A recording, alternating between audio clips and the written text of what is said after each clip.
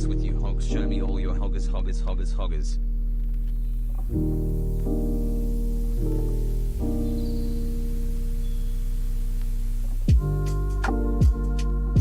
Bonk doink.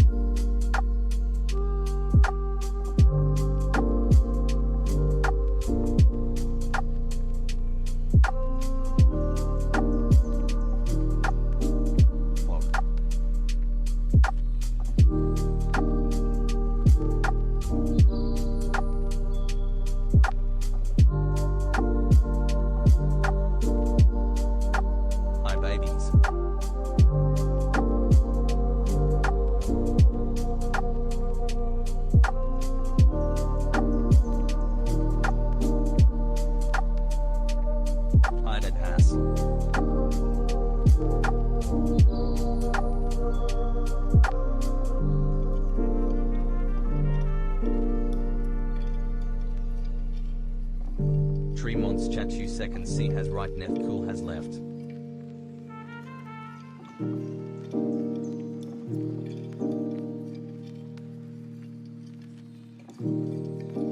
Has right, has what has left.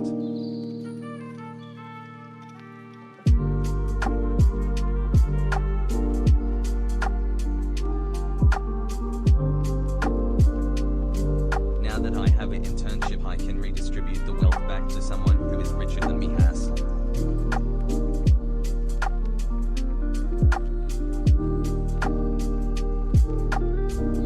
People, hey, how's it hanging?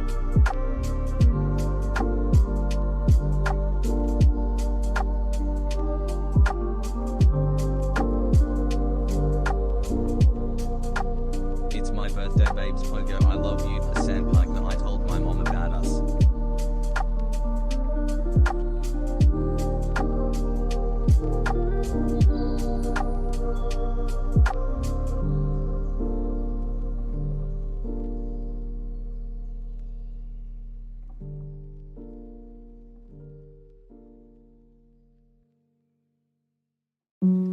Where'd all the time go?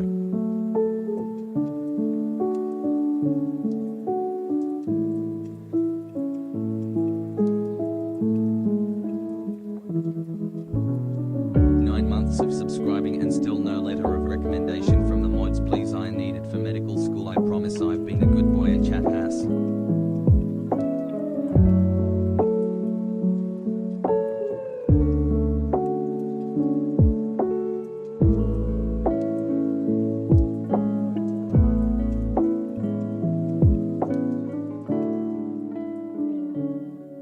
Let's go.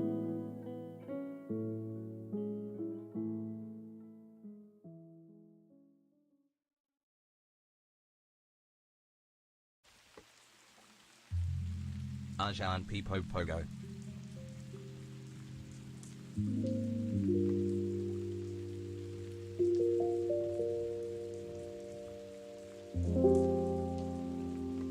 It's been 8 months. Thanks for keeping me sane every day, Arjan and chat. Has.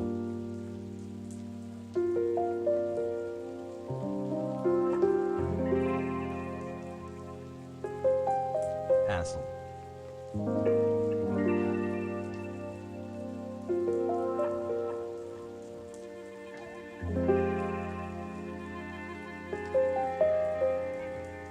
What up, nerds?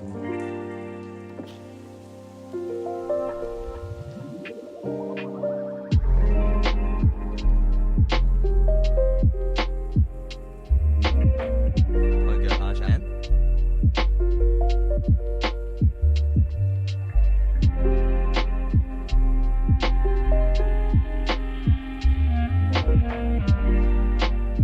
John Modchek Oliver.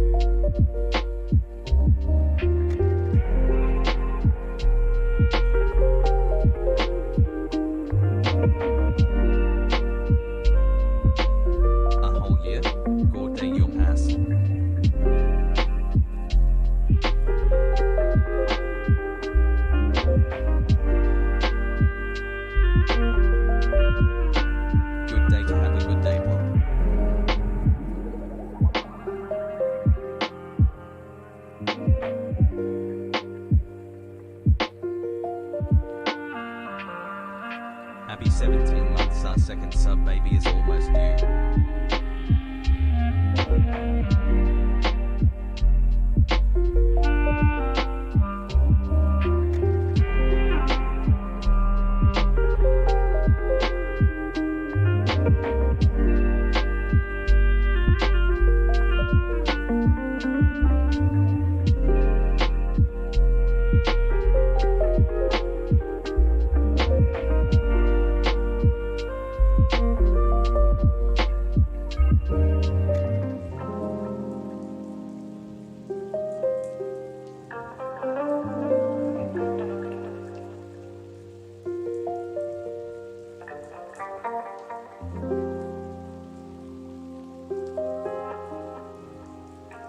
Subscribing and 8 months following. Let's go.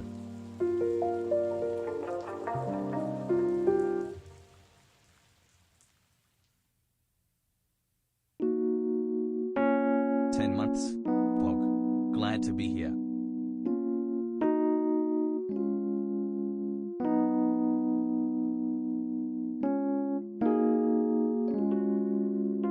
Seven months, Poggies.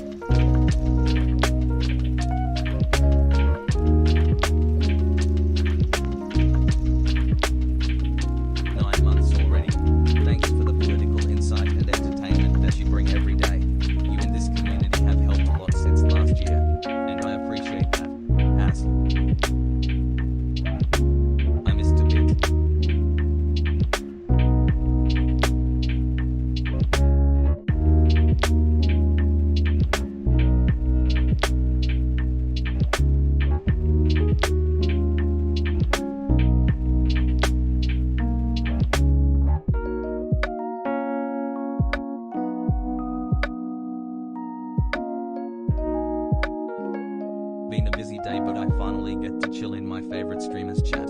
Hasan.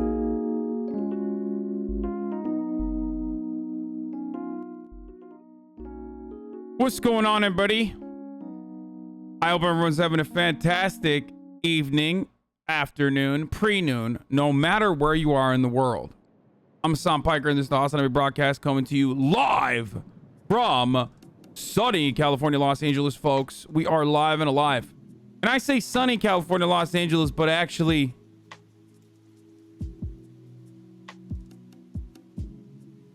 in reality it was raining a little bit earlier today. I don't know how the fuck that happened.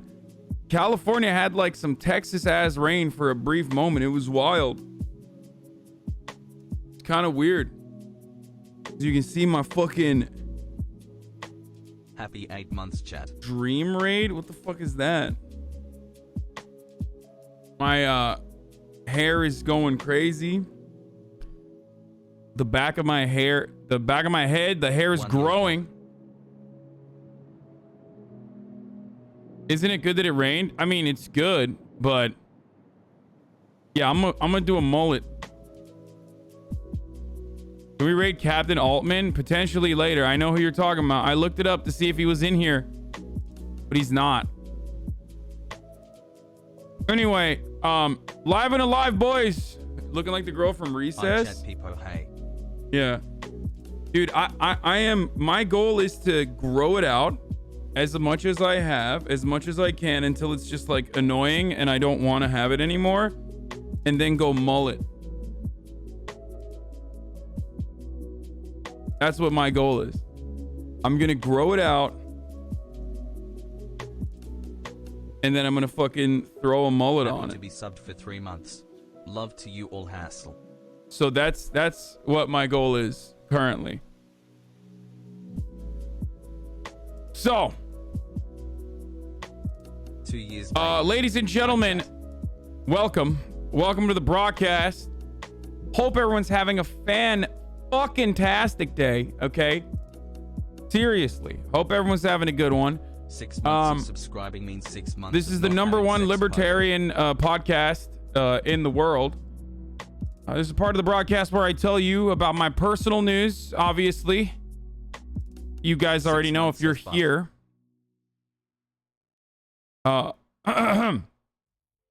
You're here, you already know. This is part of the broadcast where I tell you about my personal news. I ended the stream last night after playing some Ratchet and Clank, which was really good. Really love that. Very excited to play more today. Hopefully I can get to it a little bit earlier. After that I went to sleep. Oh, I tried the Hawaiian shortbread that you guys had sent me in my PO box, and it was really good. So respect to, I forget who sent it to me, but thank you so much for sending that. Thank you so much for you know, sending me that Hawaiian shortbread. Did you see with the Crystal and Sagar interview, Joe Rogan and Joe said he rejected 2 separate offers from Trump requesting to be on JRE? The dude you retweeted on Twitter went from 200 viewers to 1K viewers on his Twitch. Nice. Pogu. You're getting vainer day by day, let's be honest. Dude, this is the most insecure I've ever been about the way I look in years, okay? Thank you, Mr. So, Sugar.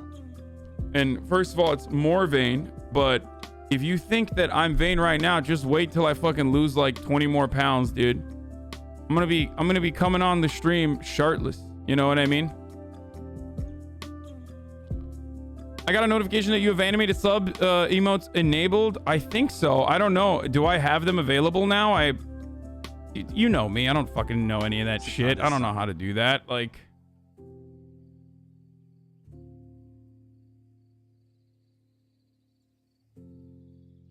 anyway.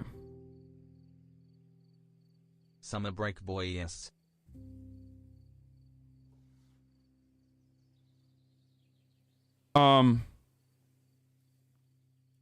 Is it long enough to put it in a bun yet? It was before I got a haircut. Lower weight does not equal better and will not fix underlying insecurity.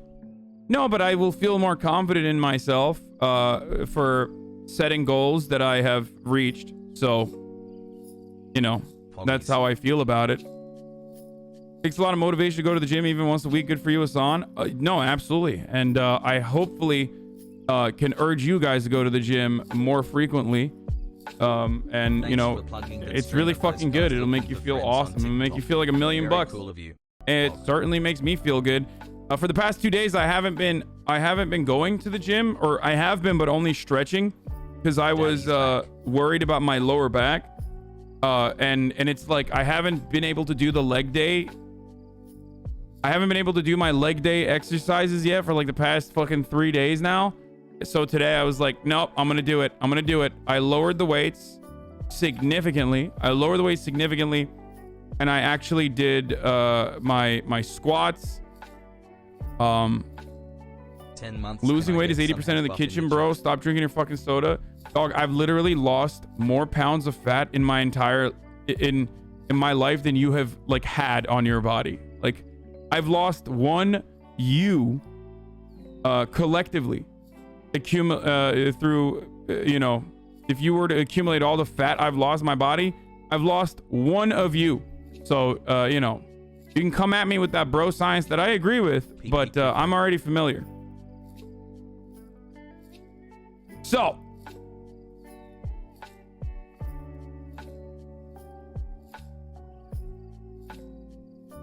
Morning, HasanAbi. anyway, as I was saying, that TikTok you quoted tweeted with the 2 friends as a Twitch and is blowing up a little bit right now. It's the main dude's friend and he's so happy. It's wholesome as fuck. Good.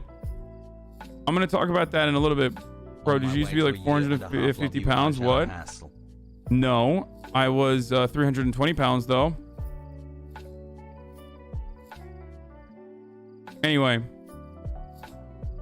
thanks for radical. all you can hope for is to be able to get to whatever perfect body you feel like you will be at, and wish for as much endurance as possible. How much wood could a woodchuck chuck if a for woodchuck yourself? could chuck wood?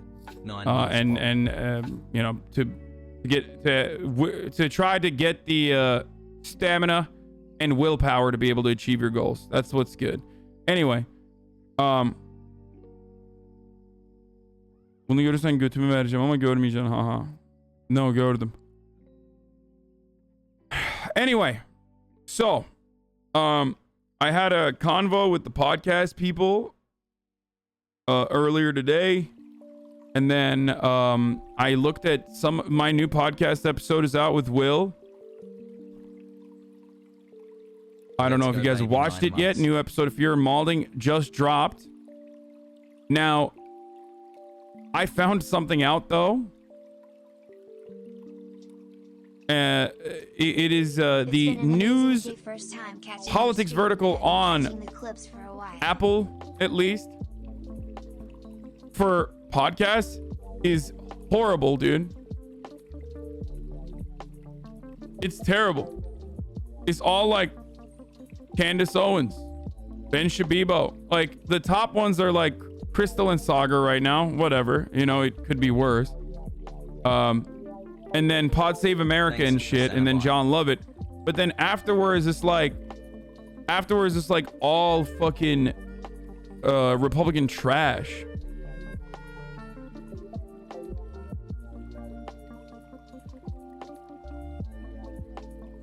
Call my girlfriend to live and told her the only thing to get her out of that way of thinking was Will and Yours' podcast.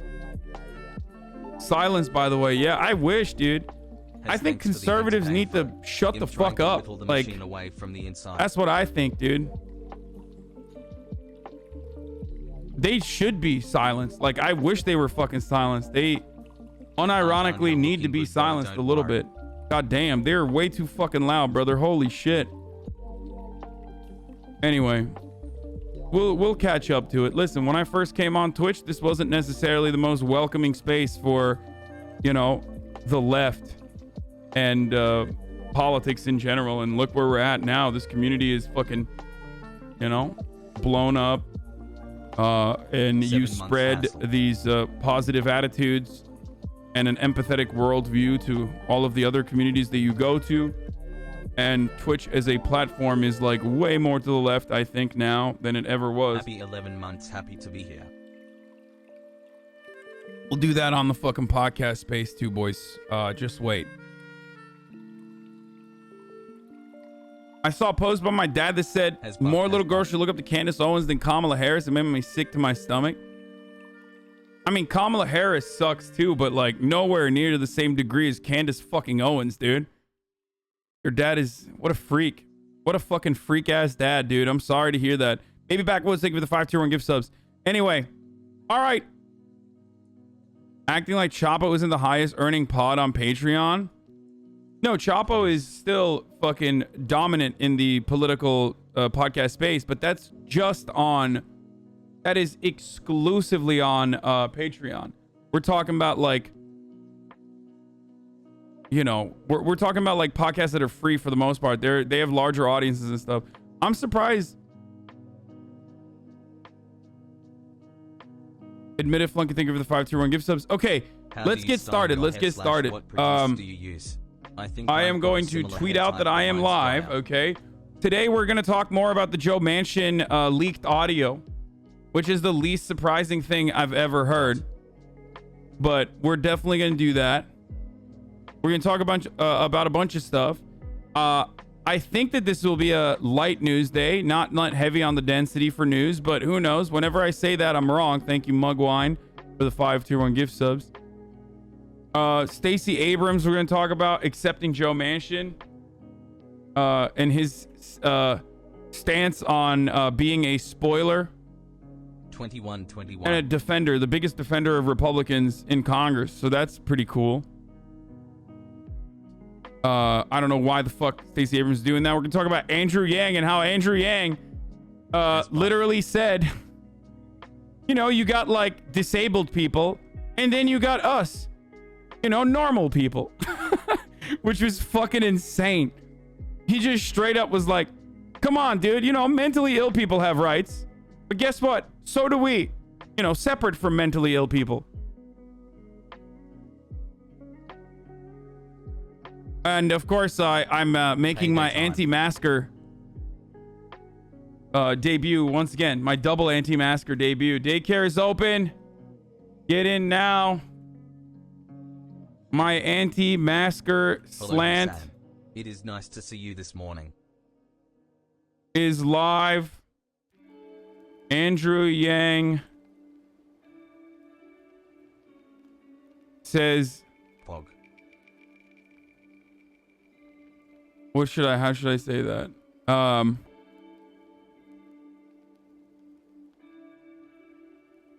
Andrew Yang thinks mentally ill people have too much rights.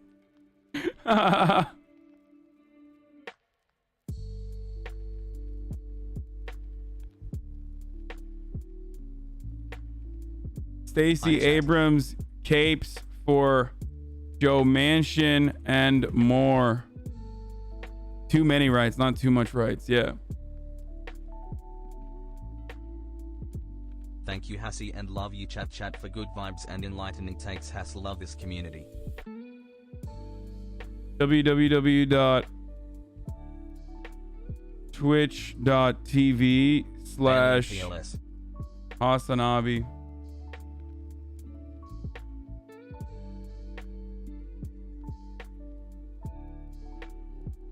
Okay. Obviously, we're still going to do murder shit later, as you already know. Are you still going to talk about the new Texas gun laws or Juneteenth shit? I've already talked about the Texas gun laws.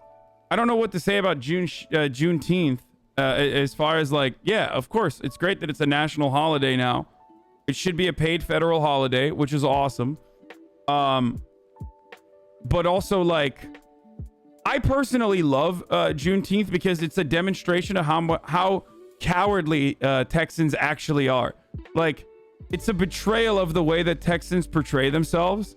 Because if for those of you who don't know, the history of Juneteenth is I mean, it is performative overall for what the liberals are doing, instead of like any sort of, you know, restitution, economic measures that will help out black people from an economic point of view. Anything like that is, of course, never going to happen. So they're just like, here's a federal holiday, shut the fuck up. But it's pretty fun because, like, one, great. It's great that it's a federal holiday. Two, it's fucking hilarious because, like, it literally is a celebration of, like, slaves in Texas finding out about slavery being abolished 2 years after the fact. Okay? Like, that's why I think it's like, hilarious, because it's like, they were so cowardly that they just like kind of kept it a secret.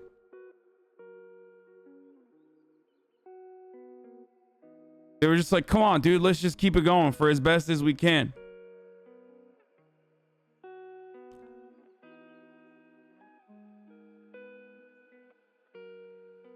Two months with DA voice hassle.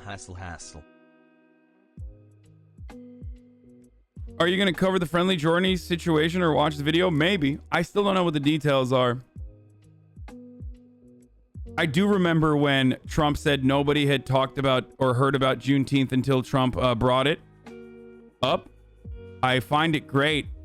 I find it hilarious. I mean, he was right, dude. 18 months. Look at that. Trump talks about Juneteenth.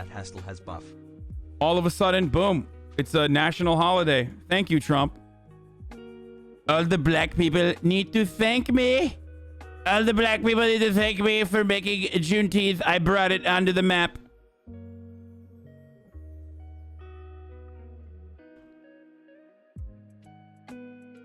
There's a couple things I want to talk about.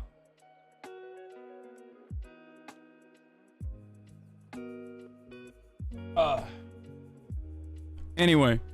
Hey, by the way, if you didn't know what the fuck Juneteenth was until Trump talked about it, well, maybe we should have some critical race theory in our schools, okay? But beyond critical race theory, maybe we should, like, you know, have actual education. Like a legitimate American history lessons as it pertains to black people. I fucking hate this guy's takes on losing weight. Phobic. What is this?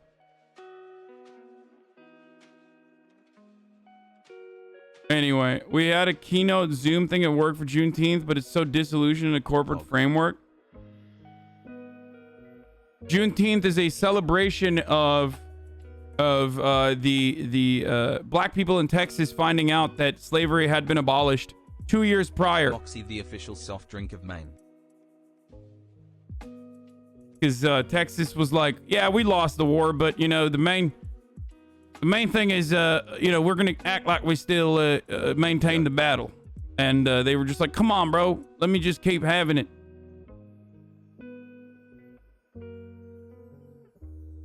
Let me just keep you know, maintaining my state's rights to own slaves. WTF, what a time to get here. So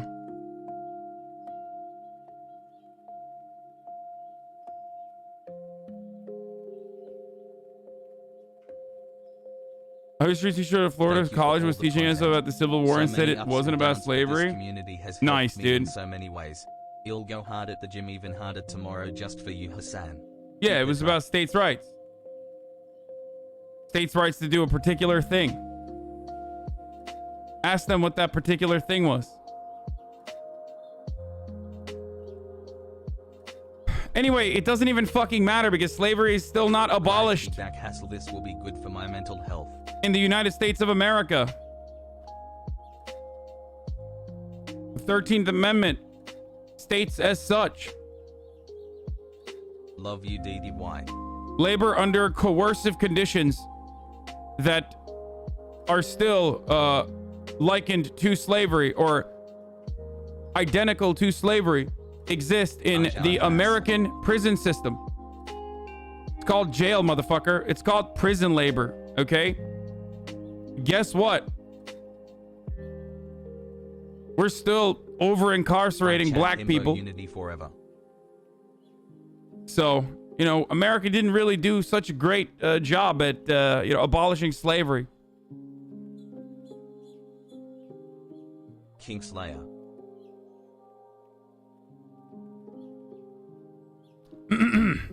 Anyway. So prison equals slavery? I mean, it's literally legal to enslave someone in prison in the United States of America. And yes, prison labor is slavery. Like, labor under a capitalist organization of the economy is often done under coercive conditions because if a country does not have robust social safety nets that provide an alternative to, like, working as an alternative means of survival, even if you don't engage in, like, wage labor, then that's already coercive enough that that's already unethical and kind of fucked up. But prison labor is entirely separate than that, where it's significantly worse and literally fucking slavery. Just because you're giving someone $1 a day for their jobs, for the work that they're doing, doesn't mean that, like, it's not slavery.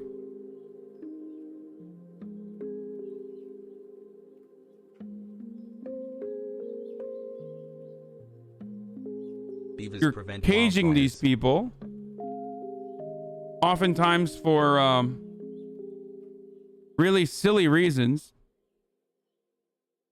Literally unsubbing right now. Dude, let me help you if you want. Do you want to get banned? Like, I'm having a conversation about fucking the 13th Amendment, the American prison system, and how it continues the exact same concept as slavery, and this motherfucker is just like, answer the question for the 5th time. Will the podcast ever come to Spotify? I thought it was already on Spotify. I don't fucking know. How about you shut the fuck up for a day, idiot? Jesus Christ. It is literally already on Spotify, dude. Why didn't you just search Fear and Malding on Spotify instead of, like, fucking typing it? The amount of time and effort it took for you to fucking type over and over again saying how you're gonna fart in my fucking face and shit when I'm in the middle of something else. You could have just literally looked it up.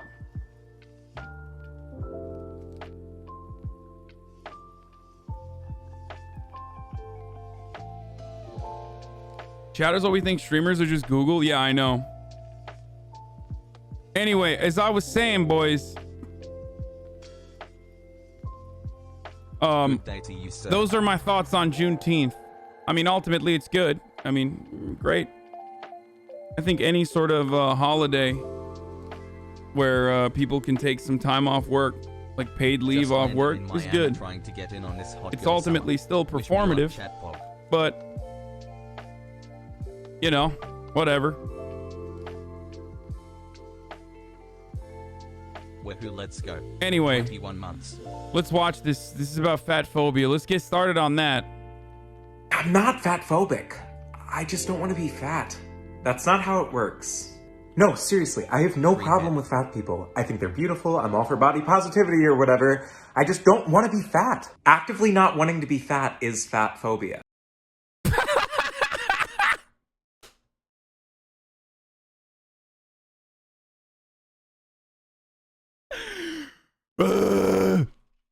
What the fuck, dude?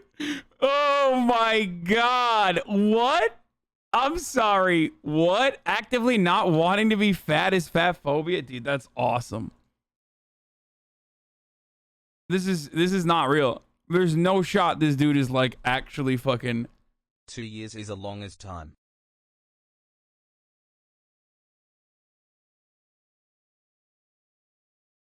What the fuck, dude? Literally subbing right now. What? No shot. This is real. Okay, this is pretty funny. Like, this guy is just like, this guy is engaging in satire, I think. When does Greek get here? I can And do some therefore, content. you're fat phobic. And so what? Am I supposed to want to be fat? Literally nobody is saying that. There is little to no evidence that we have any control over our size long term, so we might. What? Wait, what? Bro, what the fuck? What is this caveman brain shit, dude? What?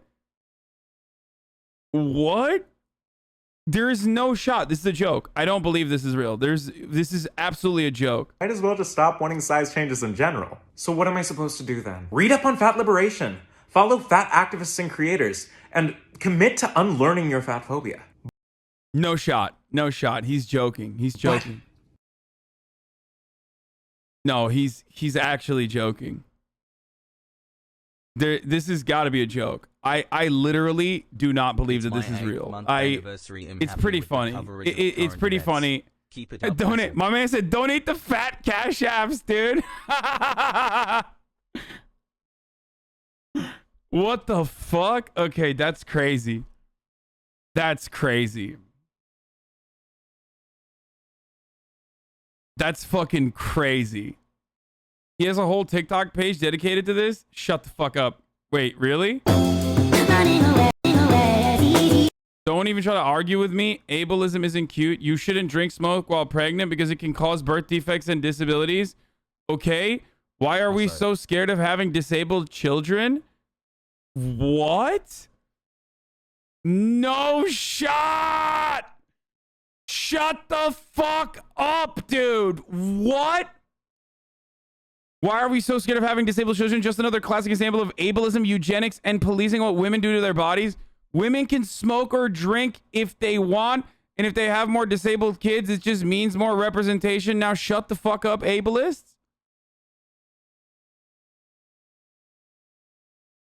Bro, this is literally like a Nick Mullen joke. This is actually... This is literally with what is going on a in the world Nick Mullen joke.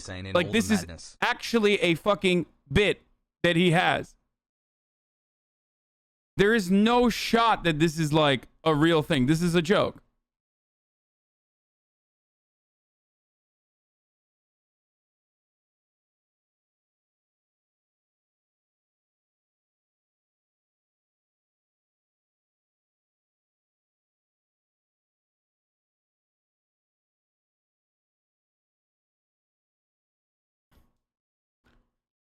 Fetal alcohol syndrome is representation, dude. Why would you do it in the first place? You have a chance to prevent a disabled kid from coming into the world. All they will do is suffering and heart pain. I mean, log in. We need to see the comments. No shot. These takes are taught in philosophy 101, but are not defined as the right takes. This is everyone in your Discord? No, my Discord is... No, my Discord fucking laughs at this shit. Shut up. No. This has got to be a troll. No shot, dude.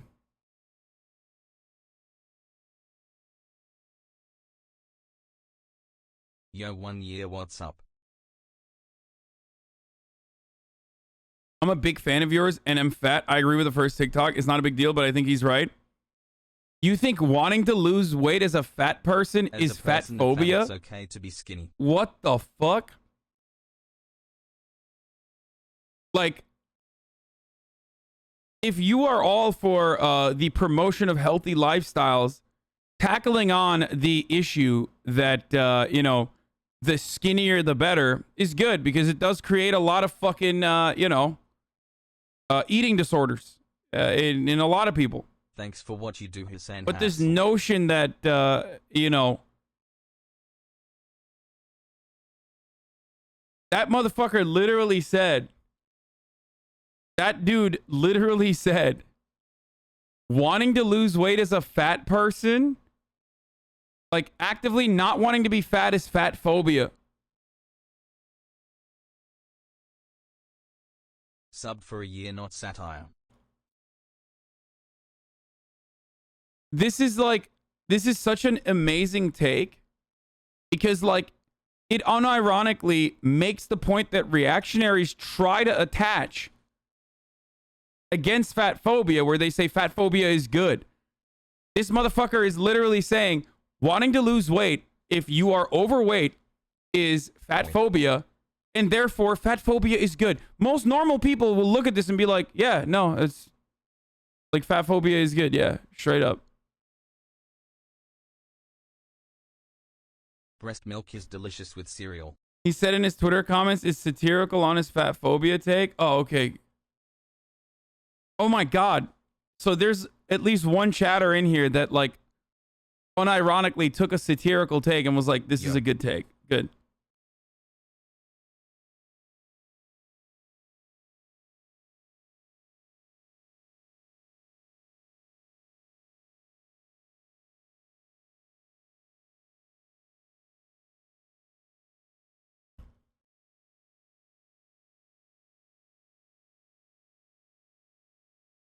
Being fit is discriminatory.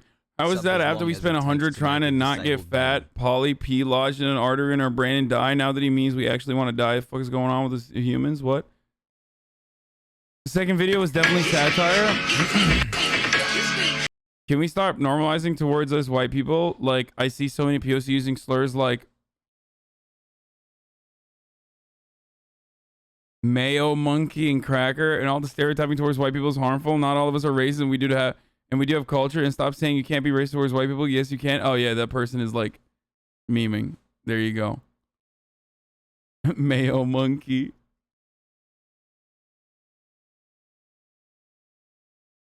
Actively not wanting to be a grey name is grey name. I've seen many people over the year on Twitter I know who think like this satire. I mean, dude, yeah, people.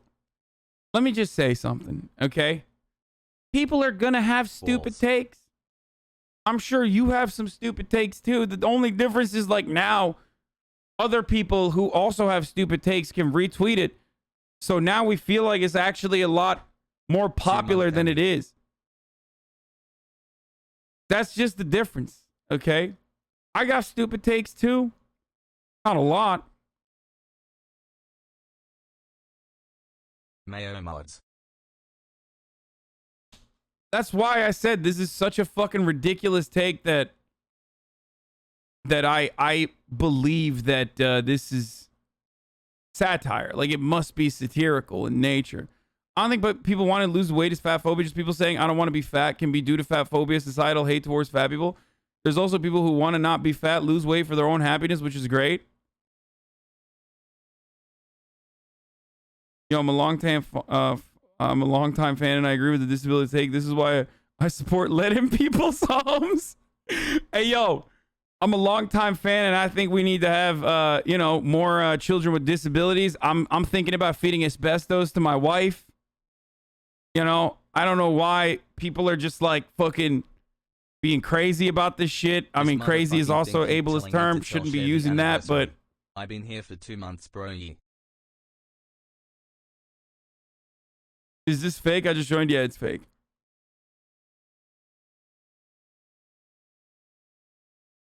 Phobia of health complications is unacceptable to those who have those health complications. And those people who have such health complications, if they also don't like the conditions that they're in and are actively trying to heal themselves in a meaningful capacity.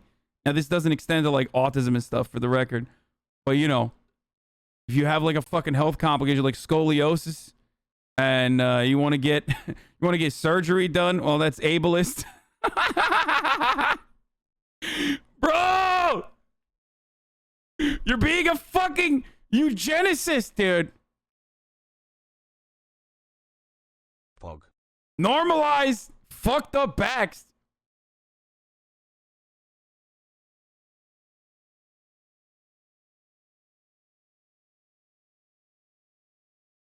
People hate chat. I don't know why we don't let wives and babies suck on paint chips, dude, with lead in them.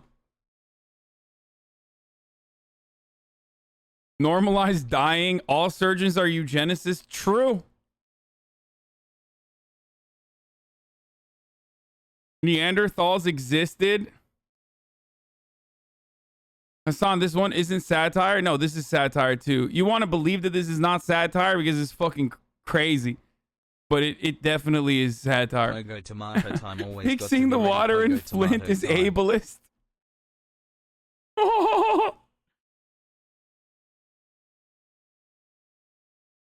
Sweaty, I see you're drinking a caffeinated drink. You better not be doing that because you're actively trying to focus with just anti-ADHD behavior and ableist.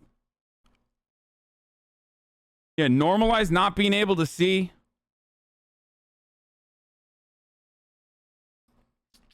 I have dwarfism and suffer from body dysmorphic disorder due to my body shape. It's sad that people think that there shouldn't be disabled people or aren't normal.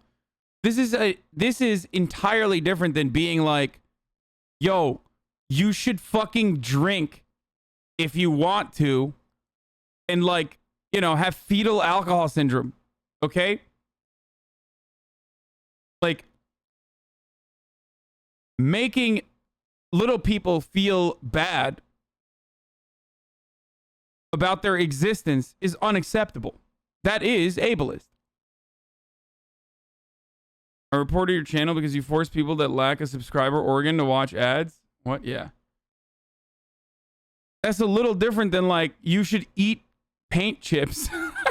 What the fuck? Who cares about the opinion of random people on Twitter? Also, Hasan does this. I mean, it's funny. It's like fun. Can we have fun? Can we have fun with this stuff? I need people to also understand, like, my point of view, because, like, maybe some people are new in here and think that, like, this is the kind of leftist I am. You know what I mean? So that's why I'm doing it. Like, I'm not a fucking no fun leftist. I'm a fun leftist. So chill out. 6 months. Okay. Let's go. I watch you every day now and listen. Hold on. Before we get to Andrew Yang and Stacey Abrams, there was one last thing I want to talk about. This. So there's these two homies on TikTok that I saw earlier this morning, and I tweeted about, because this fucking dude is like so sad. The person who tweeted this. I said, nah, you're just a hater. These dudes seem very chill. I'm gonna show you the video right now. But some dude on Twitter, I mean, don't like shit on the dude who posted this either. Hi. But here, I'm gonna show you guys. And I don't know if it might come out that these dudes are fucking racist or some shit. But I don't care. In the context of like this video, they seem very nice. Okay, I don't know if this dude will get like milkshake ducked or something.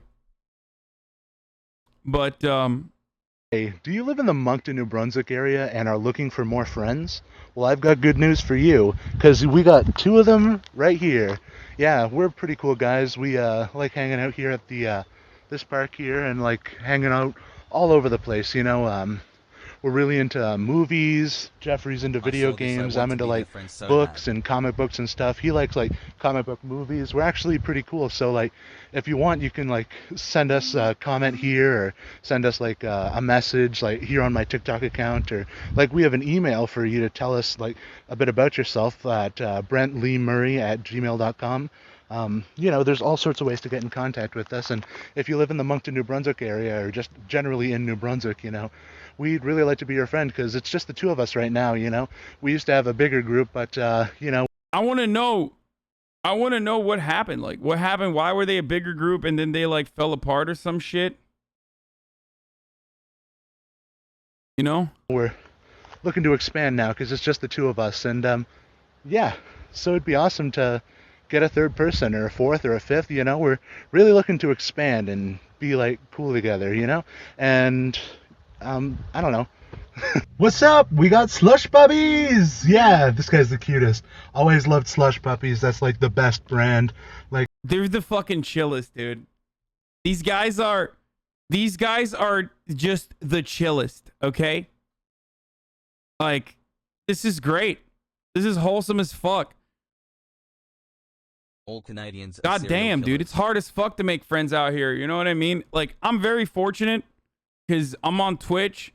So there's like literally a built-in friend making mechanism here. You know what I mean? We have our Discord, which can get a little unhealthy from time to time, but you know, we got like a good community here. People make friends in this community as well. But like, otherwise, if you're not involved in anything like that, it's not easy to make fucking friends, dude. It's not. And these dudes are chill as fuck. How are you going to look at this and be like, this is so sad? And they were super liquidy this time, too. So, you know, it's going to be flavor all the way down to the bottom. You know, we got a giant bag of gummies there. It's like huge. And those ballpark Cheetos, you know, best snacks in the world. This is a little something we like to do every week, where we meet up and we watch one or two movies, or like a little section of a TV show that one of us is binging that week. You know, last week we watched... This is real fucking dudes rock, men are kings behavior that should be promoted rather than like made fun of. 6 month sub Okay? anniversary. Like, this is just two chill dudes looking for friends. Okay? Like, how are you going to look at this and be like, yo, fuck these guys? Like, yo, fuck these guys, dude. Invincible, and I've got Jeffrey on watching Supernatural. I've been obsessed with that show for years, and now we're watching Twister. Yeah, it's a movie from the 90s, and, you know, we're enjoying it. You know, it's pretty good. Made some funny jokes about some commercials we saw, and, yeah, we're having a good time. Don't have a cow, man.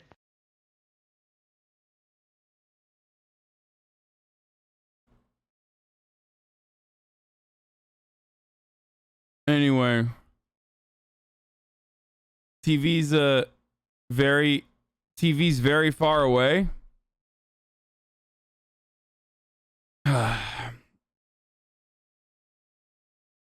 What did the haters say? Dudes Rock 2021, here we go, has buff. The hater just was like saying this is fucking depressing or something. Like, this is the most depressing shit I've ever seen. Oh, I saw this as well. Here you go. Yeah, Jeffrey's a little camera shy, but don't worry. You forgot to turn Jeffrey on, but y'all cool as fuck. He's a great guy, and he actually has his own place where he streams on Twitch. It's Captain Altman, if you want to look him up. He's a really great streamer. He does like I love you, I've seen him do Subnautica, and like I know he does like a lot of Pokemon games. So if you like Pokemon, go check him out.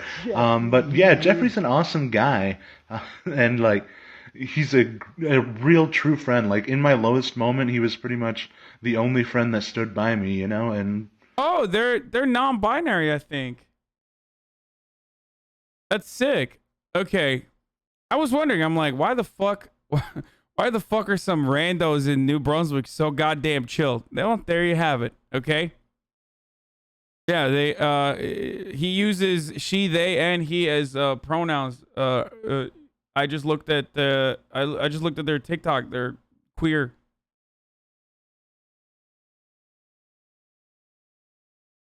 Two months Poggies Arjan. There you have it. Like, Motherfuckers really, be like, there, raid him. What do you want me to do? Fucking end stream right now? Like, okay, bye, guys. he's awesome. You should go check him out. Like, he deserves a like true big shout out for his Twitch. You know, like seriously, go follow him. He's Look at this. It's wonderful. A fatphobic person can be friends with a skinny phobic person. It's wonderful. Look at that. Hi chat. You know, side by side. Is he streaming right now? Dude, Tech Brand and Cluster Funk. That's an yeah. interesting name. Holy shit, dude. That went from 800 to 3,800. You guys are crazy. Top or bottom. Okay, be nice. I'm not going to be able to see it, though. Hello there. Be nice. Be nice. Don't be fucking weird. Okay?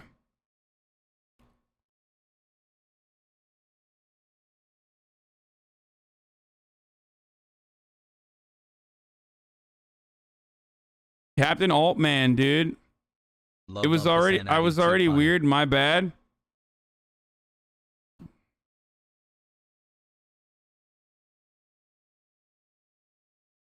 I'm not gonna dude, chat, Yo, man. shut the fuck up. I'm not gonna raid him. Like, I'm not gonna raid him right now. I'm gonna fucking keep streaming, okay? Jesus Christ, dude. You guys are fucking so unbearable, dude. Shut up. He's blowing the fuck up.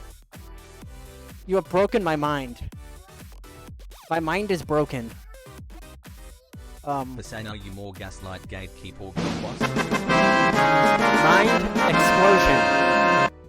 explosion. Raid him now, please. Fucking leave, dude. I don't want you to stream today. oh, you're at 34. Hello there. You're at 3,400 3,400 followers. Yeah, He's I'm blowing just sitting up. here stunned. Got 5K Do you people think I have a better now. That's computer? crazy. Oh, it's lagging. Animaze is lagging. It doesn't like what I'm doing. Somebody redeemed the Rickroll. Oh no. Okay, I gotta turn this off because I don't want to get fucking DMCA'd, and he should probably turn that off too. This worries me sometimes because, like, you know, they probably don't have any fucking moderators and shit. You know what I mean? Anyway, as we were talking about, wait, where the fuck were we? He's awesome. Yeah, Jeffrey's a little camera shy, but don't worry. He's a great guy, and he actually has his own place where he streams on Twitch. It's Captain Altman, if you want to look him up. He's a really great streamer. He does, like, I've seen him do Subnautica and, like, I know he does, like, a lot of Pokemon games, so if you like Pokemon, go check him out. But, yeah, Jeffrey's an awesome guy, and, like, he's a real true friend. Like, in my lowest moment, he was pretty much the only friend that stood by me, you know, and further to the right when really they should like, towards the really, top. he's Top of awesome. You the should hour go on check him every out. hour. Like, he deserves a, like, true big shout out for his Twitch, you know? Like, seriously, go follow him. He's awesome. Yeah, Jeff. They're so fucking chill, dude. They're so chill. I mean, it's awesome. It's awesome. Here's another video from them. By the river again. Tonight. What's up, Bean Crew? We got Jeffrey here. Say a word. Say any word. No. Oh no. Here we see Hasan defending his big string of friends. See, I told you he can speak. And like, can you tell? Chat. If you guys are being weird in his chat right now, I will literally fucking ban every single one of you. Stop asking for ads in his chat, dude. Stop. Why the fuck do you do this every time, dude? This is why I can't raid anyone but Will. You know that, right? Because you guys are fucking so weird. Stop. Every time I raid someone, you guys put pressure on people without realizing, dude. Shout out to No my one GF Elizabeth. can handle the same kind of fucking neuroses that I put up with 30,000 people in my fucking chat every day. Don't be weird as a hive mind when I didn't even raid this person. And you're already being weird. Stop. Fuck.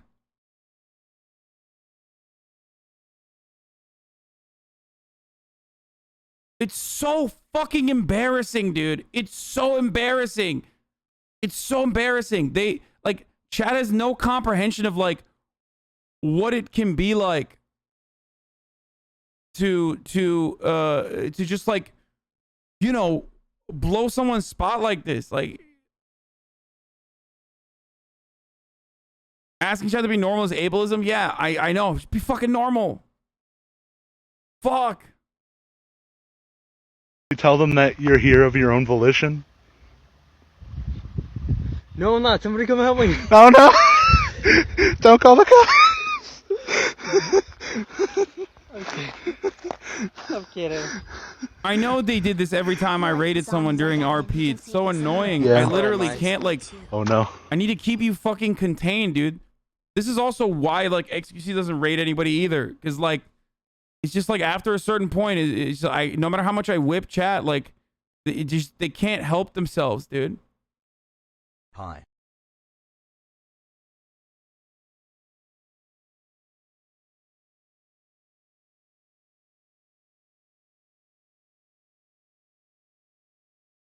What's it like having a weird army that you have no control over, doing cringe shit in your name? I have some control over it. And I usually tell them, like, I mean, it's not that I have no control over this weird army of people. I have somewhat control over it. And when I yell at them like this, they usually fucking get the point.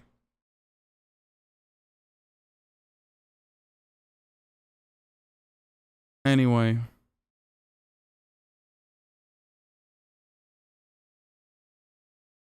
The hater guy retweets and responds to comics gay people. Don't do that either, man. Just fucking don't.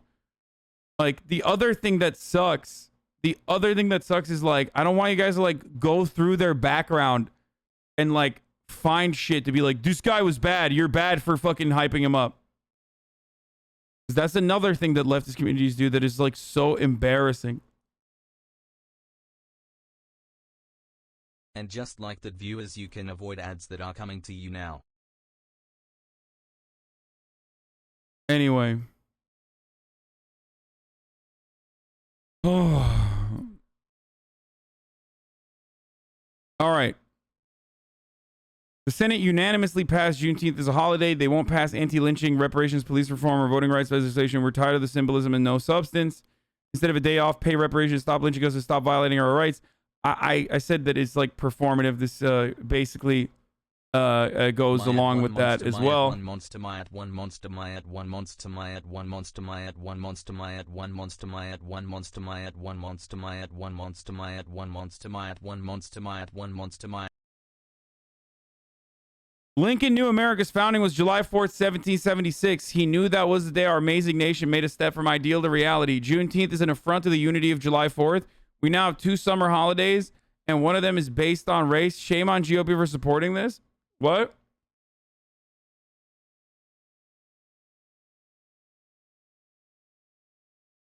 Dude, what the fuck? I mean...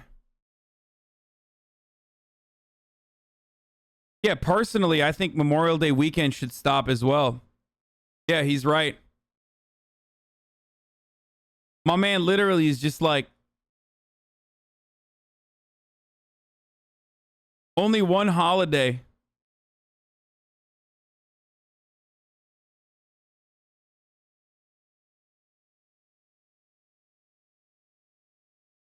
This tweet about Juneteenth.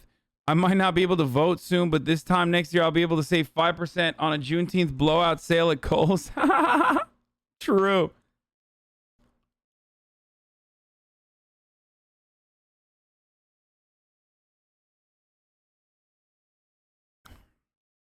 Guys, Charlie Kirk's not being like as racist as he physically can without literally just saying that like he thought slavery was cool.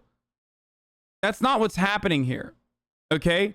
What's happening here is the top of the hour ad break is coming right now. The first of the day. That's what's happening here. And if you'd like to no longer see said ads, you're like, how the fuck do I avoid these ads? Well, let me tell you. You can do that by subscribing. You can subscribe for free with a Twitch Prime or with a $5 a month subscription. Yeah, I fucking got you. It's okay. Let the tomatoes shower me, okay? I will dance in a sea of tomatoes that you throw my way right now. But yeah, with a Twitch Prime, you can subscribe for free. No more ad breaks. You can send me links that I'll fucking probably not look at. And then if you do it for a long enough timeline, I'll probably know who the fuck you are and get even more mad at you for having a shit take. More so than a gray name. Because I expect you to be a certain way if you've been a member of this community over a certain period of time. So welcome. Okay? That's how this works. I will, however, not read your fucking subscription notification for the most part. Just letting you know. All right, anyway, here's the ad break now.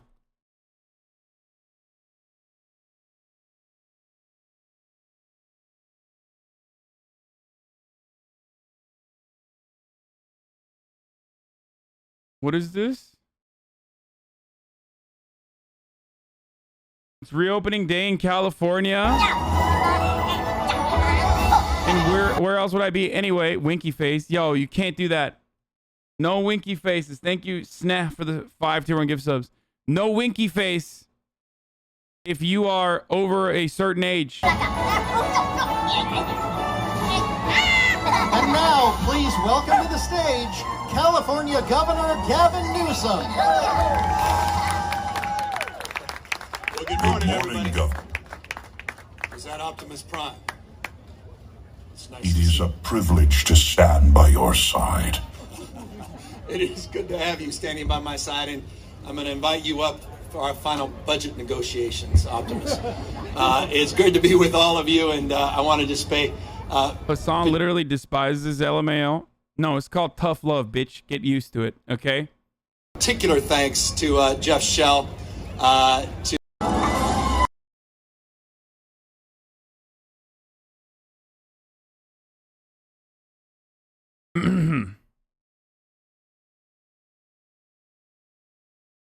Anyway, all right, I don't know why you sent that to me, but okay, speaking of Juneteenth and how like it's just purely symbolic, let's talk about Joe Manchin, America's #1 Republican, America's most famous and most powerful Republican member of Congress. Joe Manchin, of course, is functionally a Democrat. Jim Crow Joe, yeah. So Charlie Kirk won't even let you have Juneteenth, so you can get like 5% off at Kohl's. But what Charlie Kirk does love is the many Republican legislature initiatives that are happening all around the country that make it so that, you know, judges can overturn Democratic elections. It's like you get shot if you fucking deliver food or water to people that are waiting in a line. And also that it's mandatory to vote. If you want to vote as a black person or as a poor person, you literally have to fucking wait in line for 3.5 hours minimum. Okay? These are the rules, boys. I don't make them. This is the future Republicans want. Okay? If you're poor, we don't want you to vote. If you're black, we definitely don't want you to vote. And if you're still going to fucking vote, like, we'll make it as humanly hard as possible. And so what Stacey Abrams is talking about here is Joe Manchin's opposition to the voting rights legislation that passed through the House and is coming to the Senate now, which would at least offer some kind of federal control to normalize and regulate this voting process. This is the future Republicans want. I'm a Republican and no, it isn't. Yeah, well, you're too stupid to recognize that, like, what you want as an individual Republican has nothing to do with what, like, the Republican Party wants in an effort to get reelected. So, nice of you to think that, like, you as an individual Republican have any fucking say, but you're a Republican. So, you know, you're unironically voting against your best judgment and voting against your self-interest anyway, much like many liberals are as well. Don't get me wrong. But with like some extra seasoning of racism. Being a Republican is much like being a liberal, but with a side of, like, you know, transphobia and racism and a whole bunch of other, like, weird culture war issues.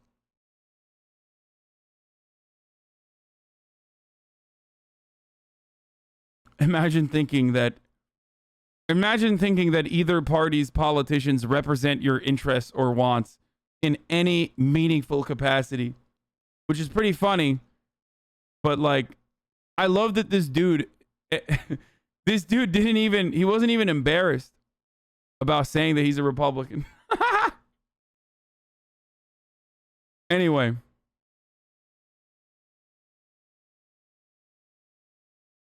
So,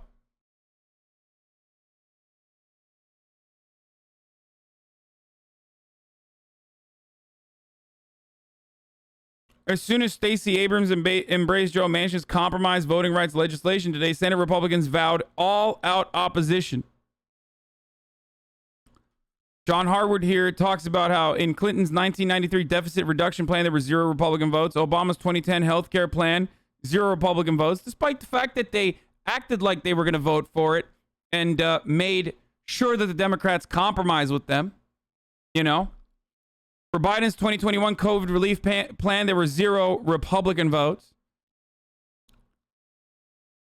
To assume that, like, Republicans are going to vote for any Democratic policy, specifically ones that are written to maintain federal control over states' rights to, you know, not allow black people or poor people to vote in general, you're delusional. It is at the heart of the Republican strategy. This is how Republicans get fucking elected, okay? By stopping as many people from voting as possible. So please, stop being weird about this.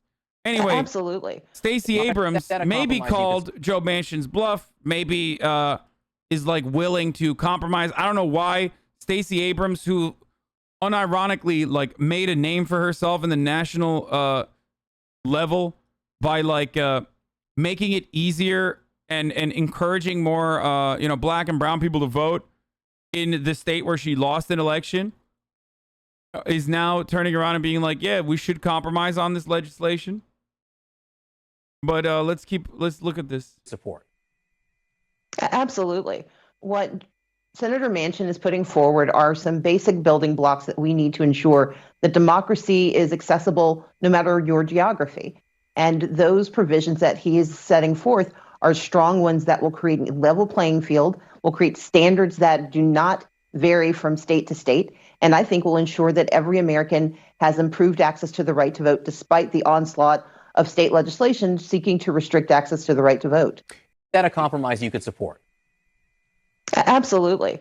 What Senator Manchin is putting forward are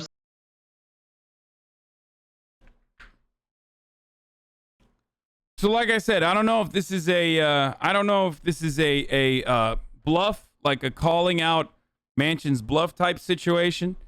Of course, Republicans immediately moved against this compromise anyway. Like, Joe Manchin has nothing. Like, he has no power. Republicans don't give a fuck about Joe Manchin. They care about Joe Manchin as far as like Joe Manchin defends them. And he defends them by being like the main hurdle and being like a beacon, a magnet of all of the negative reactions. So that's why you talk about Joe Manchin when like literally not a single fucking Republican is going to vote for this bill anyway.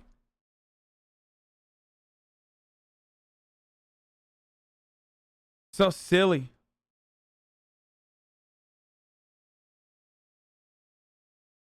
So,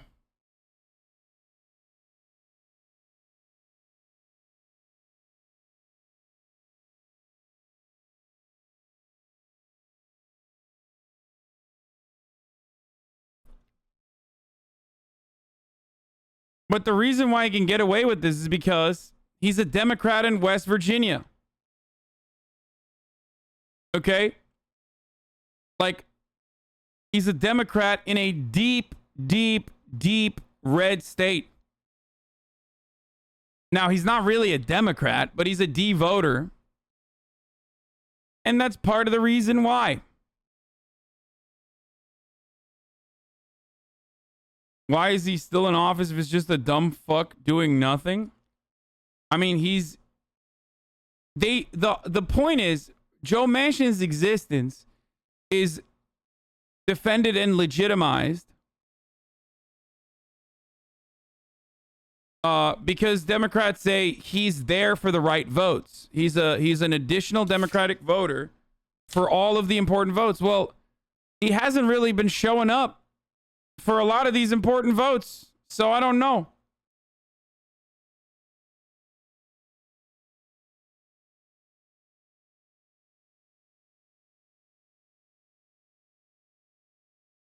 He's a Dem in a very hard red state, yes. Ladies and gentlemen, West Virginia is 35.4 in the red, okay? This is not like there is no...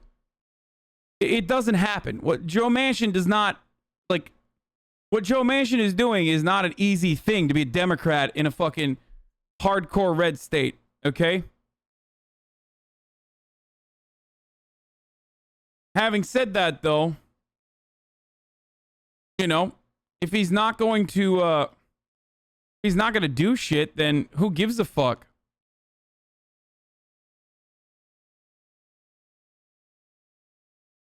Yeah, he allows for Dem-appointed judges to be brought to the floor. Exactly. I say we focus our efforts on, you know, widening that fucking tight margin that we have in the Senate. Well, not even really a margin. It's just like one extra vote from Kamala Harris as best as we can.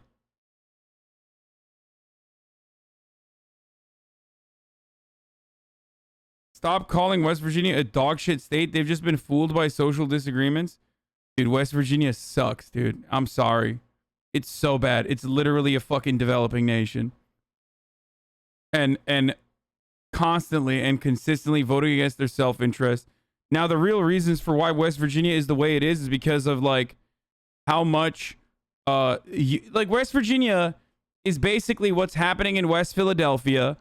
It's basically what's happening in Ohio. But it already happened in West Virginia with the evisceration of coal mining, okay? Unions are done. Unions go away. There's no party apparatus that, like, churns out Democratic voters. Republicans come in with, like, reactionary garbage and literally say, hey, if you're Mountain Mama, take me home. You know? Vote for me and I'll make sure that, like, trans people get... girls in schools get harassed endlessly, and motherfuckers are like, yeah, hell yeah, I'm gonna vote for that. Like, oh, ma'am, your teeth is falling from your face. Yeah, that's right. It's called freedom. Like, I will never forget that one of these fucking European NGOs that unironically, like, hella drops medical aid to African nations came to West Virginia in a similar capacity to help out the people there. And these hogs are still like, I love Donald Trump. I don't care.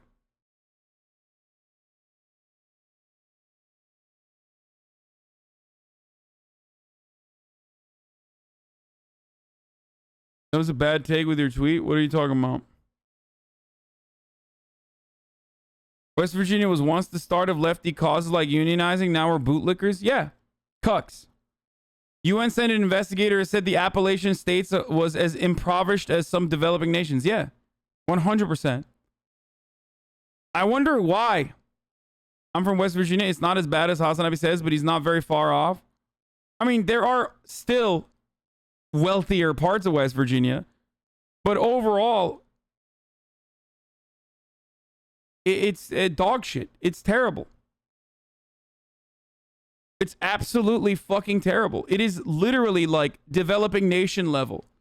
And by the way, it's white people too. So that's the other part of it. Like, because if you go to the South, you see areas that are in a dire need of help, right?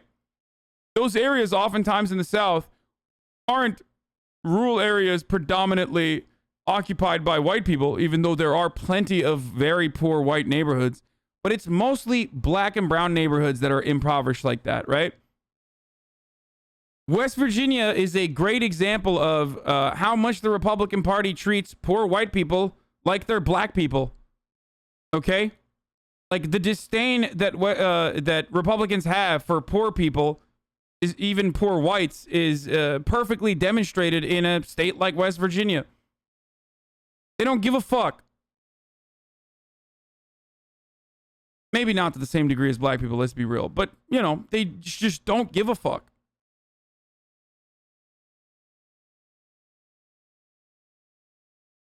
Typical Hasan shit take Abi trying to paint white people as evil? What? The average fucking, the average mind of a reactionary fucking voter, dude. I'm literally talking about helping poor white people in West Virginia, and you are unironically like, oh, you must hate whites, and saying that, like, white people are evil.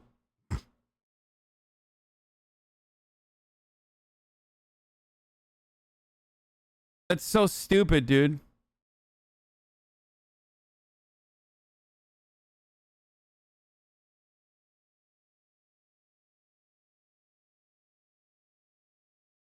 Anyway, I used to go to West Virginia to help repair houses. A lot of houses in poor areas in Appalachia didn't even have running water or electricity. And they still love voting for fucking Donald Trump and the Republican Party. Now, that doesn't mean that they deserve it. That doesn't mean that they deserve the conditions they're in. No one deserves to live in those conditions, man. Like I'm saying, we're the wealthiest nation on the fucking planet. We're the wealthiest nation throughout history. And we have parts of our country that are in such a horrible, horrible situation that, I mean, it resembles, thank you, Betelgeuse. It resembles a developing nation. That's crazy.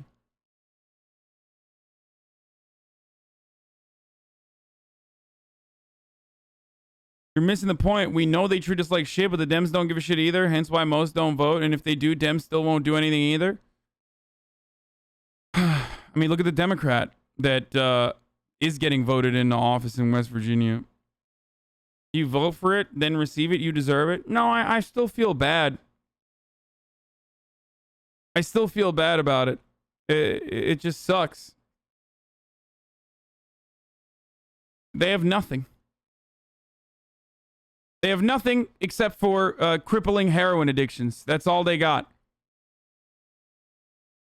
So I think you need to be, you know, a little bit more empathetic to these people who are suffering.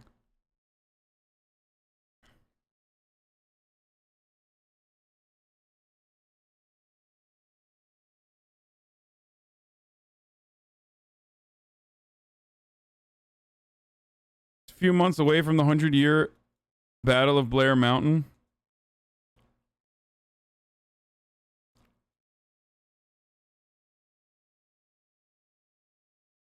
Anyway. This chat is why Southern people feel abandoned by the North. Like, of course they don't deserve to live this way. Yeah. I mean, I stress this all the time, dude. I don't give a fuck if you're racist. You still deserve healthcare. Like, I'm not in the business of, like, stopping universal programs because it ends up helping racist people, too. If anything, that's how people become less racist. How people become more trusting in their government to actually help them. You know?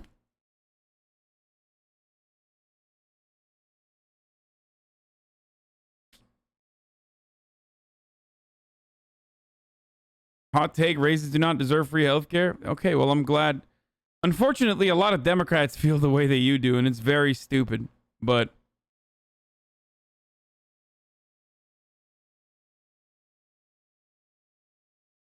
Trust government? Read history, bro. Yeah. No, you're right.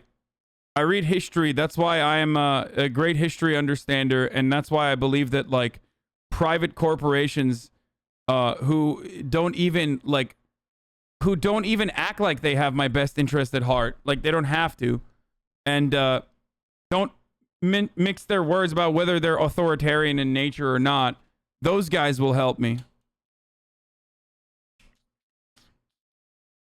Read history, bro.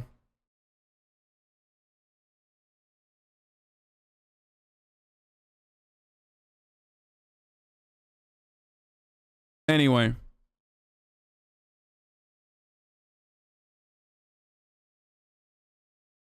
We had coal mining and now we're left with heroin addictions.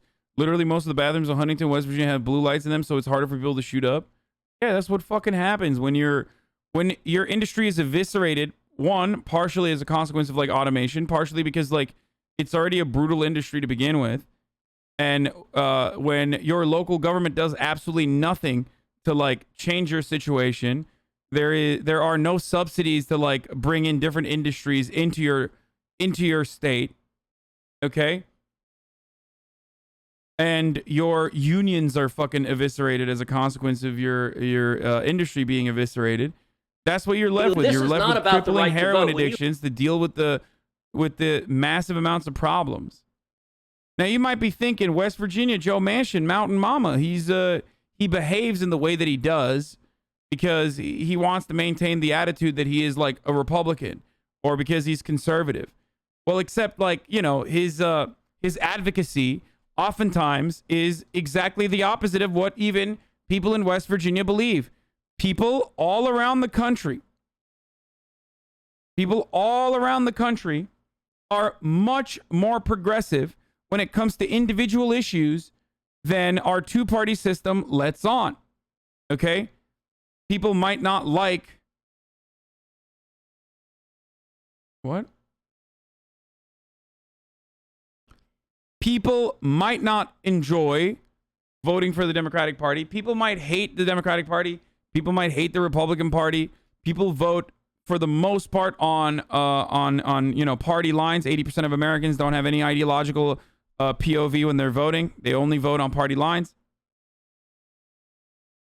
But what people do like is progressive policies, like increasing the minimum wage to $15, which won in California, like legalizing marijuana, which won in numerous states. Even red states that have done their very best not to expand Medicare or Medicaid have finally expanded with ballot measures. When it's not associated with like a Democratic Party member, people love that shit. They vote for that shit. Majority of West Virginians want to increase the minimum wage to $15. A majority. Joe Manchin stood in opposition against that.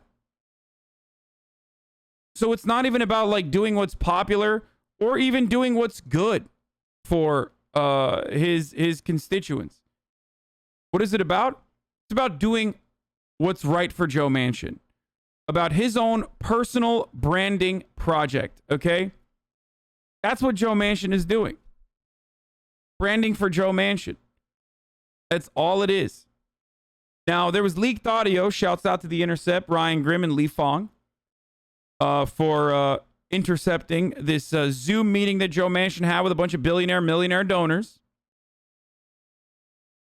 where he was talking about the necessity for moderates to win and how much these millionaire donors are great because like they give these guys like Joe Manchin an outsized influence because you know, they have the backing of these billionaire and millionaires, and that helps people.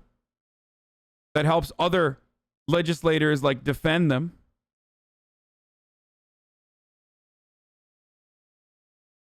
Okay.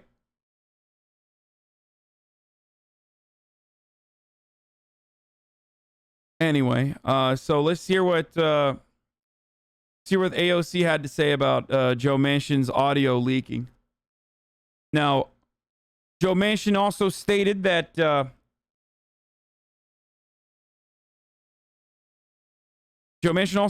that he was not actually directly trying to raise campaign funds, because that would be a clear violation of the law if it's not appropriately stated.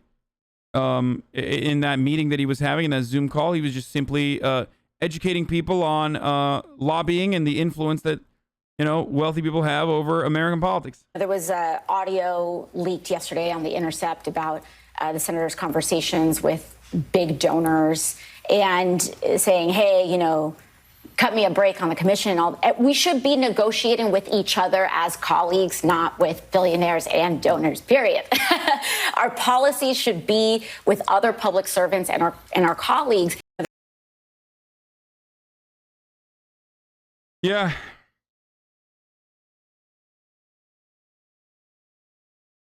He was going to vote for tax breaks for the rich under Trump until McConnell said fuck off. Yeah, that was an incredible revelation. I'm not going to show you the audio because it's like dog shit. It's garbage. It's not going to work. You're not going to hear it.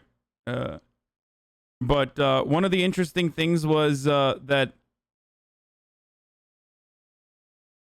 it's like ultimate leftist audio. One of the interesting things was that he was openly stating that he was going to vote for tax cuts for the wealthy in 2017 until Mitch McConnell turned around and told him, like, we don't need this to be bipartisan. Fuck off. Last day. And he was bummed out. Should we be attacking Joe Manchin only or him and every centrist Dem senator like Hasan and Sinema? No, they're all dog shit. Okay? I mean, I don't know exactly what the time codes are, so I don't want to go through it again. I listened to it last night. But if you have like the what is this full interview on Morning Joe? No, I don't want to watch the full interview. But if you guys have like the actual time codes from that video, dude, I don't care, dude. Oh my fucking god. Okay, in secret recording, Florida Republican threatens to send Russian Ukrainian hit squad after arrival. Okay, there you go. You keep spamming this like there's so many news articles to cover, man. What do you want? There it is. Here, this is crazy. There's a 30-minute call with a conservative activist that was recorded before he became a candidate, where William Braddock repeatedly warned the activist to not support GOP candidate Anna Paulina Luna in the Republican primary for a Tampa Bay area congressional seat because he had access to assassins. Okay? I really don't want to end the lot here. Let's listen to it. $1 million from offshore from Malta and Gibraltar to fund my campaign, even though my campaign only needs $1 million to hit the primary and another 5 or 6 for the midterm. It's Florida, bro. This is how they shake hands. They're all fucking libertarians, dude. Like, it's Florida. What's next? Are you gonna tell me that he also is convicted of like sex trafficking minors? Because, you know, it's par for the fucking course. It's just how Florida is, dude. Something melts people's brains down there. We're bringing in $500 million because they understand how fucking serious it is to keep our country intact. Wow. And with that kind of money, I'm going to have 24/7 2 former Secret Service officers up my ass unless I'm taking a shit in the morning.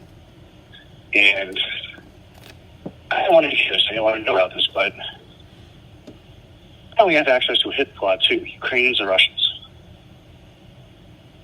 Damn.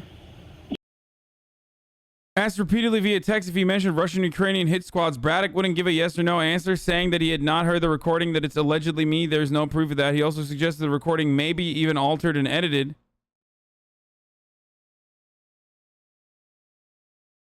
Like, I don't know why we're covering this story. I just like fucking Florida, dude.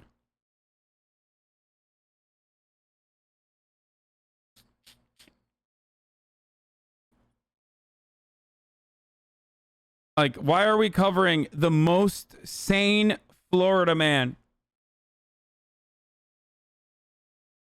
This is literally the most well-adjusted man in Florida, dude. Running for office.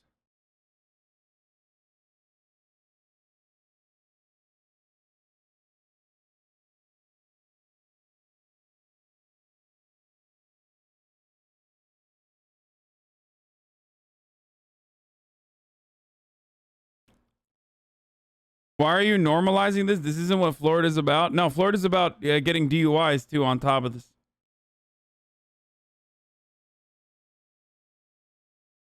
Anyway, there's just no way for truth to exist in a country with these fascists. Okay, I don't care about this like random fucking race in Florida. I'm sorry. Like, I don't care. It, like, I know it's like seems like a cool story. I just like don't care. Anyway, here, let's watch the rest of what Stacey Abrams had to say about Joe Manchin. What could you support? He has now laid it out. Some of those proposals would be significant changes in requirements from state to state. Is that a compromise you could support? Absolutely. What Senator Manchin is putting forward are some basic building blocks that we need to ensure that democracy is accessible no matter your geography. And those provisions that he is setting forth are strong ones that will create a level playing field, will create standards that do not vary from state to state, and I think will ensure that every American has improved access to the right to vote despite the onslaught of state legislation seeking to restrict access to the right to vote. You could accept this compromise, what Joe Manchin laid out, even if voter ID was part of it. That's one of the fallacies of Republican talking points that have been deeply disturbing. No one has ever objected to having to prove who you are to vote. It's been part of our nation's history since the inception of voting. What has been problematic is the type of restrictive ID that we've seen pop up. In South Dakota, where Native Americans were... Listen, voter ID is, on its face, something that seems very smart, right? You're like, why the fuck wouldn't you use an identification to vote?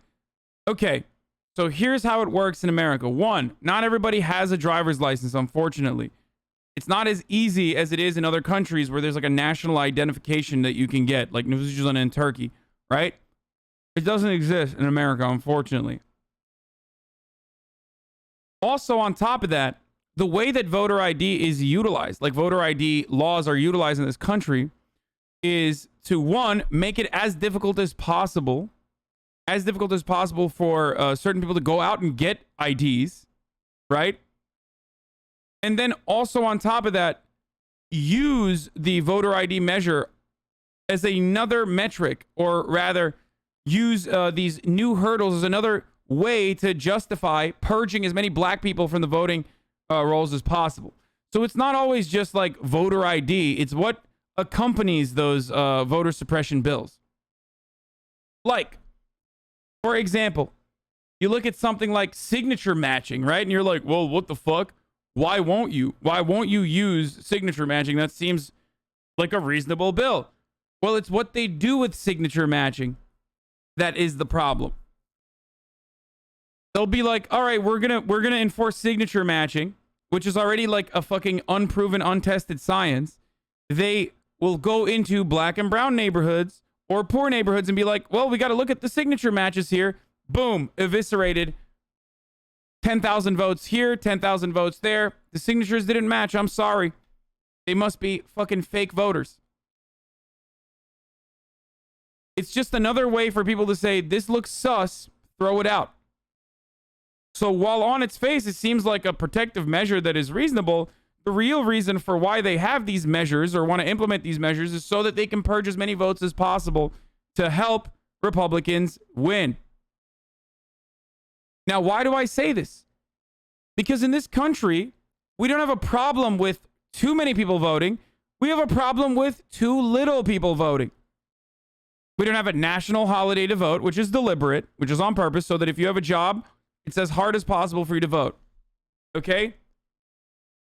We have all of these initiatives. We purge people, specifically a lot of a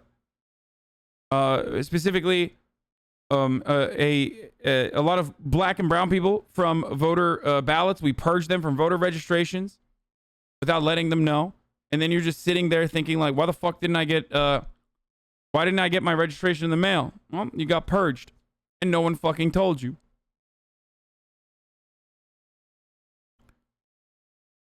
These are all deliberate ways to stop poor people from going out to vote. And it is incredibly undemocratic. Okay? That's why Democrats push back against these initiatives and fail to do so it doesn't really matter. But it's at the heart of the Republican strategy of eliminating certain people from the right to vote, robbing people's right to vote as best as they can at the systemic level. Okay? And the justifications for it are ridiculous. It is built upon a foundation of falsehoods.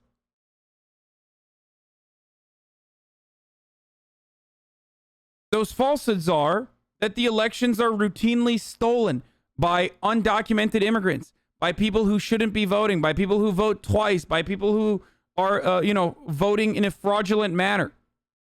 These are the common Republican narratives that you hear all the time as it pertains to voting. Right? Except there is no evidence whatsoever. And as a matter of fact, there's evidence to show that that is a falsehood. There's evidence to show from Republican think tanks that absolutely, without a fucking doubt, without a shred of a doubt, show that voter fraud does not happen at all. Like, it is so marginal. It is so insanely marginal. And this is not just Democratic think tanks. I'm talking about the fucking American Enterprise Institute, Heritage Foundation. Numerous Republican, straight up Republican think tanks have tried to tackle this issue and create this narrative that voter fraud is systemic and it's happening all the time and we need to stop it, and have come short.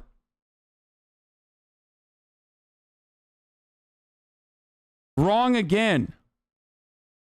Okay. George W. Bush created a commission for election integrity. That commission found no evidence of voter fraud that is beyond just like marginal voter fraud. It's like one vote, one guy here, two guys there. Donald Trump created an election integrity committee, which he quietly closed down 1 year later. Why didn't you hear about that?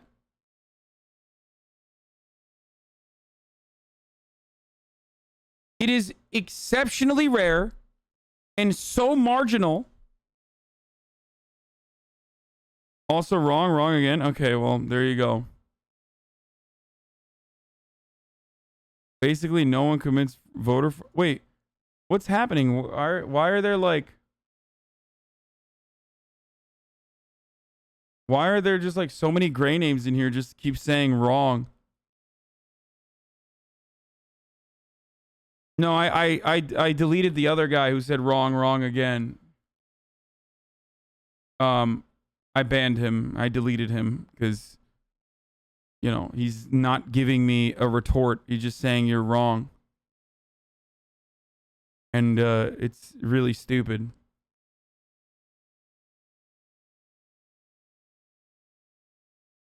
Dude, you're making a lot of claims. Just asking for sources is all. Dude, Google is your friend. I've covered this story a million fucking times. If you want to go back and look at my YouTube, you can. Here, I mean, this is the most comprehensive Republican fucking study ever conducted on voter fraud. Over the course of more than 1 billion ballots casted, the Heritage Foundation, which is a right-wing think tank, found 1,328 proven instances of voter fraud. Over billions of votes that were casted over the course of 30 fucking years. That's a Heritage Foundation think tank. That's a Republican. That's as Republican as it gets.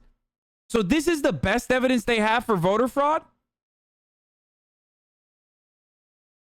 1,328 instances of voter fraud over the course of 30 years. So even their proof even what they consider to be proof is proof that it's marginal and insignificant because it doesn't fucking happen.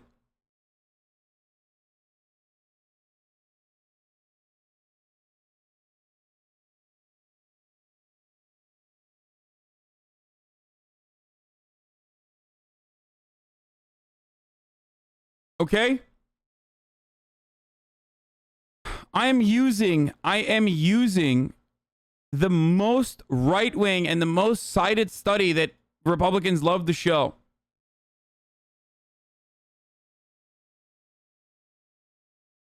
Also, the irony here is that a big chunk of the fraudulent voters, you would be shocked to maybe find out, are Republicans. So that's the other part of the equation that's also hilarious. Almost all of the high-profile instances of voter fraud happen with Republicans. Like that guy whose wife died and then he fucking voted for her with an absentee ballot.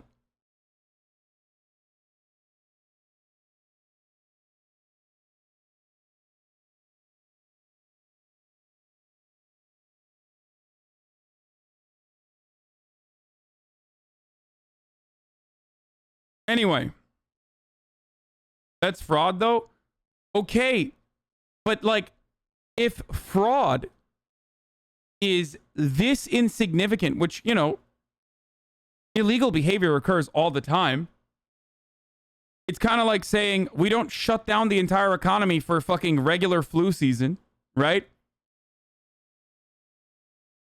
In a lot of ways, life is a fucking game of rolling the dice in many different ways.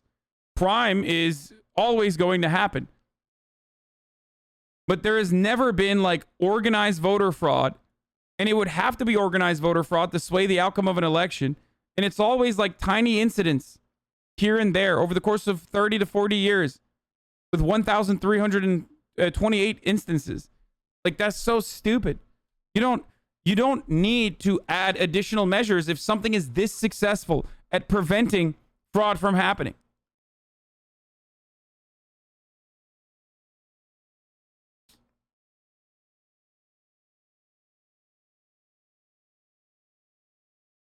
Okay?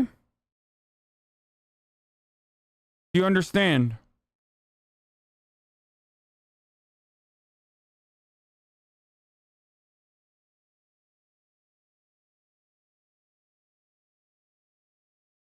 And this is precisely why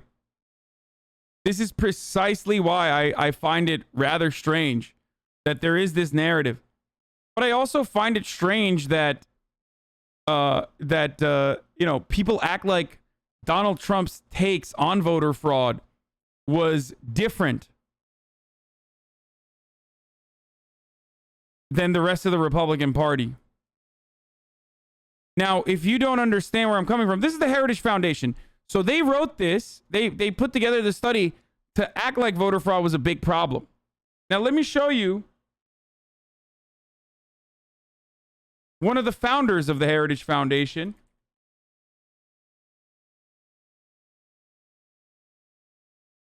talking about goo-goo government syndrome. That's what he calls it.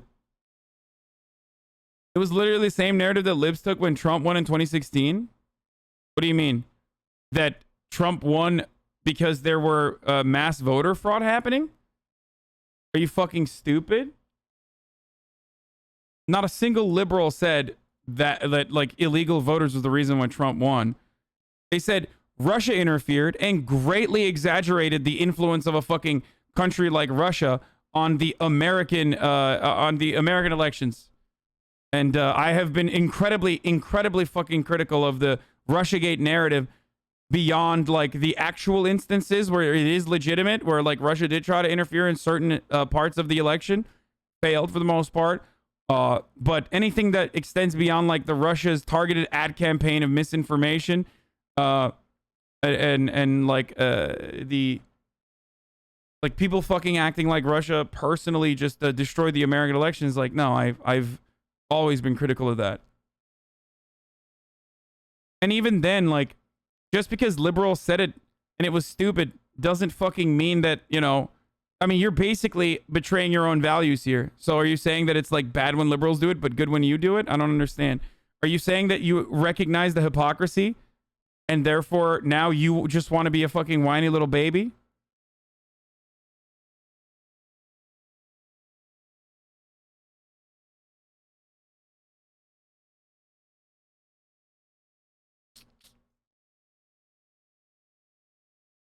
The real problem in our voting process has always been about voter suppression, not voter fraud. Anyway, here, this is Paul Weyrich. He's the founding father of the conservative movement, the modern conservative movement. Here he is addressing a gathering held in Dallas. This guy also went on to, again, be responsible for the Heritage Foundation. Let's hear what he had to say. Now, many of our Christians have what I call the goo-goo syndrome. Good government. They want everybody to vote. I don't want everybody to vote.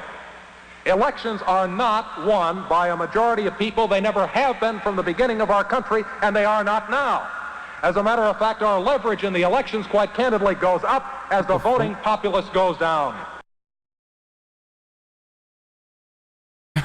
He just straight up said it, dude. He founded the Heritage Foundation, and they're still trying. And you're a fucking idiot for believing in this shit. Hook, line, and sinker. There it is. Trump said the exact same shit, too. Doesn't matter. Doesn't fucking matter to most Republicans, though. So there it is.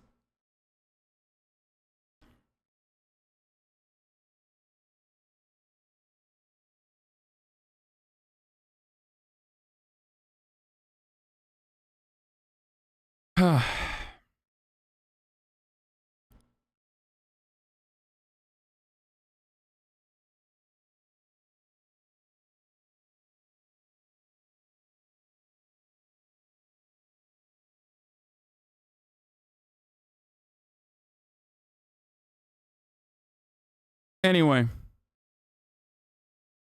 Biden about to sign Juneteenth federal holiday into law. Can we watch? No. What the fuck? Who gives a shit about that?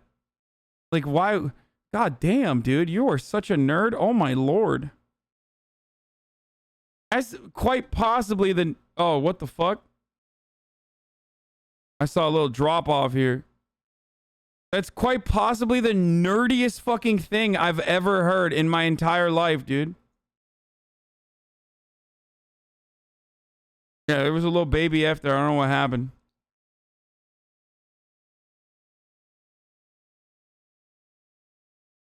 Like, even if it was like really, really significantly, like really significant historic piece of legislation, like, even then, it's like, what are you going to get out of watching Joe Biden sign it? Like, that's hilarious. Anyway. I think a lot of my colleagues overreacted to her remarks. I think there's, you know, it's always fair for a member to criticize the policies of a government or of a governmental leader. I've been highly critical of the Israeli government's policies, and now former Prime Minister Netanyahu. I don't think anybody would call me anti-Semitic. And I think that's, again, I think they just overreacted, without actually considering exactly what she said. And, you know, you can, the fact that you'd put Hamas and in the same sentence with the United States does not necessarily mean that you're equating the two. And I think that was an unfair assumption that some of my colleagues made. There was a resolution that came out today, authored by Congressman Waltz, and Rashida Tlaib is named, AOC is named, Diana Pressley is named, Ilhan Omar is named. You are not named. Betty McCollum is not named. Mark Pocan is not named.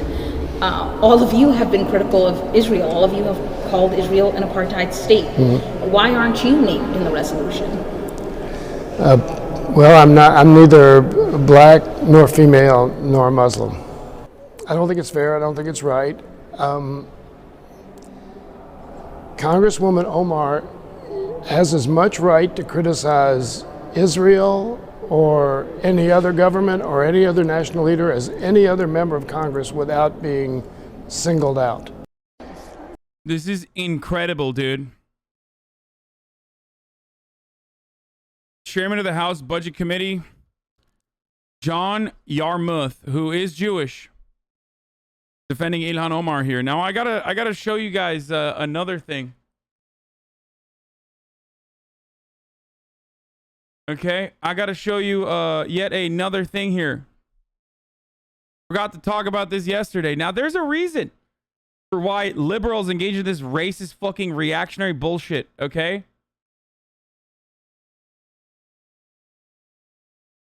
Because they themselves are fucking awful. Here, let me show you guys. Let me show you guys a study conducted the other day.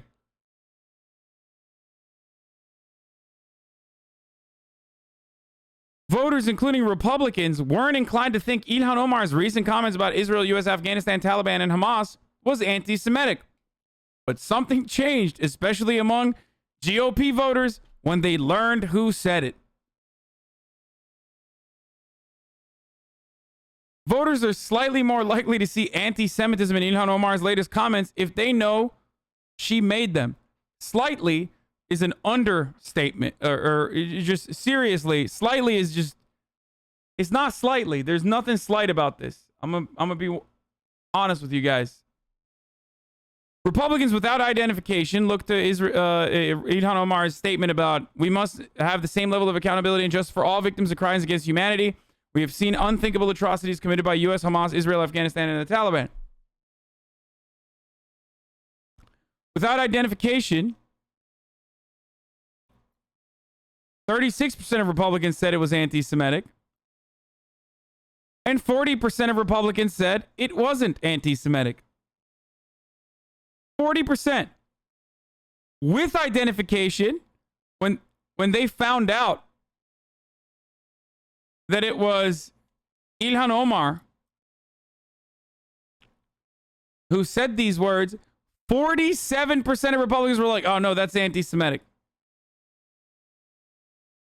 And 28% said it still, or it wasn't anti-Semitic.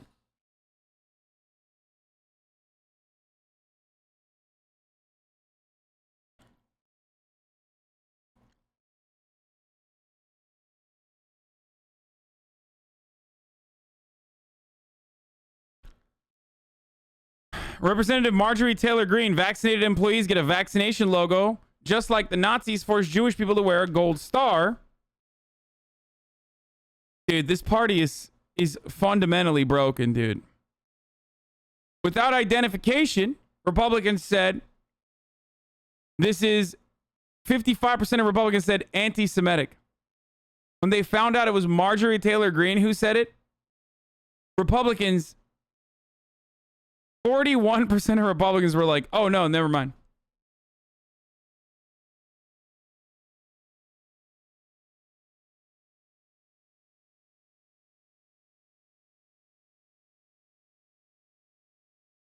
It's great.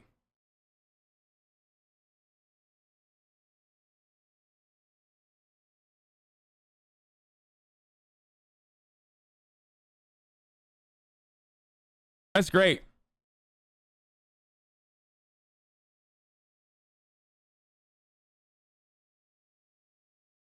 Now, for the record, these aren't take backsies. It might sound like these are take backsies. They're not. This is a group of voters that were asked with identification versus without identification. Dems ain't too good either. Oh, yeah, for sure. Democrats demonstrate loyalty as well, with an 8% increase saying it's not anti-Semitic. The difference, of course, is that, like, Ilhan Omar's sentiment is not anti-Semitic at fucking all.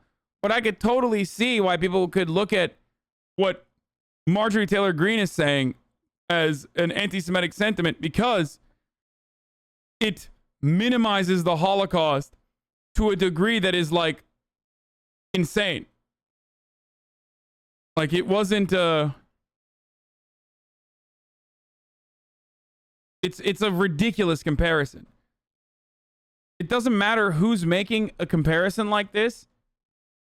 Like, for example, if someone were to say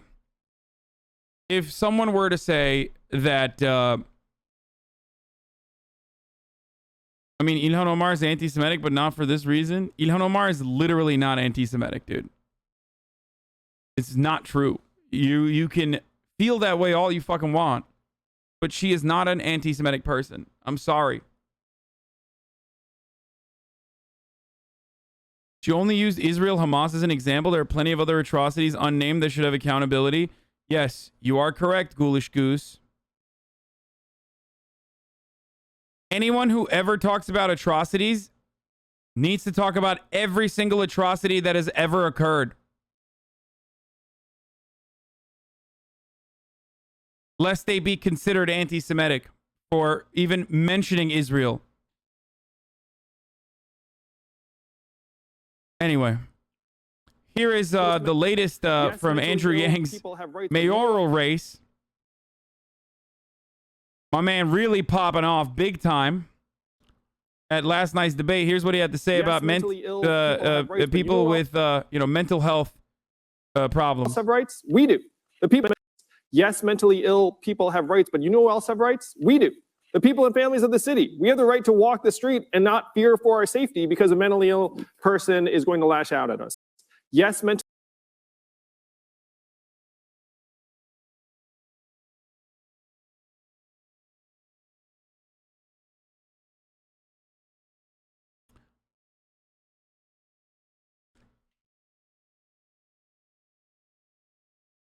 Dude, there's an epidemic in New York of mentally ill people just, murdering random citizens.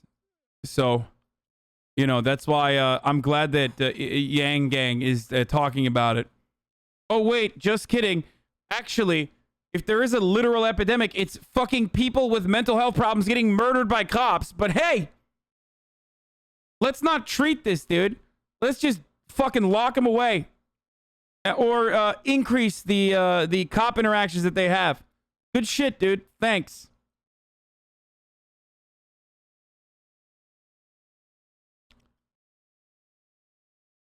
People with untreated mental illnesses are 16 times more likely to be killed by cops. Approximately half of all people killed by cops are disabled in some way, including mental illnesses. Fuck you, Andrew Yang. Andrew Yang expressing his contempt for homeless and those dealing with mental health issues is not at all surprising, given that he's the personification of a Silicon Valley neoliberal tech bro motivated purely by resentment of the powerless, exploited, and oppressed.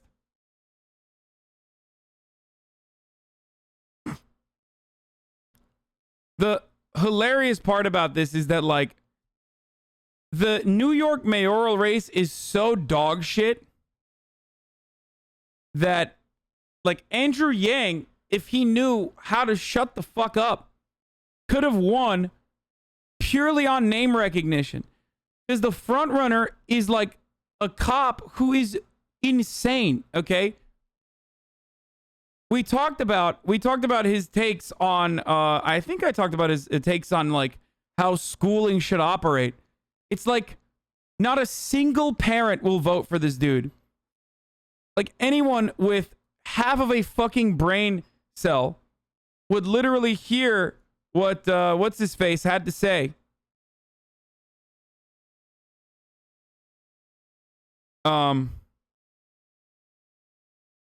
What's the other guy? The Green or whatever. I forgot his name already. God damn it. I haven't really been paying attention to the New York City mayoral race. It's so bad. Eric Adams, not Green. So, yeah. Eric Adams literally said we should just have more. Eric Adams, does anyone have the link to his take? Like, aside from him being like a crazy cop who said that he was going to bring back stop and frisk. That's the fucking front runner. He's literally like, stop and frisk is sick, dude.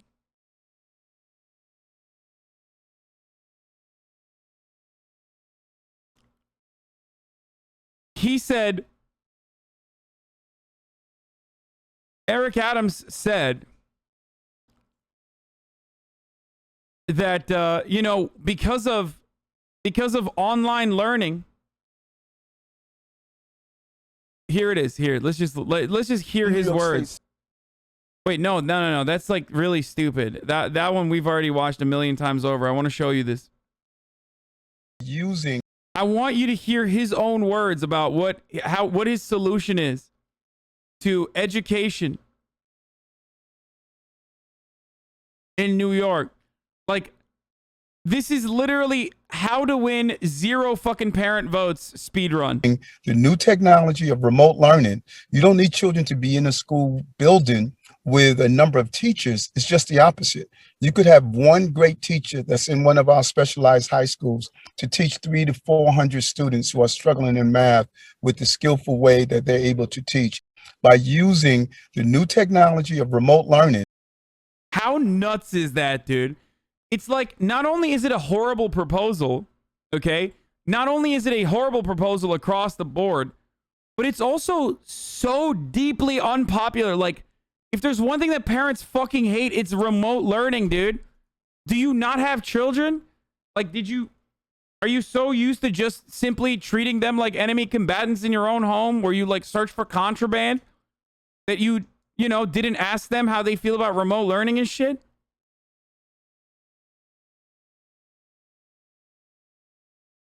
Also, I don't know why he's doing this interview in his fucking limo, which I find to be hilarious as well.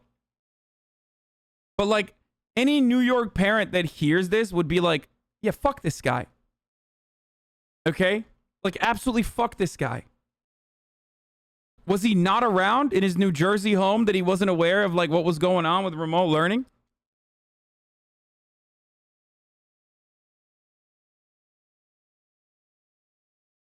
That's not the worst thing he said, though. I mean, there's also funny shit like this where he like teaches parents how to find contraband in your own home, which is hilarious.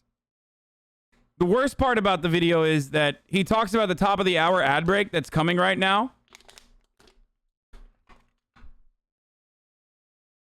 Where he's just like Twitch chat, be warned. At the top of the hour, there's always a 60-second ad break.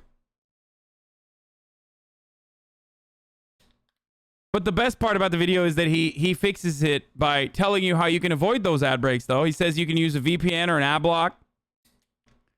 Or you can subscribe for $5 or for free. If you don't have $5, but you have an Amazon Prime account or you have a parent who has one, you can connect it to your Twitch to get one free subscription a month, Prime subscription a month with a Twitch Prime. At which point you will have, you will be able to avoid the ads. Here's the ad break now.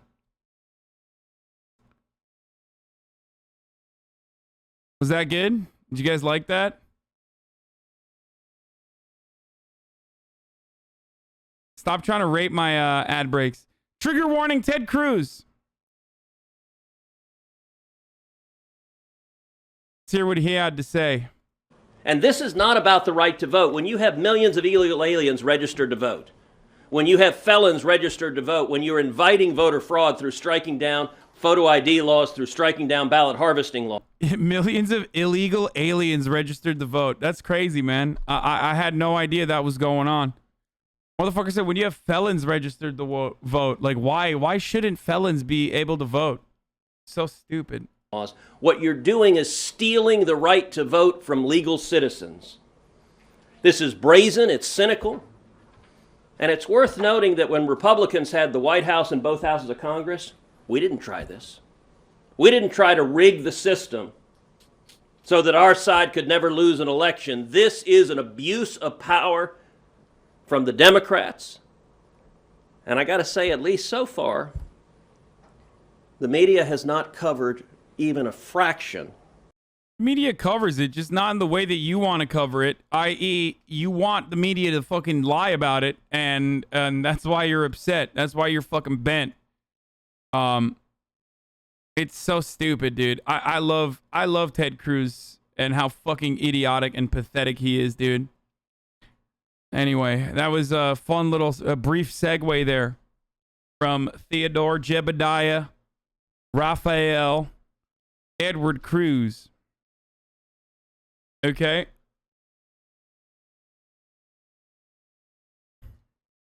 Do we have a limited amount of votes that these illegals are stealing? Oh, have you ever heard the wisdom of Madison Cawthorn? I mean, I think he didn't say anything too wrong in this. I can't believe I'm saying this, but yeah, I saw this clip. But I mean, the notion that like we all need guns to defend ourselves from a tyrannical state is like ridiculous, and I don't actually agree with that. But you know, because I think a state would just fucking roll us easily.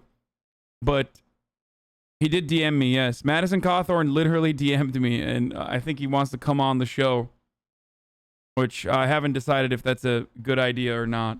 Didn't see that what I'm making allusion to, but he's asked, I think it was Senator Kennedy who asked him, define an assault weapon, and he sat there and said, duh, I can't define an assault weapon. Yet they want to take something called an assault weapon, which you and I both know doesn't exist. They want to take it away from us. So doesn't that just basically undermine? Go ahead. Yeah, well, you know, I actually saw him try and walk that back and say, well, you know what, the definition of assault weapon is anything that shoots a semi-automatic round, something that you can pull the trigger multiple times without having to reload, and it shoots. That is basically every single modern sporting rifle in the United States of America. But let me tell you, the Second Amendment is not written for sporting. The Second Amendment is so that the tyrannical government ever wants to rise up. First of all, that's literally untrue. The Second Amendment, in the way that Americans and the Supreme Court understood it until recently, was literally just for sporting. Okay, it was not for like overthrowing a tyrannical government. That's a new perspective on it. That's a relatively new perspective on the Second Amendment. Okay. And even then, it's like, it's supposed to be a fucking well-regulated militia. So, you know, take that information, take whatever information you will with that. I mean, regulation is literally in the name. I'm sorry. And lastly, the NRA, boys, the NRA was literally a hunting organization. It started as an organization in the North by a New York Times journalist to teach the softies up in the North to be able to use their guns appropriately during a civil war, okay, in the aftermath of the Civil War. Then it turned into a hunting organization. And for the longest time, it was just simply a hunting organization. And then it became special interest in like around the 1960s, became special interest to sell as many guns as possible and to make, it just became an organization that was fighting the Supreme Court in every way, shape, or form to ensure that, people could purchase rocket launchers and shit, okay? Anyway, I don't think the Second Amendment can protect these hogs from a tyrannical government with tanks and planes. Can stop them. And if anybody ever wants to say, oh, well, you know what, citizens with a few small arms fire would never be able to stop the federal government, I absolutely disagree. Ask the Viet Cong how they handled the Marines and the Army in Vietnam. So that is actually the correct take. This is a correct take. That, like, the American military got fucking rolled by guerrillas that were also well armed. The Viet Cong was able to absolutely cumster and dumpster the American military. It's the fucking truth. And you can even make a similar argument to what's going on in Afghanistan. Like, insurgency fighting insurgencies on their own soil is very difficult. And that's, part of the reason why people will make the accurate argument, or rather not accurate, but like the argument that it is actually easier for people to fight back against a tyrannical government than the way we make it seem. They weren't using off-the-rack AR-15s in Vietnam? Do you think the Viet Cong was not fucking...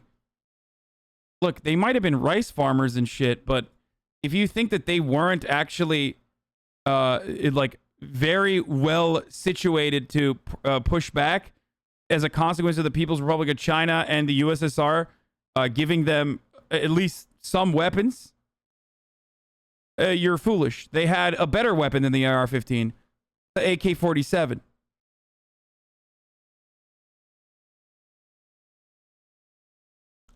The MVA had hella military equipment and backed the VC. That's true. I know. That's what I'm saying. They were super fucking gunned up. Gun nerds are going to maul you for saying that. No real gun nerd is ever going to get mad at me for saying the AK-47 is one of the greatest weapons that has ever been created.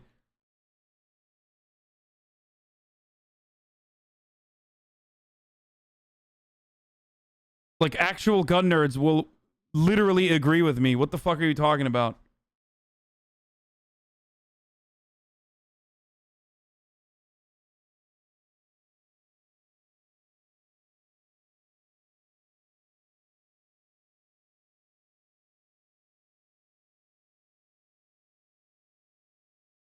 Real gun nerds fucking love AK-47s. What the fuck are you talking about?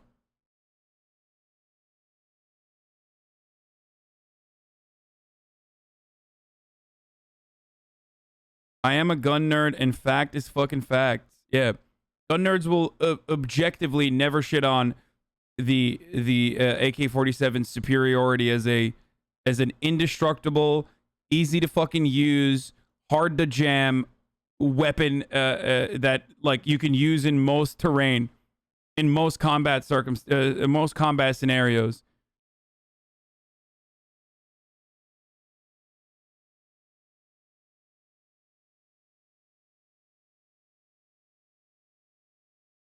Yeah, the AK-47 is the Toyota Hilux of guns, straight up.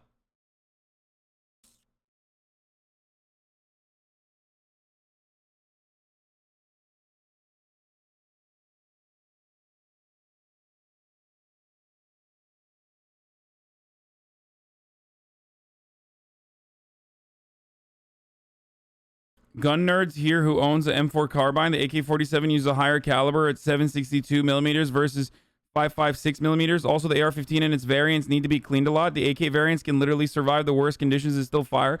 You can literally fucking fire it after just like rolling around in the fucking sand with it. So good luck doing that with any other weapon, dude. Like, you can literally go in the water, get out of the water, and shoot.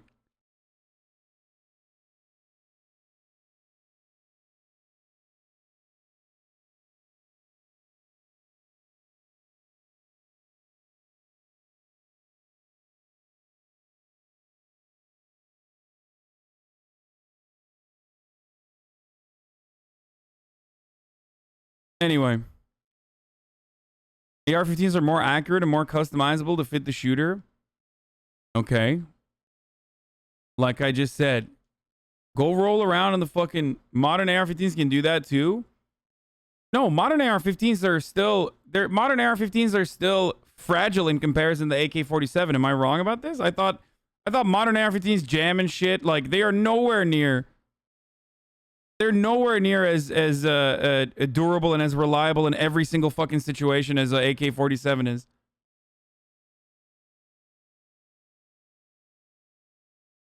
You have to clean it. They jam.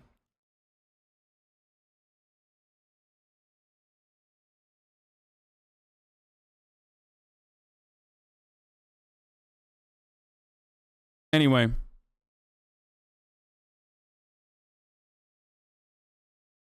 Also, it's not great to make a comparison. Anyway, we were talking about it.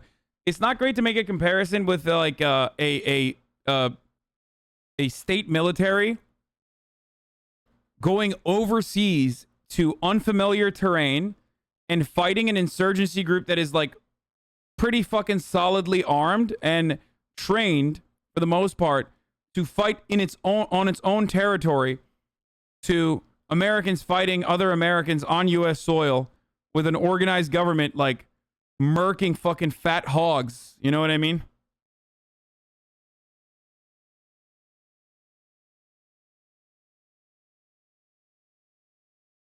If you're talking kill count, it wasn't even close. Sure, the war was lost, but it was the politicians who lost the war, not the American soldier. Man, it's kind of weird to just be like, dude, we fucking actually won. We actually won Vietnam, bro, because we fucking, you know, used Agent Orange and napalm all over it. Dude, we did mass genocide, bro, so we won the war, bro. That's big copium for you, dude. No, dude, come on. We murdered more, dude. We won. Oh, God. Anyway.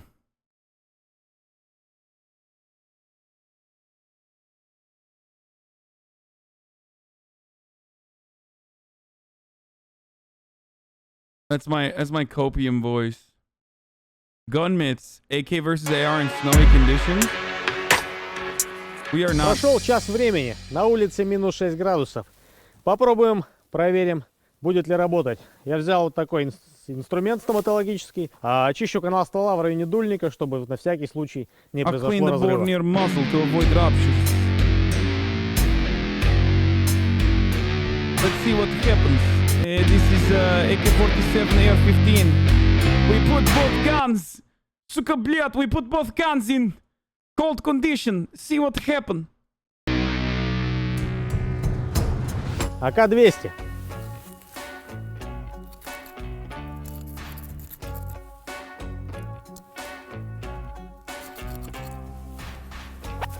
Предохранитель работает. Затвор. Holy замерз. Shit.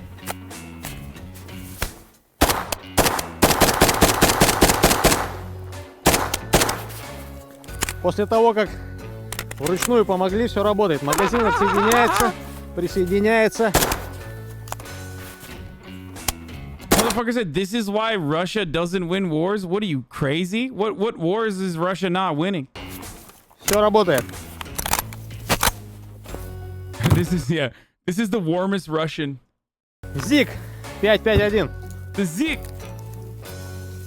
Предохранитель перевелся с усилием.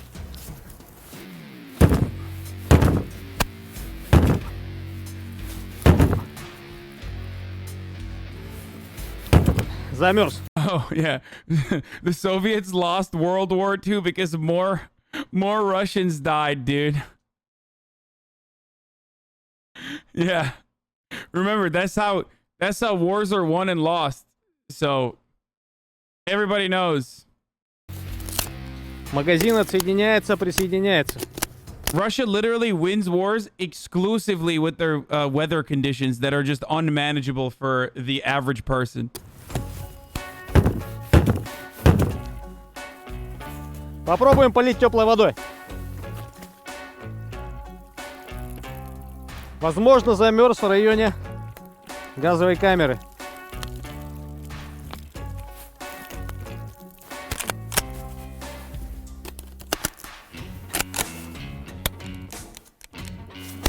Не закрылся.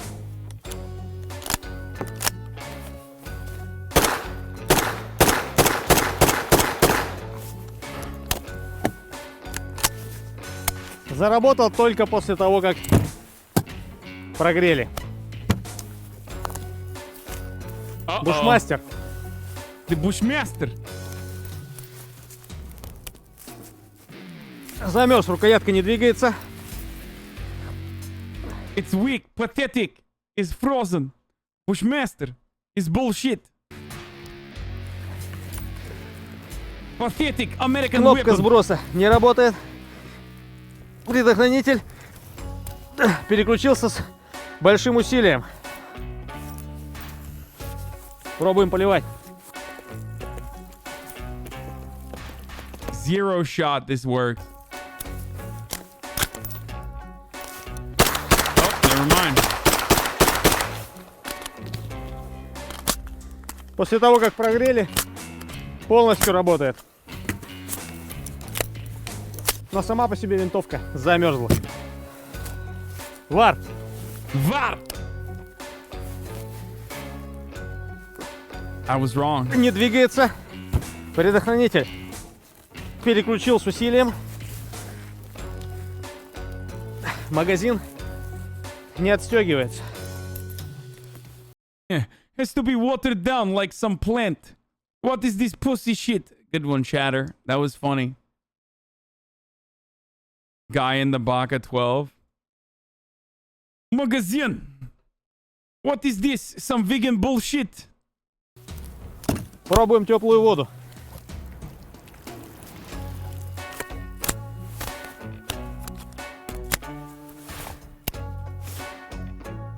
Выстрела нет.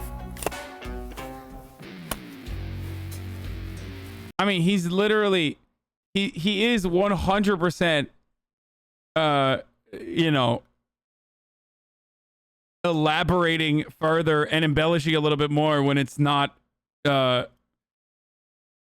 like the AK for sure. Патроны в магазине замерзли. Не подаются.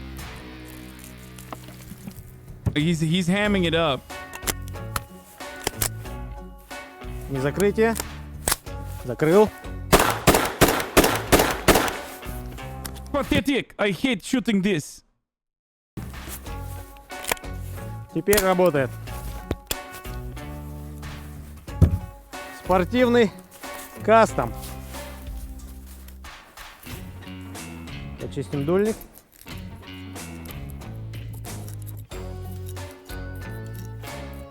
I don't know, man. Cleaning the muzzle seems kind of a bitch.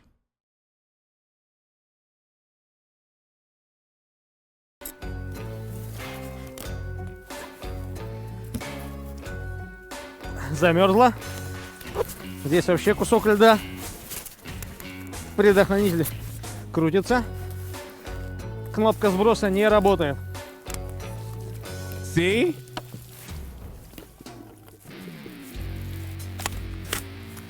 Не закрылась. Двойная подача.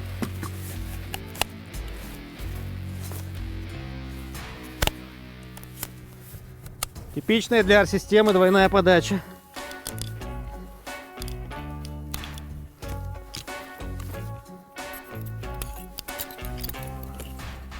Not good.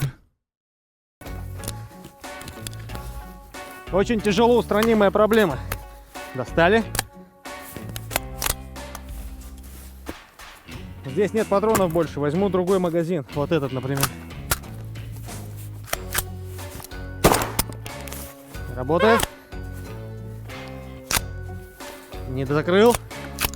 Не закрыл. Не закрыл. Закрыл. Спортивная работает тоже только после прогрева. Ну и самое главное, 2 Хекер Коха. Этот мы обезжирили.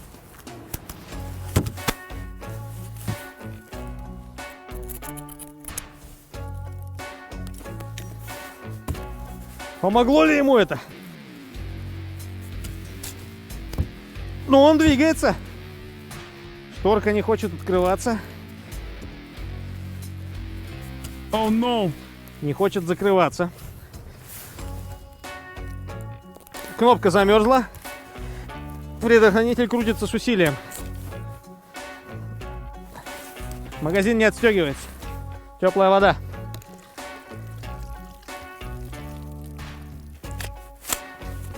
Вроде подал. Yeah, I mean, this is biased as fuck. It's literally made by AR-50 or AK. The guys who make Kalashnikovs, like, it's by the Kalashnikov group.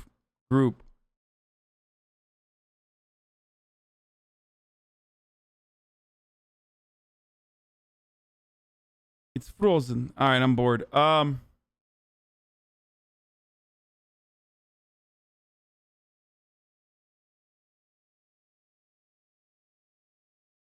right, we're done. We're done. Oh god, gun nerds are just fucking weebs for murder, okay?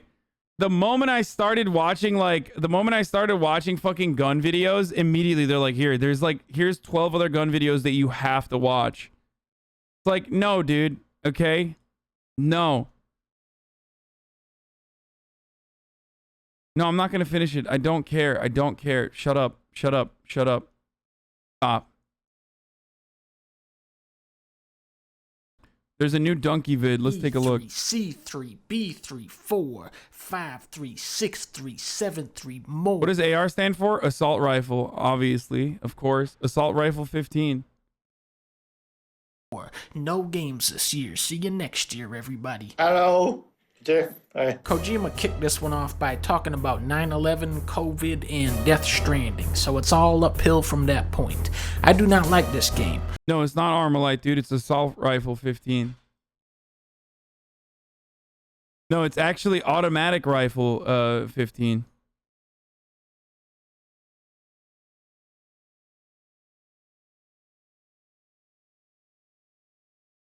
Yeah. Oh, is it Attack Rifle? Oh, that could be it too. It's definitely not Armalite though. I know that it's the truth.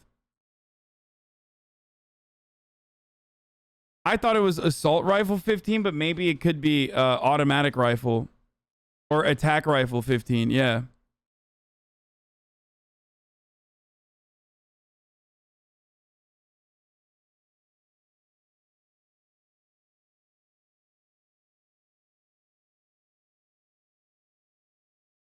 But damn, does this game have the best trailers? Because the AR-15 is an automatic rifle.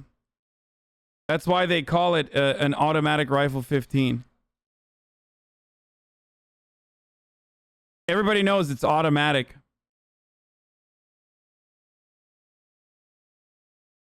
And not semi-automatic, fully automatic.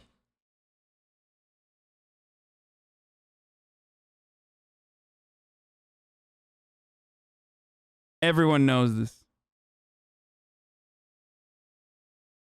15, where does 15 come from? 1915, when it was the year. It's like COVID strains. 1915 is the year it was invented. Dude, just Google it. It's Armalite.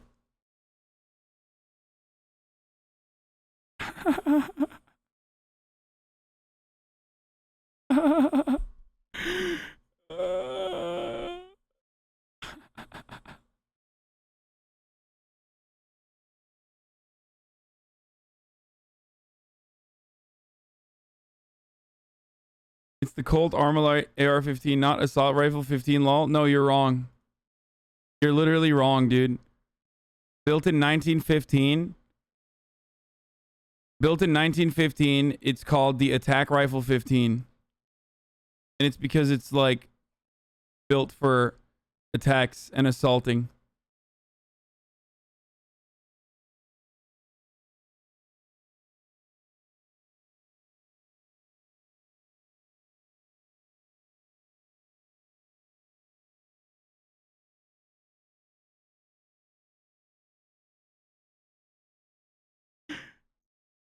Nothing triggers gun weebs more than people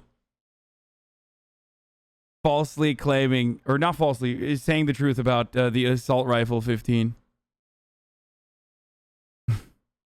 Of any video game. Yeah, how could it be Armalite Rifle, boys? That would be AL-15. Thank you, Crotch Lick Me Off. It's just so right. Like, God, these guys are so stupid.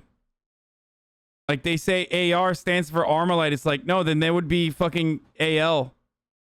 Arma, A-L. Light. Dumbass. Ugh. So fucking annoying. Jeff. Oh, one more thing. A lot of indie game premieres. There's 1, 2 strand type games, 2 claymation games, 1, 2, 3, 4, 5, 6, 7 Pokemon Snap type games. One of them is called Paparazzi. 15 farming games, 4 Left 4 Dead type games, not counting Overwatch 2, which showed us a 3D model of Baptiste. Blizzard, please don't tell me this is the only thing you made so far. There was 1, 2, 3, 4 video games where you make soup. Ladies and gentlemen, 4 soup type games. This is what video games is like now. Guardians of the Galaxy, you fight a fucking Jello cube. Oh, you don't think Jello is a good enemy? Well, that's why they put in a red Jello to fight also. Alfred Hitchcock's Vertigo is one of the best movies ever made. Alfred Hitchcock's Vertigo, the video game, is one of the most confusing announcements ever made. My only guess here is that they saw Persona 5 and were like, Persona? Next, they're gonna make a fucking Clerks video game. Battlefield 2077 had one of the coolest trailers of E3. Everybody is seeing the grapple hook, and they're seeing a dude drive a ATV off of a roof into a helicopter. People are getting hyped for this. They're getting excited, and I really do feel bad. I feel bad about having to ruin it for everybody, but I'm sorry, everybody. Saber and Prime Matter are working together on a new game in the Painkiller franchise.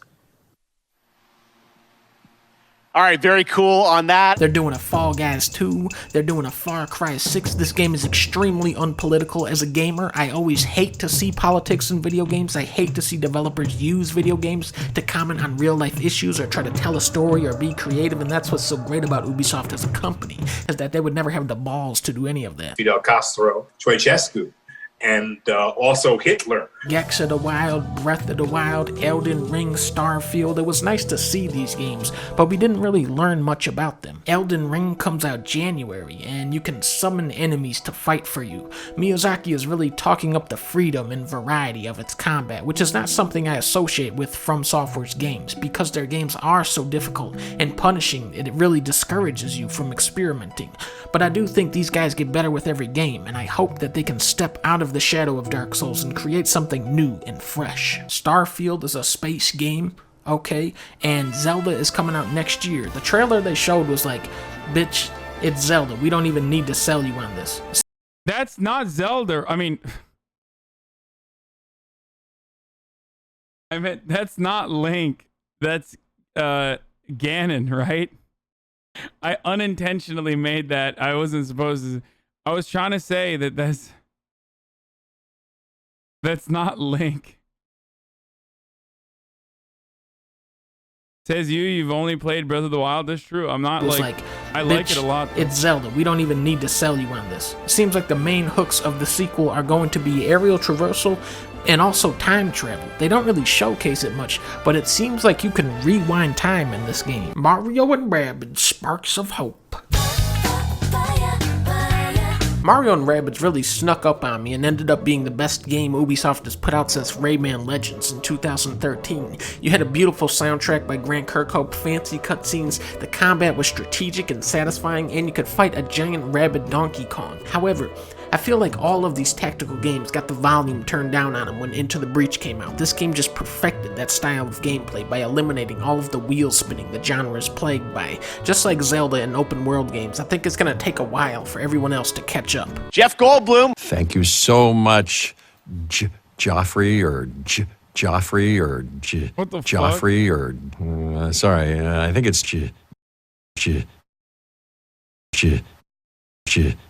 World premiere. Are you a fan of dinosaurs? I won't get angry if you aren't. Nope. What?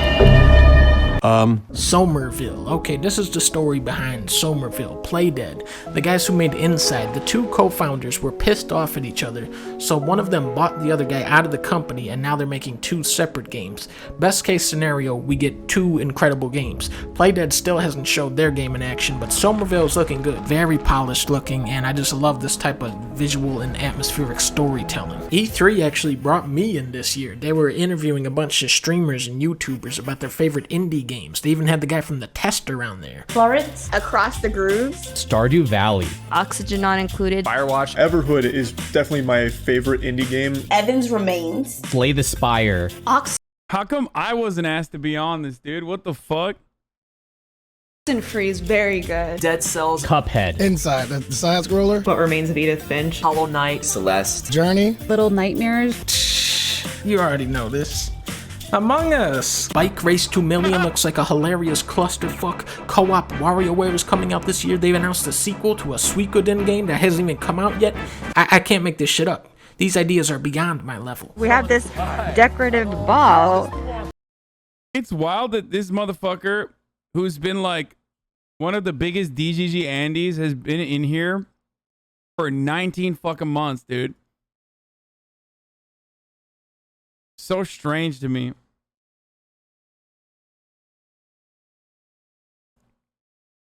Voila!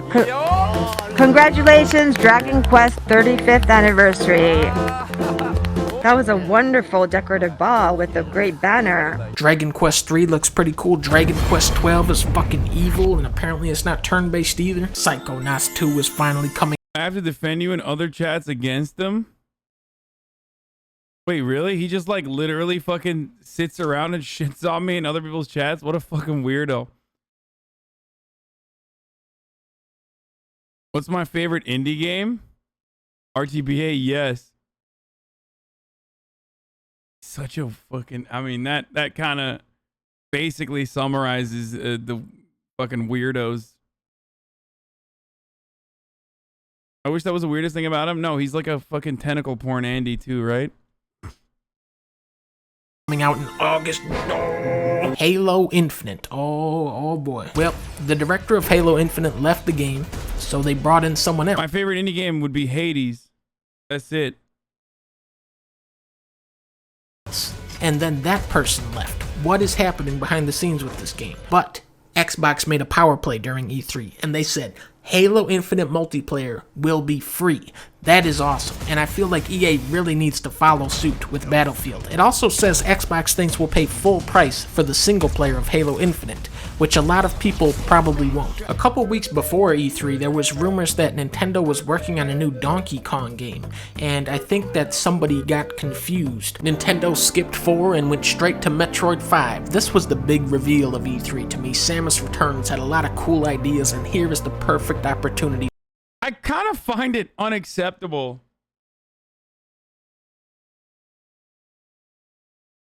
I kind of find this unacceptable still. Like, I know people are going to get mad at me for this, but like,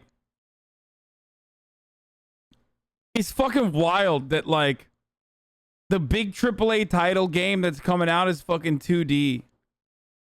Get mad all you want, dude, but like, what the fuck? And it's been coming out for like, what, 20 fucking years? To perfect them. I definitely prefer the 2D Metroid games, and I hope this can give Silksong and Prime 4 a run for their money. Then Tekken showed up and threw Ganondorf into a volcano. So he's dead. Well, he was already dead. He's throwing him in the pit, get it? That's just arms. You can throw them in there. Ain't nobody care about that. Oh no! Not Kirby, no! Don't kill. Oh! No! He killed Kirby.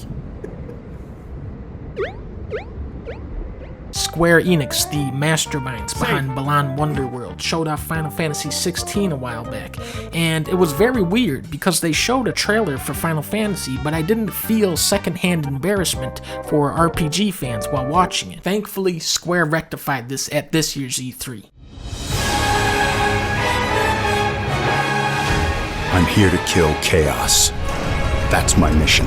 Looks like chaos has been waiting for us. I only know one thing. That shit was so bad that I literally thought that I came up with the opinion that, you know, Japanese devs actually are doing this to troll American audiences. Want to kill chaos.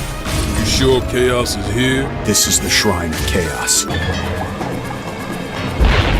Like, there's no chaos. And who are you? We're here to kill. Oh no, I think this is sick. I think this game is gonna be sick. I just still think that the voiceover is like insane, and the dialogue is so bad. Kill chaos. Chaos. Chaos.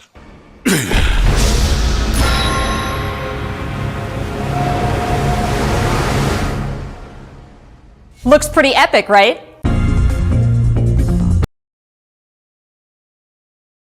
Play the demo, is pretty great, honestly. Just ship VA.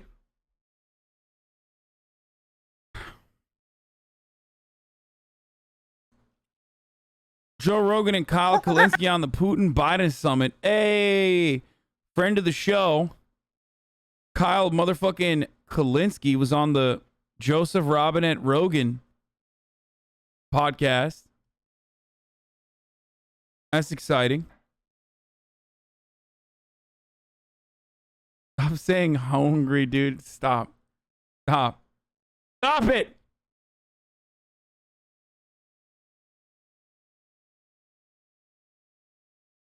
The Joe Rogan Experience. But Joe Biden owns Come On Man now. That is true. He really does. Come on, man. Crystal was just showing me a video that he flipped out at some reporter today. Did you see this? He's at this summit with Putin, and Biden lost his shit. He was asked a question that he didn't like. He turned around and started. I love when Kyle goes on Joe Rogan because it is the closest I and all of you will ever get to like hearing takes that are very similar to mine on the Joe Rogan show. Like, this is the only time you will ever get there. Like, that's it. It will not be closer than this. Yelling? No. Yeah, no. He was very cranky old man status in this. Dude, I think it's from Fox News, Jamie, if you want to show Joe that. He's legitimately falling apart, and it's really sad. You know what's really weird, though, is the media's... First of all, the left-wing media completely ignoring how odd it is the way he behaves. Like the one 9-year-old girl that was sitting there with her legs crossed, like, look at her over there, look at her. Oh my God. Dude, I'm actually mad that like we don't hear more Joe Bidenisms. Like, am I alone in this? I feel like that's Joe Biden at his best. Like, I personally want more Joe Bidenism. Left-wing media, by the way. Who's left-wing media, dog? What the fuck?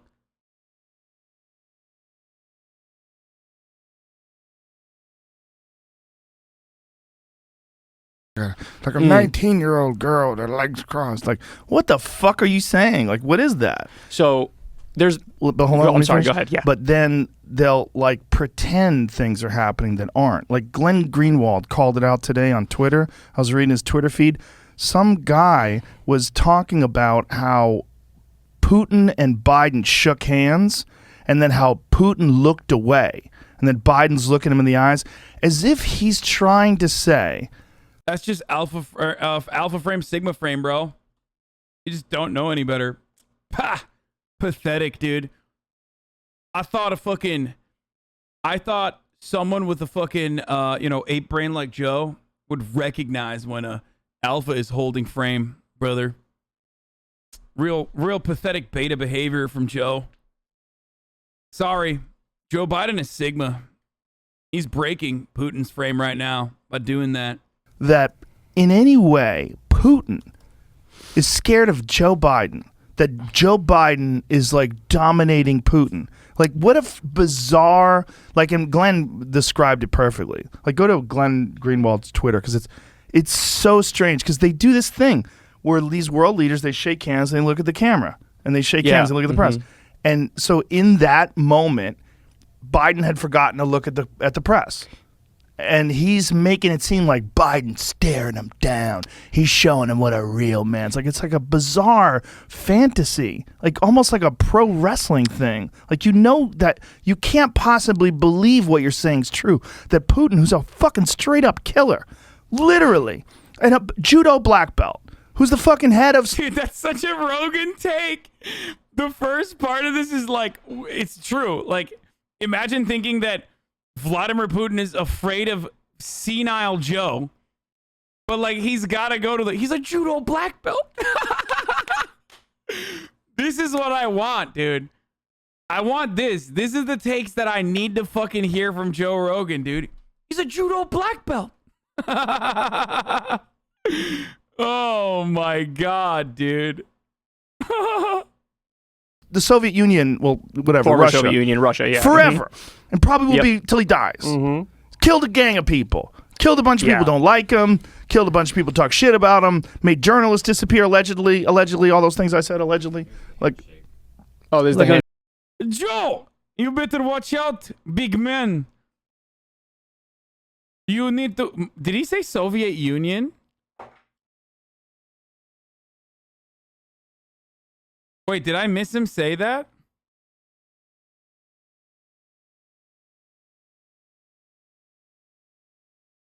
Oh, I missed Russia, Soviet Union, whatever. Handshake one, okay. Look, they look at each other, shaking the eye, and then Putin looks away to the press. And they're making something out of that. Imagine, look at this, but look at this. Look, scroll up, please. Yeah, look at the way scroll. No, where you had it, so I could see it. Just no worries. Biden looked Putin in the eye. Putin immediately looked away. What? But go to Greenwald. Dude, what the fuck, dude? This is so fucking stupid, dude. You're literally... Oh, people that do this, like, this is literally incel theory, but from a liberal point of view. Walls, because the way he covered it is hilarious. The way Greenwald made fun of him. Well, if you go click show this thread. So scroll down there.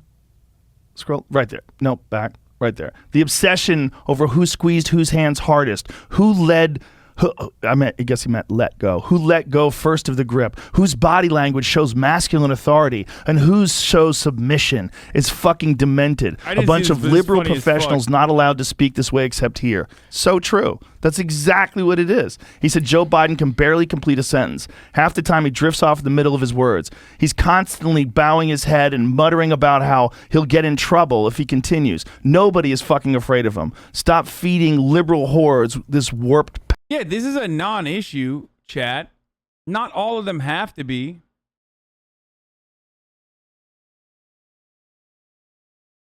Wait, what the fuck is this? Kyle has some cringe takes, but he usually just seems like a normal dude and not one of those weirdos like Hasan Piker. I can't hate him. His foreign policy takes are good. Just curious why you think Hasan is weird. He probably is more grounded than most individuals adjacent to him than you think. Not OP, but I don't think Hasan is everyone's cup of tea. He even acknowledges it. I wouldn't doubt he's more grounded than people adjacent to him, although that's not a high bar by any means. I've seen him in debates and clips of his streams. He's pretty much just a really aggressive socialist, yet also a state bootlicker. What? A state bootlicker?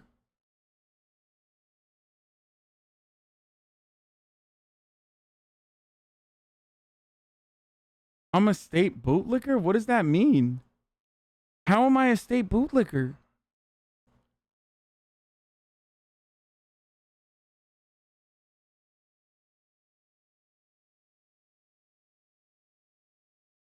That's confusing. Not libertarian, a state bootlicker? Oh, because I make fun of right-wing libertarians? Pablum. That's a weird word. Pablum. Yeah. So, yes, I'm sorry that I appreciate roads and infrastructure. My bad, okay? I know. Boys, I know. Yes, I admit it. I think roads are fucking sick. I think infrastructure is fucking sick. I think the American government is incredibly powerful and could do a lot of good, both domestically and internationally, if we reappropriated the funds into the right areas, okay? I'm sorry. I like that stuff, okay? I'll admit it. I'm a state bootlicker, dude. Pablum. You ever use that word, Jamie? Pablum's a good word. So it's interesting because this is why people hate the media, right? Everybody feels like they're arguing more from a narrative than they are just sort of objectively describing what's happening. And with Biden, it's particularly weird because early on in the Democratic primary, when the media was convinced it's not going to be Biden, it's going to be Pete Buttigieg, or it's going to be Kamala Harris, or it's going to be, whoever, fill in the blank with whoever imploded and was terrible. They actually were open and honest about the fact, for example, that Joe Biden's sort of sundowning and he's not all there and he can't really complete full sentences. And so they actually were the ones who brought it up in debates with him, for example. Julian Castro very famously was like, do you even know what you just said like 5 seconds ago? This was a big moment in the debate. And then they ended him, dude. Remember when, Julian Castro is like, he could have been a perfect fucking Joe Biden admin guy, he fills the diversity role. Like, he is still ultimately like someone who has like progressive takes, but he's a fucking neoliberal. And they literally fucking they ice picked him, dude. They eliminated him.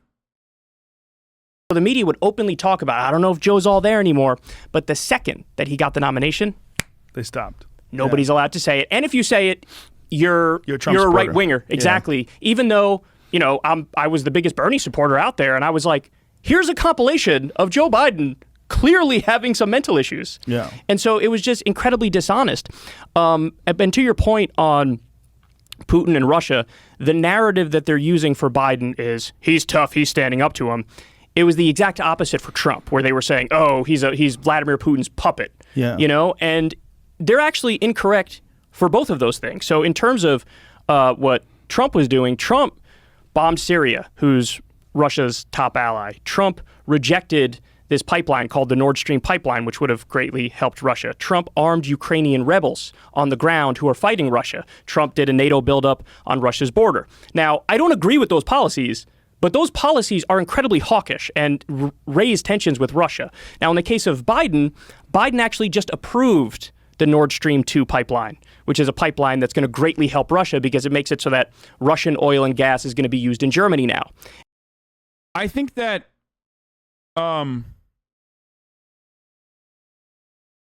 what Joe Biden is doing with respect to normalizing relations with Russia is not a bad thing. I don't think he thinks it's a bad thing either, though. I don't think Kyle thinks it's a bad thing. As far as what Trump did with Russia, like, it was business as usual. I don't know why. Like, the only weird stuff was aesthetically, Trump would routinely fucking come across as like defending Vladimir Putin to a degree that it was like weird that he wasn't like over the top reactionary against a foreign adversary. You know what I mean? That was the odd thing about Donald Trump's treatment of Vladimir Putin, is that like you never saw an American leader cape for a foreign adversary in the same way that like Donald Trump did. That was the weird shit.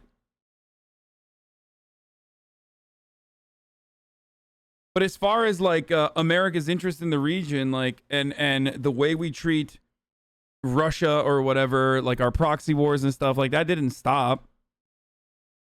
Hasan, you should get Kyle on your stream at least once. He has been on the stream. I think that was the weirdest shit, though. I mean, and if you don't think that like Trump's behavior around Putin wasn't fucking strange, I don't know what to tell you. Like I was a big fucking criticizer of the Russiagate conspiracies, like going way overboard, way above and beyond. But like even then, like Trump's fucking POV on Putin was crazy. It was not like American leaders of the past at all. Yes, American foreign policy really changed. Doesn't really change regardless of administration. Yeah, that's a never-ending sequence of violence. And so that's a very peaceful move. That's not hawkish. That's not raising tensions. So he's basically giving Putin something that Putin wants, which again, I actually agree with that. I see no problem with the pipeline, but they're framing it as if like, Joe Biden, he's so weak and he's, Vladimir Putin, or excuse me, Joe Biden is so strong and he's dominating Vladimir Putin. Yeah, I don't understand why they think that they... Are you going to address the massive drama in the Discord? What? Why did you make a fucking sock account to drama bait for the Discord, you fucking pussy? Fuck you. Can do that, and that people won't be... Massive drama in the Discord. Suck my cock, okay? That's my fucking response to whatever the fuck's going on in the Discord now. Go outside. Shut the fuck up. Okay? There it is. I'm so close to just fucking nuking it, dude. I get so annoyed. Stop yelling at the regulators as well. There you go. It's so pathetic, dude. It's like literally the only fucking interaction that so many people have with like other human beings. So it becomes their entire life, and everything is like like the most important thing that has ever happened. Every minute like interaction that leaves someone feeling a little upset is like, oh my god, this needs to be addressed immediately. This is the worst thing that's ever happened. And you're just like yelling at other people who were exactly like you at some point, who were kind enough to step up and like regulate, half of which you fucking chose to regulate the community. I don't touch it. I don't care about it. I don't do anything about it. It's all the fucking regulators that you're shitting on are literally doing this for you. Okay? if you don't want if you don't want it, if you don't want the Discord to exist, like, you know, and have tried to cancel you, yeah, I don't care. No one gives a fuck about those people, okay? Shut the fuck up. And it's not that they want to cancel me. They just think that I talk over them and belittle their true experiences. Because, like, once again, everything that I believe, my theory for change, is unfortunately too much for some people who want this to be a completely safe space for them. And it's not going to fucking happen. You are hurting so many. Well, the irony is, like, I would be hurting a lot more people if I fucking nuked the Discord. We had regs being literally racist and dismissing BIPOC issues and trans issues. Please, if you don't touch it, don't speak on it. I'm so tired. Oh my God, dude. Motherfuckers always are tired, dude. Everybody's tired. Go to sleep then, okay? It's so cringe because, like, everybody fucking gets into their own, like, everybody wants fucking, like,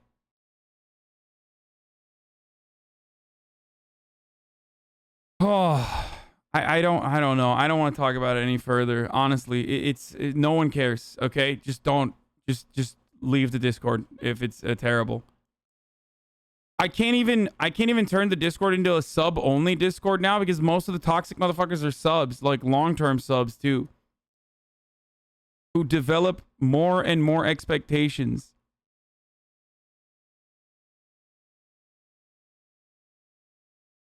This is literally the take we all assumed you would take, to be honest. We are tired of you and the people you bring into the leftist space. Dude, you've been subscribed to me for 1 month and you've been following since June. Like, you're nothing, okay? How are you, like, what is this? Following since yesterday, Andy over here being like, we're so tired of you. I realize I'm 26 and I can't handle the small subset of your Discord. It's actual trash and these people refuse to leave and make it awful for 80% of the people who are cool and enjoy the community. Yeah, I don't know how to purge them. Like, I straight up would. I mean, you guys know, I tell the regulators all the time, purge everyone you want.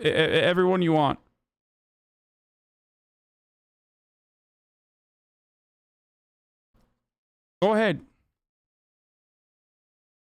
And it's really fucking annoying because people just don't, like, they don't want to leave. A lot of people have, let me tell you something. A lot of people have expectations, and those expectations get more and more, like, hyper focused, and they don't see the greater good in having, like, a leftist space that is accommodating, but also still accommodating to people who don't fully understand certain concepts. Like, we all, as leftists, recognize that we live under a white supremacist, heteronormative, patriarchal system that churns out these, like, very rigid understandings of gender and create a bunch of people who you would regard as reactionary. But when it comes to, like, any opportunity to address certain things and, like, try to be as welcoming as possible to those who are on a journey to learn, it's like, no, fuck that. Like, yeah, I don't care. Like, you're not the first person to tell me that my Discord is not safe enough for you, and you won't be the last. As a matter of fact, there are numerous smaller splinter Discords that have been created as a consequence of people who have felt exactly like you. That's always what happens. You feel as though your grievances are not being heard, that you feel as though, like, you are being put under, you know, your safety and your space is they make out some of the regulars who have been here for 3 years as racist. Meanwhile, they never interact with any of us. It's actually insane that we think that 7 to 8 people can deal with a 70,000 plus Discord. I have a life, dude. I can't sit in the VC for 8 hours while you debate over random shit. Yeah, exactly. Like, people are not fucking even remotely understanding.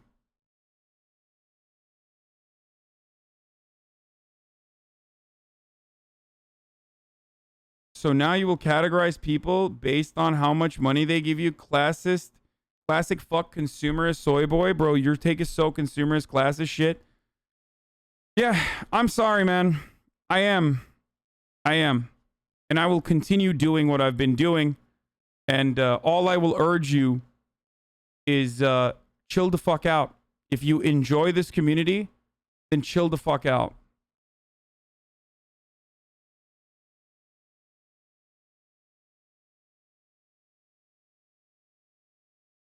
You mentioned this time and time again, but chatters aren't listening. Dunking on someone who is making microaggressions out of ignorance and not malice drives them further down the hole, reacting with a flat ban without context, and we lose a potential ally.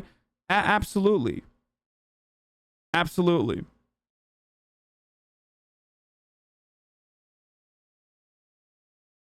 Spoiler, none of the Splinter Discords feel safe enough either. Yeah, you will never find that. And you will never find that in real life as well. And leftists wonder why normie moderates hate them. I'm not that person. I'm privileged. So that's part of the reason why I'm not that person. But the people that you're shitting on are not necessarily as privileged as you make it out to be. This is literally all I said to the people in there. This is something that has happened the entire time that Discord has existed. They will never be happy until they own the Discord. They don't care about you, your community, or your goals. They just want to have full control and determine what the purpose of the service is. They don't care. Server is. Yeah. I mean, seriously. Like, the worst part about it is, like, you fucking, even if you tell these people to leave and, like, you know, make their own server or something like that, which they do, they still come back. Because at that point, it's not even necessarily about progress or change or even ownership over the Discord or anything like that. At that point, it literally turns into, like, I want to bring everyone down to the level that I'm at, where I fucking only live in pain. The world as I see it is full of pain and sadness, and I want to make sure that every other person is also experiencing that similar fucking that similar situation. If I can't be happy, neither can you. And that's precisely why so many people literally will come back with sock accounts and engage in these, like, mass campaigns to shit up the place. Most people don't know what I'm talking about because you're not a part of the Discord. Okay? And it always happens. It always happens.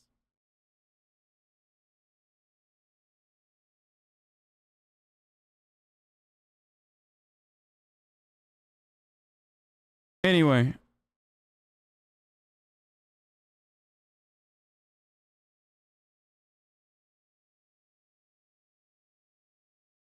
If you want to be toxic in the Discord for this isn't a safe enough space for you, then you can politely fuck off. But if you feel space, what? But if you feel safe and want to learn, feel free to stay. But if you want an ad experience, you can subscribe for $5 or use Twitch Prime or subscribe. Yeah, I'm not even going to do a segue, dude. I'm like, this shit really pisses me off and makes me upset.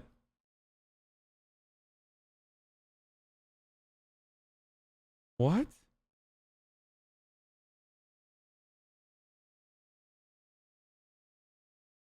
I think that person accidentally posted that.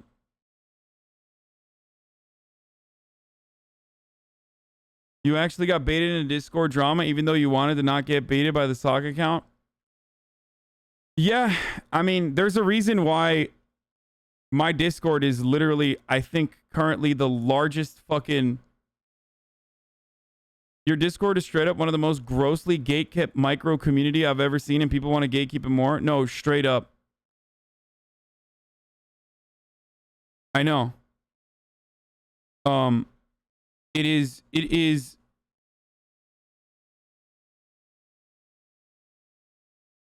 it's so strange. It's my Discord is probably the largest leftist space on the internet right now. Like, active leftist space on the internet for that reason. It's great. People come in. Why not nuke it? Because it's more complicated than that. Like, I see a lot of good potentially to do to use the Discord. Okay?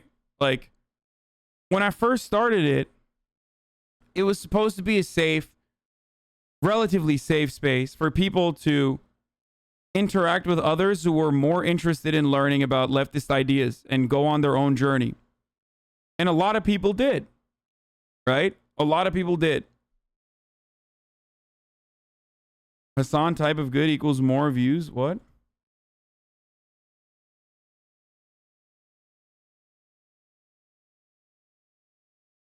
And then it turned into, like, it always has been this way, actually.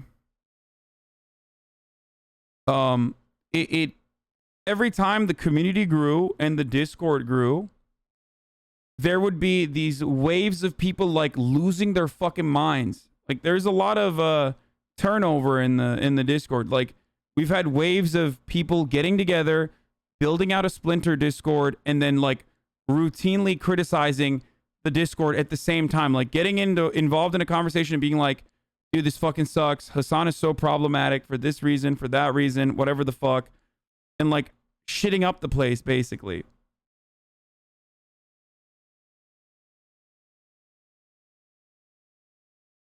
And the reason why I haven't fucking purged it is because so many people rely on it to interact with one another. And it's supposed to be a wonderful part of this community where, you know, people can just chill. You know what triggered it? They're still mad over the symphony drama and believe he called Myth the N-word? Yeah. I know that was like a big deal for a lot of people who are very upset with me, who still think that like Symphony 100% unconditionally said it.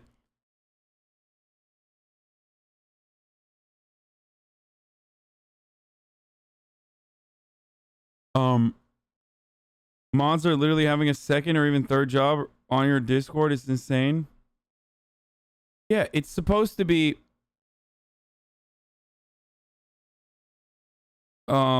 it's supposed to be a place that's like relatively welcoming but still safe.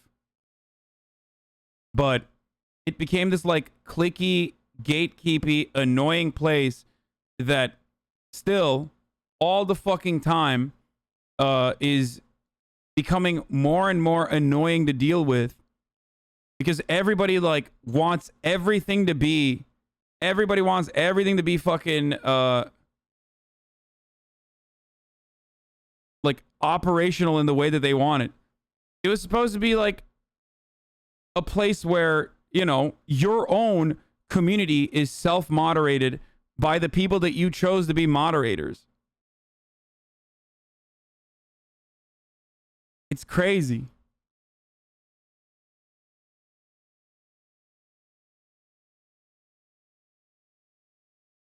Kind of close to just shutting it down. There's no good ever coming out of such a cancerous environment. Shouldn't you just nuke it and start from the ground up again? It clearly bothers you the way it is.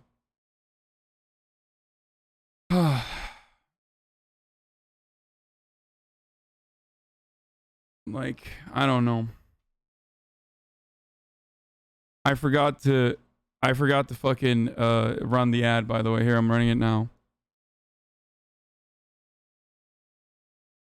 I feel like I failed you, man. I'm sorry. I wanted to make the Discord a place that you like to go and I failed. No, shut up. You guys didn't do anything. Regulators are great. You guys are awesome. There's not a, it's just like nothing is easy to just like fucking manage, okay? It's not easy, especially when it's like, I mean, every community has fucking drama and shit. Every community that grows to a certain size is always going to have drama.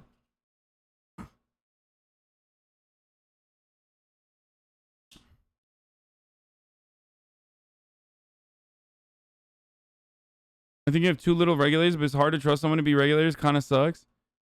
I mean, if you guys want more regulators, like, you can have more regulators. I don't have a problem with this. It's yours. The Discord is supposed to be yours. It's not for me. It's for you. I care very little about its existence.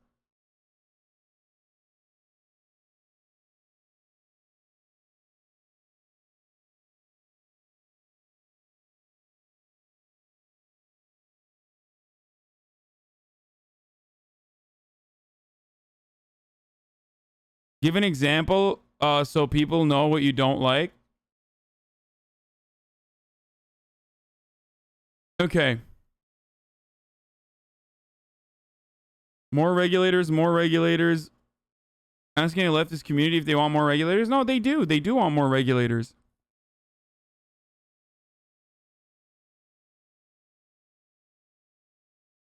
I feel like people don't give enough credit to the regulators and mods. They have to comb through hundreds of messages, chat. Yeah, they're like, from what I understand, and again, I don't really pay too much attention to what's going on.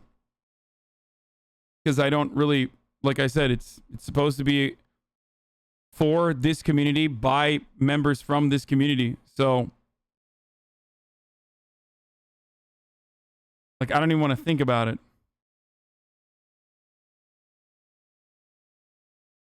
Yeah, we want more specifically BIPOC so they can actually understand some topics. That's like actually something that's kind of fucking annoying that like you guys shit on my moderators and say that they're not like BIPOC enough.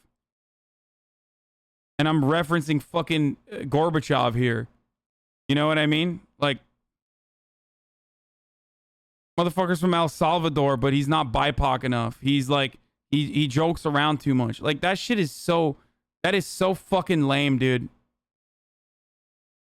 You know? Like that sort of stuff really, really pisses me off, dude.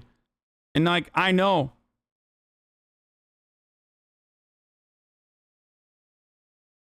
BIPOC is black, indigenous, and people of color. It's a further I mean it's just like black and indigenous people have been oppressed in the United States of America is separately than like other people of color. So some people wanted to separate it.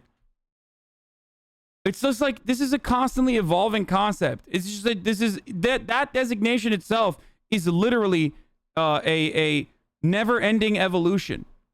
And unfortunately, such is the case with progress. That kind of labeling always happens. And then people literally will turn around and be like, well, we just changed this. And if you don't follow it immediately, even though change takes time,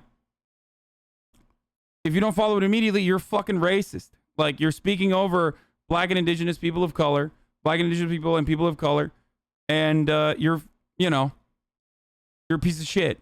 And like people crank everything up to the fucking nines. And I get it because like, let me say something. I get it.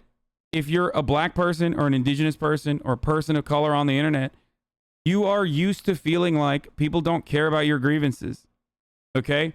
You are used to people just constantly shitting all over your expectations, shitting all over the legitimate grievances that you have. But the issue there is like, no matter what happens, like you have to recognize that the leftists you're describing right now sometimes live into those shitty conservative memes. Yeah. The issue there is that you have to recognize that the people around you, whether you like to admit it or not, you still have a duty to educate them. Like, it sucks. I get it. I try my best as a person with profound amounts of privilege. But, like, you also have to do that. And your education, your educational tone can't be patronizing. Like, if you truly care about progress, you got to sit down and fucking explain it to people without, like, yelling at them and immediately fucking hitting the max, hitting, like, the maximum fucking sentencing and calling someone a racist. Including fucking my moderators that are literally doing this shit for no reason other than the fact that they love this community and want to keep it alive. Okay? That's the other annoying thing. Because, like, half of the fucking mods themselves had fuckload of criticisms before they became mods in this community. And now they know that it's incredibly annoying. And all of the incessant rage that people feel towards them is completely misguided. I wish people would just, like, stay in their fucking Splinter servers instead of coming back into the main one and just, like, crying there. But it's not just about building a safe space for yourself. You, much like many of the reactionary conservatives we criticize, want a reaction for your fucking point of view. You want to constantly battle it. You want to test its mettle in the marketplace of ideas. You like blood sports. Black mods, mod check. I mean, I had black mods. They got bullied out. You ever raised my BIPOC identity? Don't even try to fucking hide it. You've done it to my face. You did it 2 days ago, and now the way you type your critiques on the server always make it sound like it's the moderators versus BIPOC people in the server. Get the fuck out of here. Stop being obtuse on purpose. Go back to the Splinter server. Splinter servers are people that like Discord is like just fucking cancer as a platform in general. You are not required to be an activist for your own marginalization. Then you're required to shut the fuck up and abide by the rules of the place that is fucking, I guess, not as hospitable to you as you've once thought it was, okay? You are in my fucking Discord. I've said it time and time again. You have two options. Either you try to educate people or you shut the fuck up and leave. And I'm not using nice terms anymore. I'm using mean terms, okay?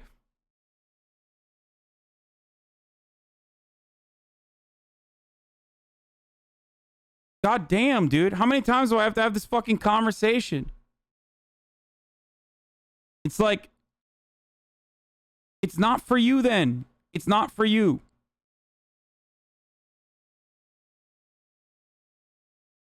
And you can't be fucking patronizing in your education too. It's like, it needs to be rooted in a place, rooted from a place of empathy.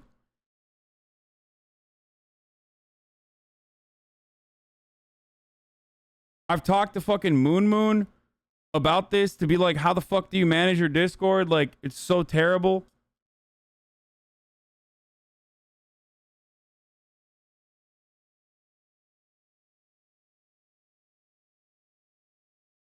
The daycare meme is fucking real. It's just so, it's so annoying.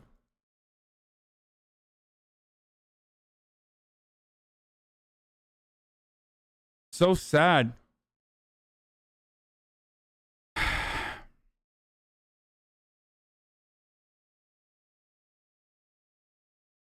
It happens in cycles. The new wave of dream stands is just the most recent one. I don't think dream stands have fucking swarmed the Discord. There's hella people that are like, there's hella people that are old school and been there for a long ass time who feel like I routinely, like I see it sometimes. I see some of the fucking criticisms. I'll tell you what. I'll tell you where like the last round, the last sequence came from.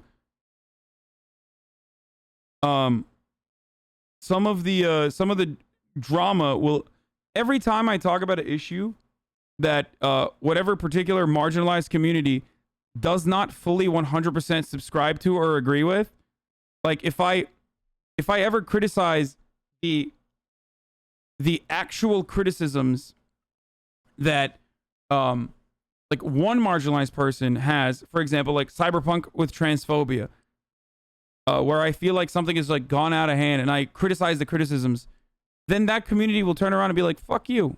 You are being so rude and so over the top, and you are minimizing our struggles. This last round, a lot of that still comes from the Symphony N-word thing, or a lot of that still comes from the like the recent one was because I said like I don't really care about Washington Heights and the lack of Afro-Latino representation in it, because there were Afro-Latino people in the show, but they just weren't black enough or they weren't dark enough, right? And even though I acknowledge and describe that fucking colorism is a legitimate problem in Latin American countries, even describe the historical background for why it exists, as I did on that day, it's not enough, because like I have to fucking talk about it as though it's like the literal most, it's like the fucking most significant problem. And that I'm like talking over people's struggles.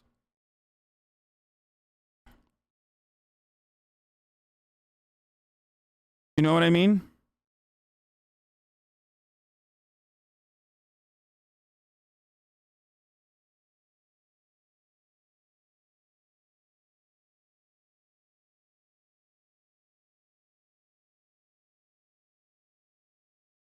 Anyway. It's so sad that leftist spaces become so fucking toxic. It just like, it becomes so fucking toxic. Everybody needs to fucking take a cold, hard look at themselves and stop like... Everybody needs to take a cold, hard look at themselves and stop. I know this is going to be hard to do, and it seems like a fucking white dude is telling you, can we lock it down until we restructure it? Because right now it's unbearable, and half the active people in there hate you. I mean, yeah, sure. Fucking lock it down. I don't give a shit. It's your Discord, guys. Like, fucking purge it. I don't give a shit. I don't. Anyway.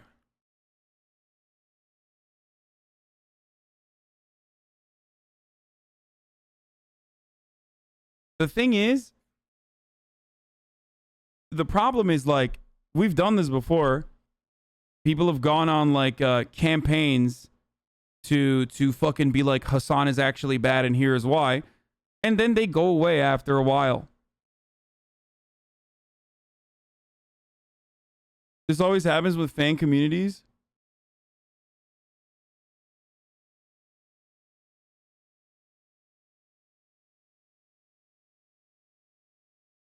I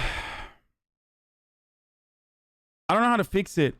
I don't know. I don't know what to do because I feel like so many people, fan communities just become toxic after a while. It's not your fault.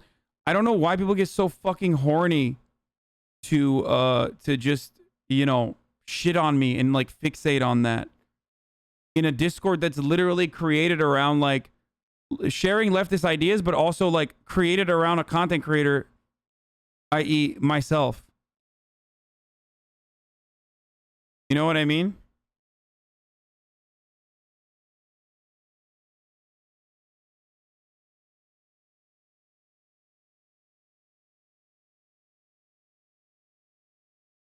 It's so strange too. Simply because you have clout, no other reason, I think. What do you mean? Because people want to... It's the nature of a progressive space to have people on different pages when it comes to their ideas. The issue is when people reactionary hulk out when met with ideas that don't exactly match their own. It's too old and has too many people in it. Nuked and start over sub only. It doesn't matter.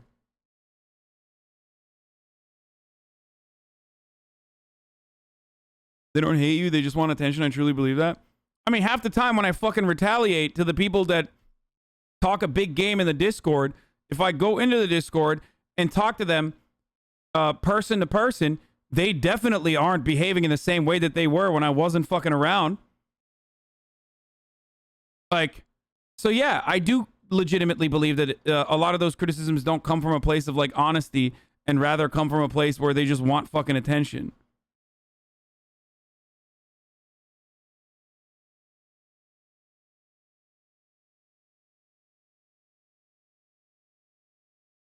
Moon's Discord had a channel exactly like yours. He straight up deleted it. That's the only solution, it seems. Yeah, we're going to do a non-politics political Discord.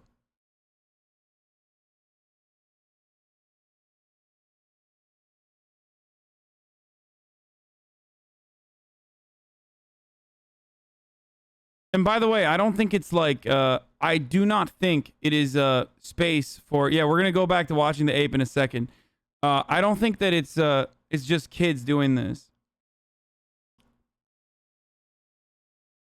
No, they don't want attention from you. They want to be on the moral high ground within a leftist space. Yeah.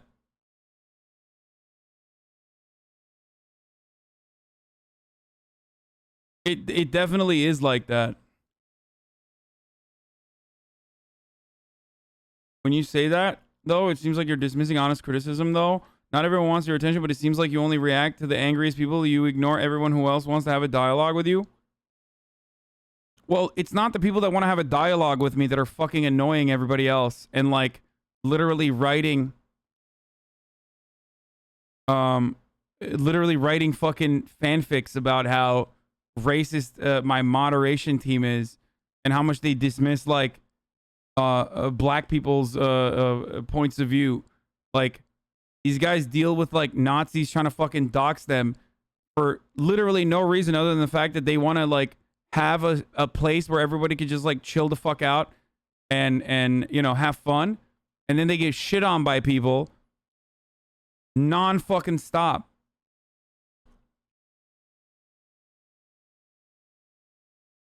Who are incredibly fucking annoying.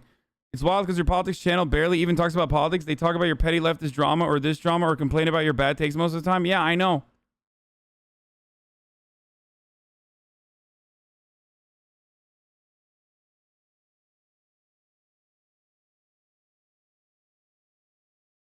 Just don't give them attention. It doesn't work that way. They get like unbearable and make a space that's like otherwise fun for so many fucking people into an unbearable, incredibly annoying, impossible to fucking breathe in space where like a group of people who obviously truly fucking care about empathy and leftist causes, they turn them out to be like fucking racist and shit. You know what I mean? And it's really annoying. And while there are legitimate grievances, especially in like predominantly white leftist spaces, like you have to understand that from where I'm standing and the way that I would like to run and operate a community. Space was fun until your weird tweets about mass today. Wow. Okay, don't get me into another one, dude.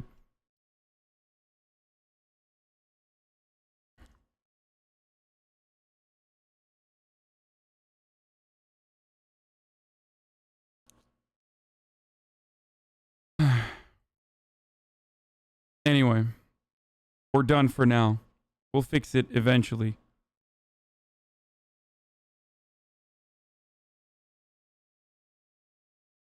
God damn, dude.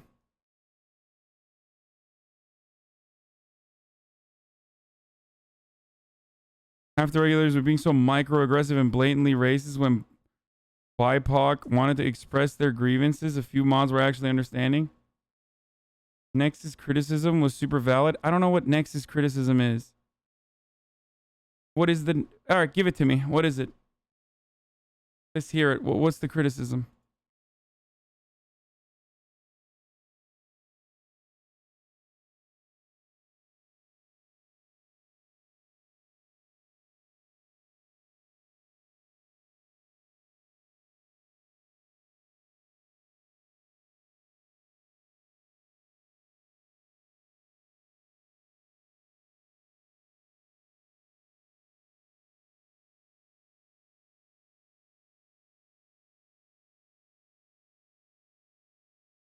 Do the ban appeals even work now? I don't think... no, I don't think people are looking at the ban appeals good. And they shouldn't.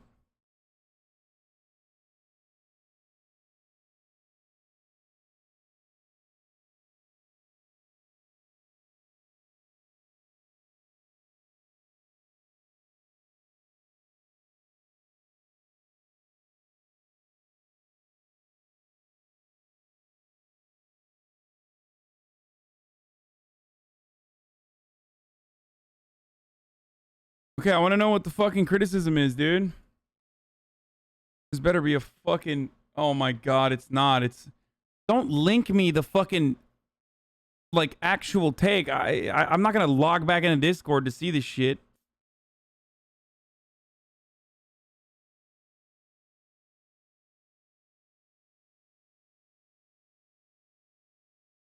I don't even know who this person is. Like, am I supposed to know fucking... random people in a 60k fucking Discord? Like, by name? Like, this is what I mean.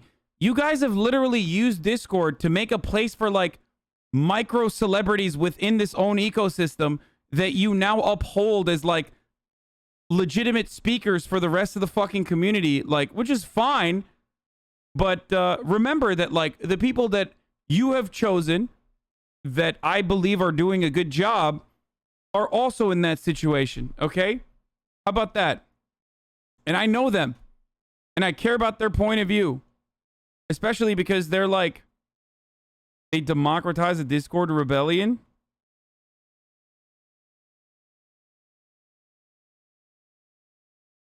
These people have party leaders in Discord, lol. I mean, yeah.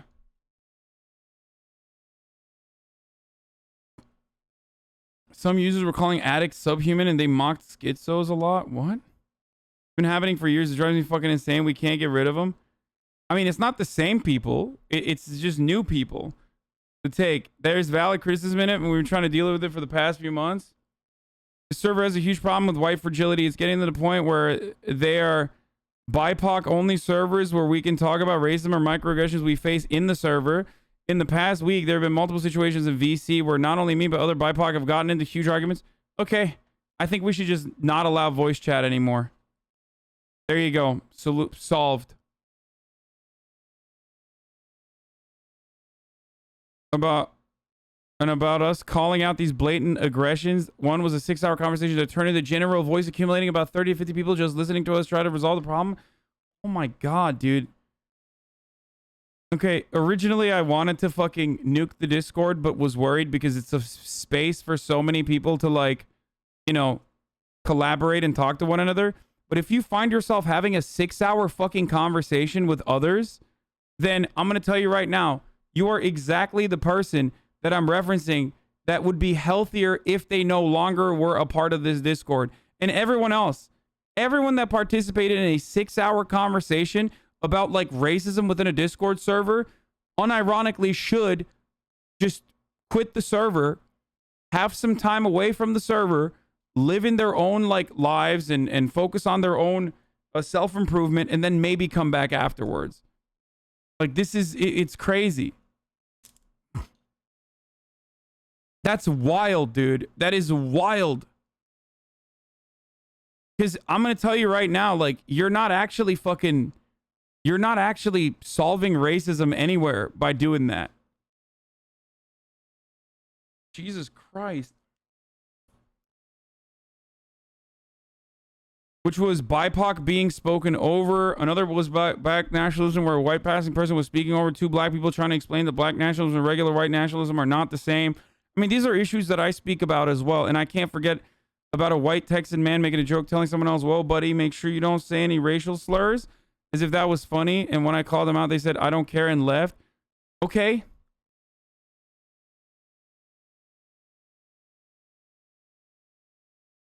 First of all, like, what? So white passing people can't have a take on this issue? I mean, this is a Discord server revolving around watching literally a white passing, white ass fucking streamer talk about these issues. So I think you might be in the wrong server if this is, like, what your take is, unironically. Like, this is literally what I do.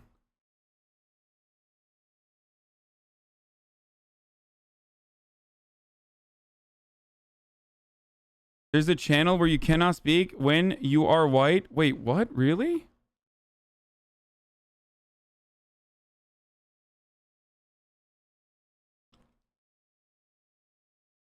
Seriously, just ban this person. This constantly make this take about everyone like V. What?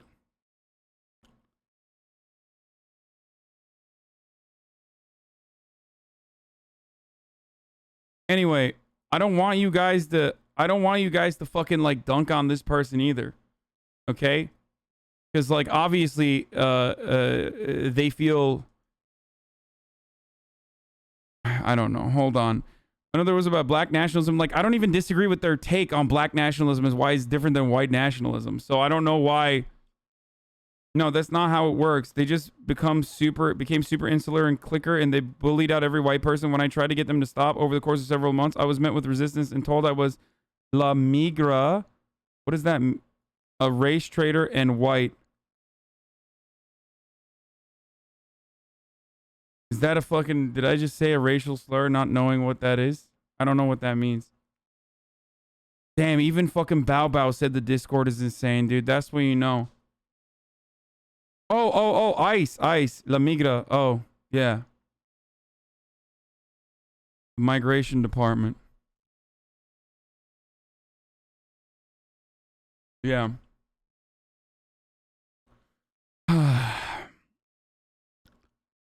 White Texan man, whoa, buddy, make sure you don't say any racial slurs. I don't understand what the context of this is, but I don't know. In all these situations, BIPOC were constantly being spoken over, and instead these allies lifting our voices, we were constantly and still being spoken over and labeled as these stereotypes as being too aggressive. I mean, if you're having, both sides are having an aggressive conversation, if they're fucking having a 6-hour conversation, completely disproportionate to the matter at hand, which is like literally a Discord debate. Okay? That's crazy. That is aggressive. I'm just going to let you know.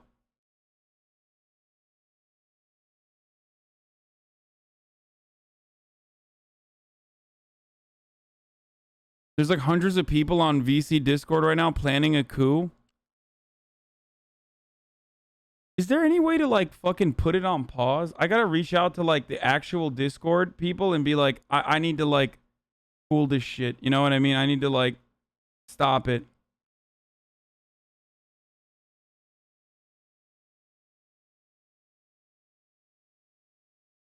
Just like pause the fucking...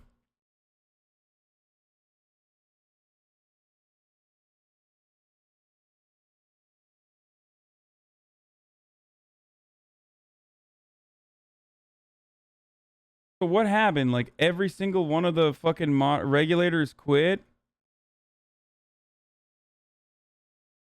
Jesus Christ, dude.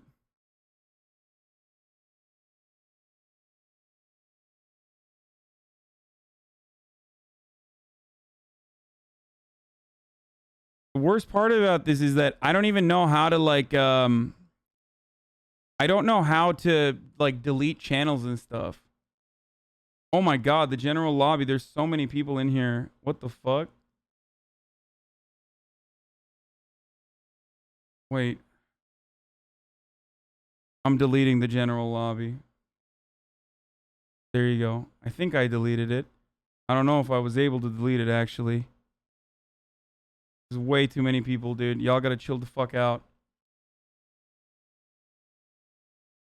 I'm nuking all the fucking voice channels.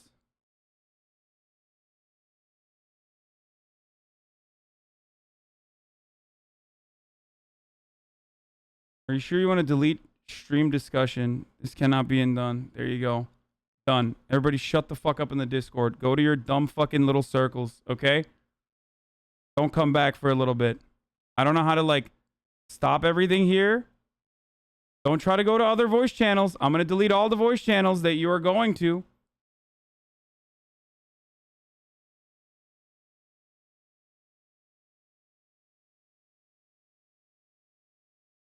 We can just lock all the channels except the mod ones. Please do.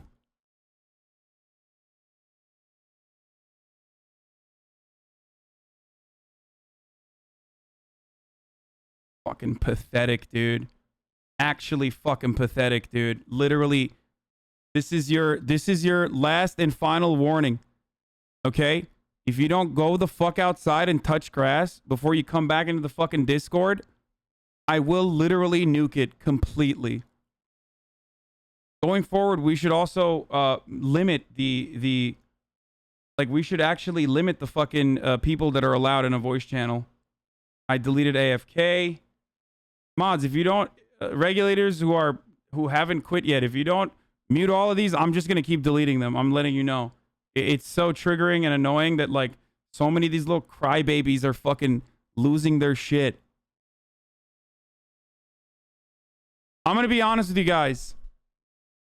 Let me say something, okay? And I muted, it takes a while. Okay. Here's what's going on.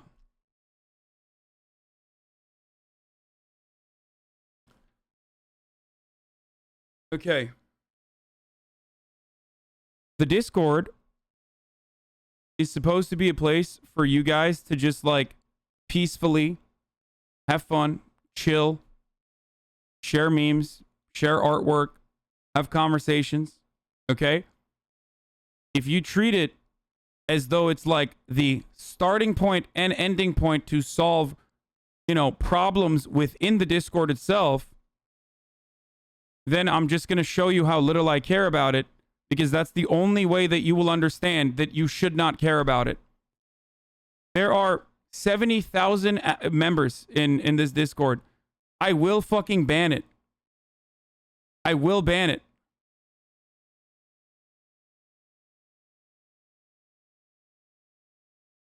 I will fucking, I will nuke it. For your own good. Bro, you're talking about it for an hour like it's important? I mean, it clearly is. If it's starting to fucking, if it's getting to a point where it's like, I've enjoyed Discord a lot this past year, but I've seen a lot of what you're talking about, and some of the regs are going on about too. It's made me distance from it, not gonna lie, it's fucked.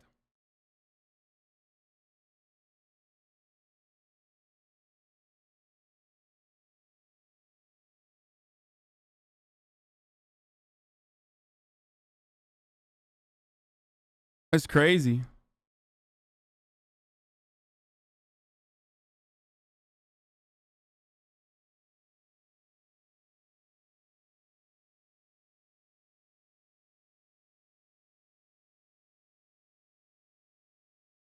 I think I might delete it and like restart it.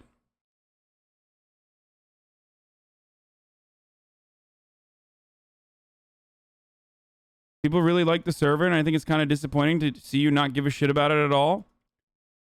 I mean, it's literally not worth the fucking heartache. If it becomes this like toxic shithole that is incredibly fucking clicky, where people literally use this as an opportunity, like toxic shithole that's incredibly clicky, that where people use like legitimate leftist causes as a way to like shit all over people and like fucking yell at them. And you know, as much as I don't want the trolls to fucking win, like it's just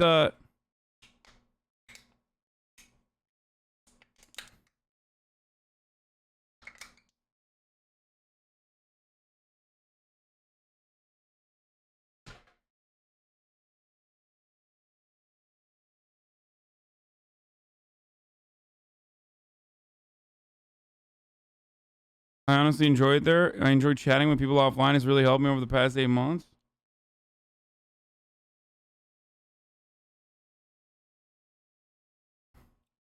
Dude, you guys fucking spend way too much time in there, man. Like, way too much fucking time in there. I think,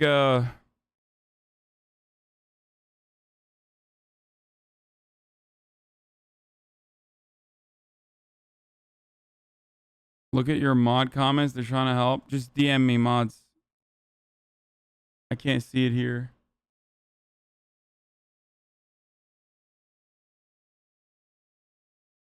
How to lock a Discord? Oh, wait, I can do that. Wait, hold on.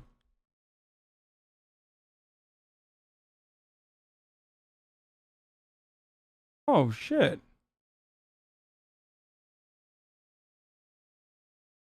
Wait, how the fuck?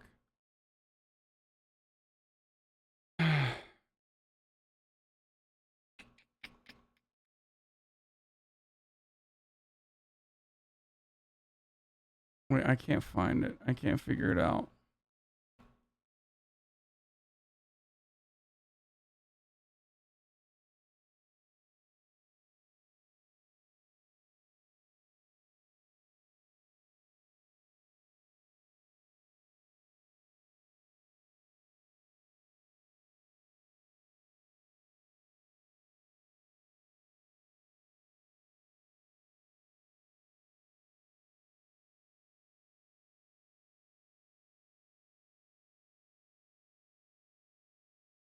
Overview, roles, emoji, moderation.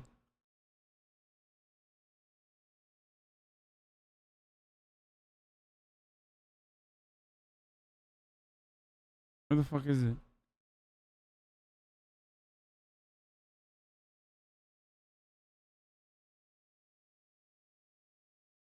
Bye-bye.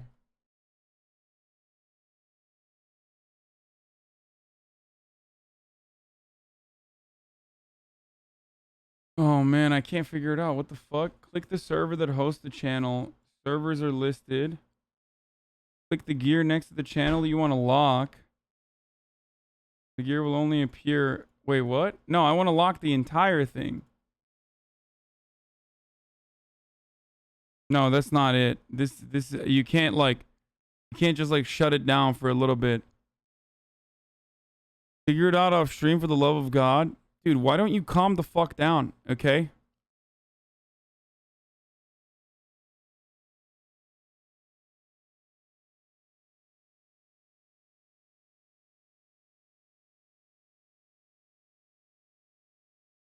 Something about Discord sounds like something to sleep on. Take a breather, dude. I've literally just come in, but it seems you're upset about something. You're getting yourself worked on, BPs.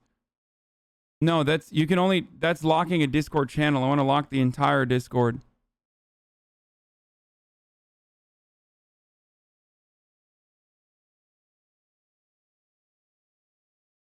Legit criticisms of BIPOC are being generalized as trolls or as libs. That's what's upsetting people right now. Yes, there are people who said absurd things about your mods, which they do not deserve, but there were legit criticisms and unfortunately were not addressed. Yeah, well, guess what, dude?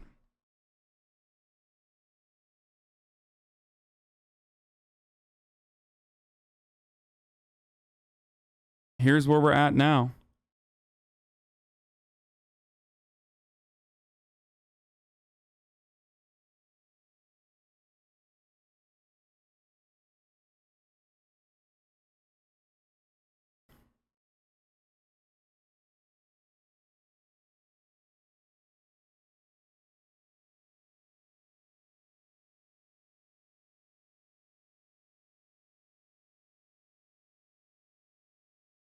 I want to lock the entire Discord. I don't want to just lock specific channels. Server-wide remove send message permissions from all roles except at everyone. If you need to disable chat, remove send message permissions from at everyone. Where the fuck do I do that?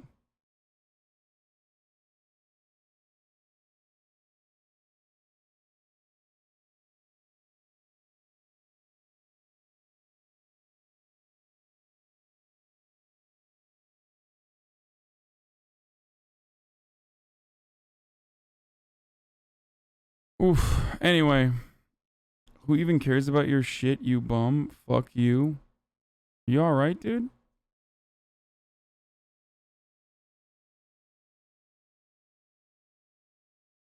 What is this?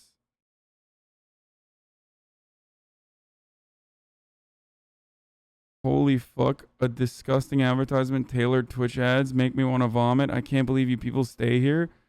Dog, you said that an hour ago.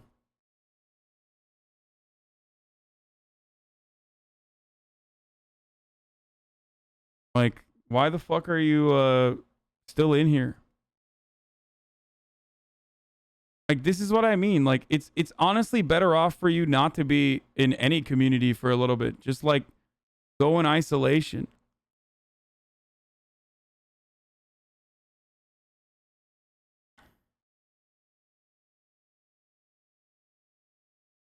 More hesitant to believe the news. Dude, you would be surprised at... Unfortunately, some of this stuff lands. There is a backlash to it, but some of this stuff lands. I saw a great Pew poll the other day. When it came to Donald Trump, it was like over 70% of the time they talked about him, they would talk about his like character and leadership qualities or lack thereof. Yeah. And so when that's how you're talking about the person, you can say whatever the fuck you want. Because what does that even mean? Let me talk about this person's character. It's subjective. Somebody could say, I think he's got great character. Somebody could say, I think he's got terrible character. So it was always out of the realm of policy. Right. And then that same poll, it was like 60 or 65% of the time when they talked about Biden, they talked about policy. So there was this huge dichotomy in how they discussed the presidents, and obviously the ones who they liked, they'd go a little softer on. And when it came to Trump and they despised him, they would talk about... And the crazy thing, the thing that drives me crazy, Joe, is that there are a lot of ways to go after Trump that are actually very intelligent that I would agree with. When you stick to policy, I disagree with him on almost everything when it comes to policy. But they didn't do that. Right. It was all about, he's a bad person. Assassination. Character assassination all day long, which is gross. Do you think that Biden is making actual decisions?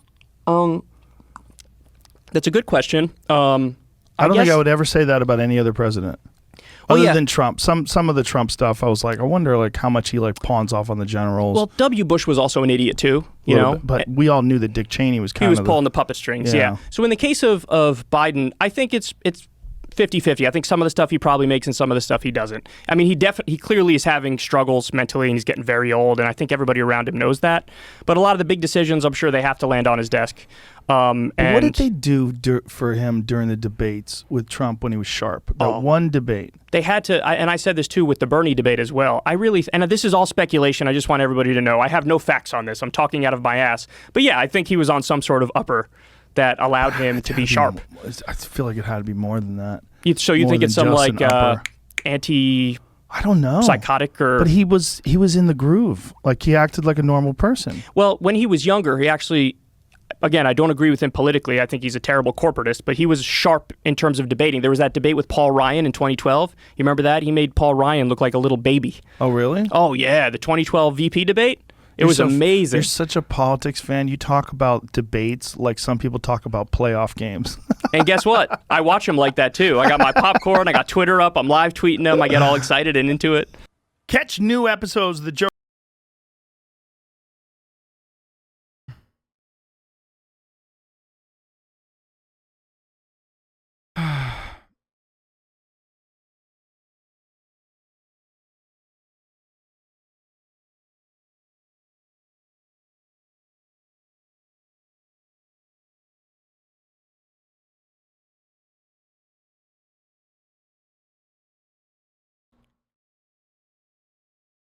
How can I touch grass when I'm in isolation for the last 10 months? Stop. Don't get started.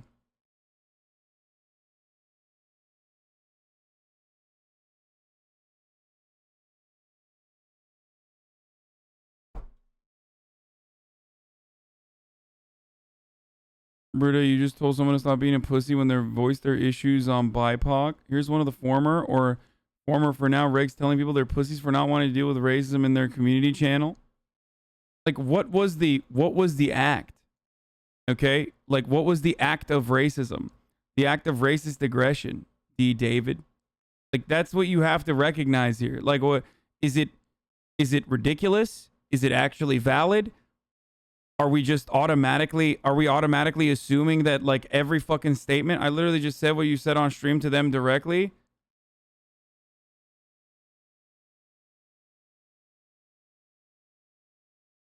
The act was someone calling kimchi nasty. No shot. There is no fucking shot. I feel like Discord has gone off its rails like pretty fucking tremendously. Okay? Like pretty fucking tremendously. And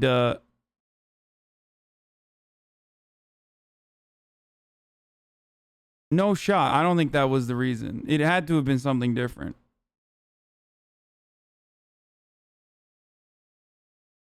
It's literally for shit like white passing BIPOC talking over other BIPOC.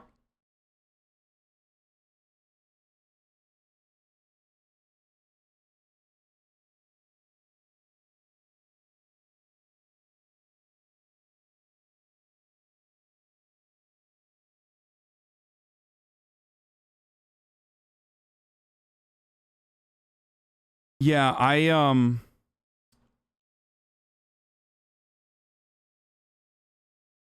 I'll be honest, none of it was that bad, but the cringe level in the VCs right now was unbearable. The nuke was worthy. Yeah, I think I need my regulation team or whoever is left of the regulation team to fucking also vibe check people and just ban cringe people going forward. Like going forward, you will be banned from the Discord for being cringe. Okay? Like, that's wild, dude. I mean, a lot of this stuff is wild. Like a white passing BIPOC speaking over another BIPOC person or some shit like that is not... If that is like the worthy, honorable cause within the Discord that you are trying to defend, then like I'm not the right person as a content creator, and I don't think my community is the right a place for you either. Like, that's wild. I heard one of the last things I heard was that like people wanted to have like skin tone checks or something. I don't know if this is real or not. Like, that's never happening. More like racist trolls saying the N-word. I mean, that's easy ban. Like, that's crazy. I doubt that my regulators are allowing racist trolls to say the N-word. Unless it was like literally at a time when like no one is around and some fucking Nazi found his way to be found his way to like one of the channels.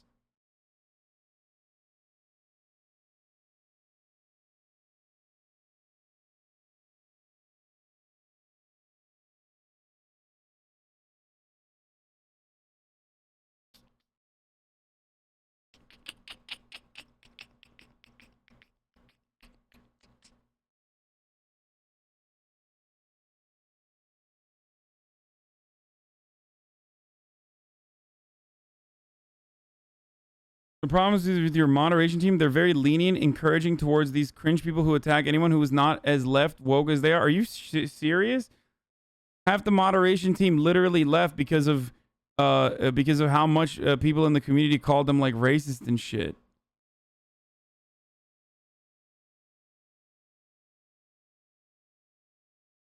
One of the issues was saying dude and bro.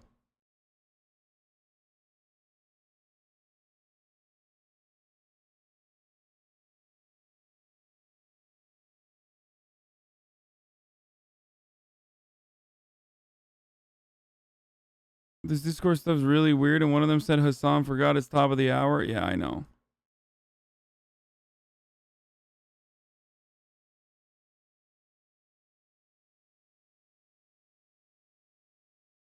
I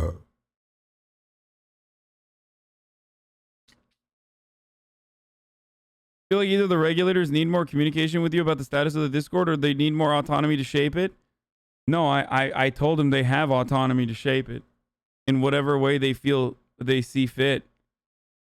I already said that to them. Dude, I don't even know how to ban people. Whenever I go in there and get mad, I like literally manually remove people. Like, I don't know how to operate Discord at all. I rarely ever touch it.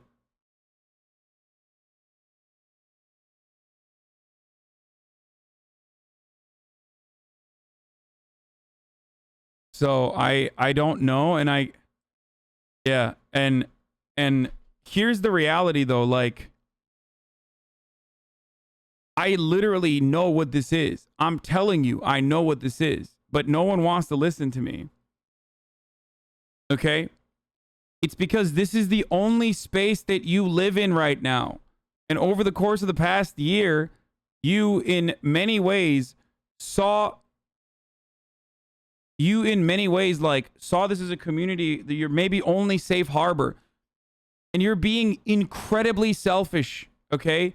You're being incredibly fucking selfish trying to have this massive community with 60,000 fucking members fit your own personal expectations, especially if they do not align with me. And I'm sorry, I'm the fucking God King, bitch. That's how it is. It's my Discord, okay? It's not your Discord. It's not you and your friends' Discord. And because you and your friends' Discord sucks ass, you literally made you and your friends' Discord, and you still come into my Discord. Like, I am your fucking king, okay? For all intents and purposes, I am the fucking god of this Discord, okay? And you're being insanely selfish for ruining a place that is for so many other people. Like, you're no different than the motherfuckers who come in here and they're like, why aren't you not talking about the Transnistria, autonomy movement in Russia? Like, but significantly worse. So when regulators send you that fucking list of my expectations from Discord being like, be kind to others, be empathetic, try to educate people, and if you can't, then discontinue the conversation and just move away, step away from it.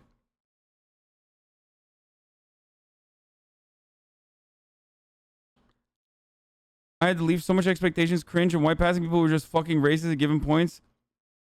It's just so disgusting and I fucking hated it. I understand your POV.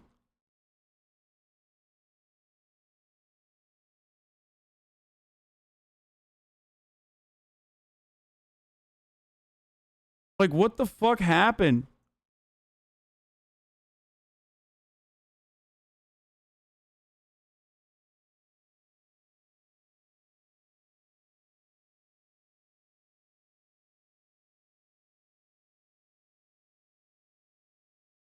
Imagine calling yourself God King at Discord while not knowing how to ban Discord.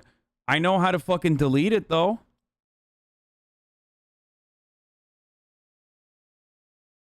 I'm struggling to understand why you wouldn't want the BIPOC people in your server to call out microaggressions to make the space safer.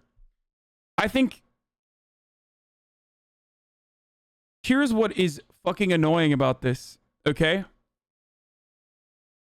There is calling out racism and like actually racist people. There is having unrealistic expectations about like how fast regulators are supposed to be at your beck and call when someone is being racist. Okay? And then getting upset at the regulators for not reacting safely enough. And then there is microaggressions, such as things you have declared to be microaggressions that are unacceptable, that I don't give a fuck about. That I, as a privileged person, do not consider to be a ban-worthy microaggression. Saying I don't like kimchi or kimchi sounds disgusting is not a fucking microaggression that I personally think is a bannable fucking offense. And if you think that way, then I don't want you in this community. And I'm being honest with you. Please leave. You can see yourself out. You guys want fucking debates. I hate debates. But you want debates, and then you cry like a little fucking baby when you get that debate. Okay? You want debates. You want to have a 6-hour conversation about race. And then when someone is not acting within your boundaries of comfort, you fucking lose your shit. No more debates. Okay? Never. Never again. And if you fucking debate in the Discord, I will ban you personally. I will figure out how to fucking ban you, and I will ban you personally. Jesus Christ, dude. I think it's for your own good, not just mine.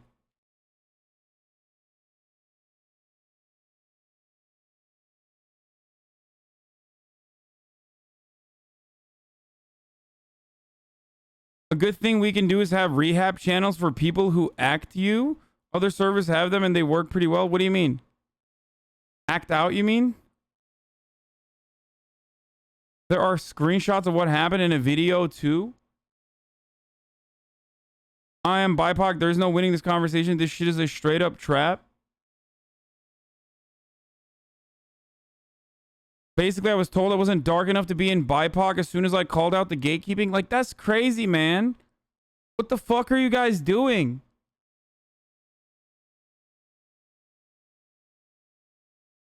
I care about the people. I care about the people who are just there to chill and fucking meme around. Even though I yell at them from time to time when they get annoying. I don't care about the people who are losing their fucking shit. Please pull up the screenshot. I don't know what the screenshot is.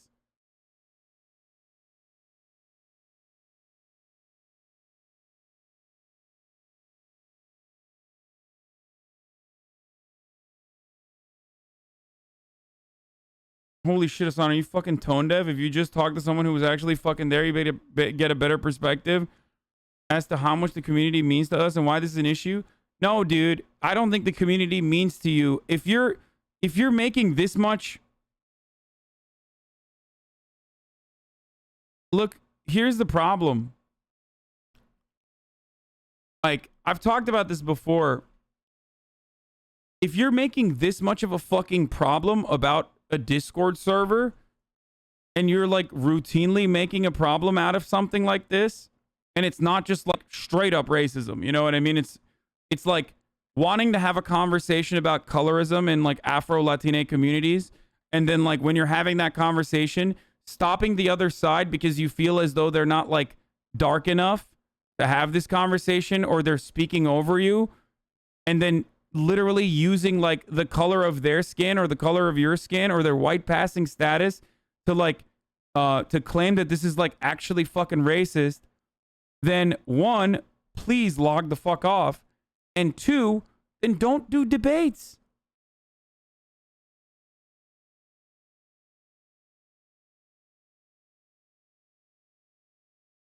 I once posted a picture of me in an Abolish ICE t-shirt in a leftist Discord, and they all thought I was a cop because I was too light-skinned, so I just left.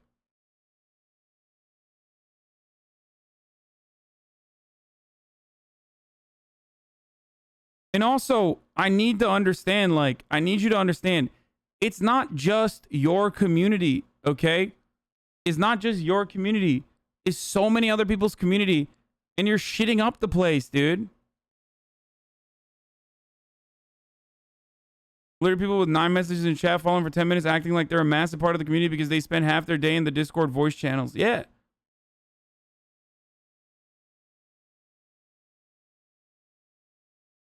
God damn.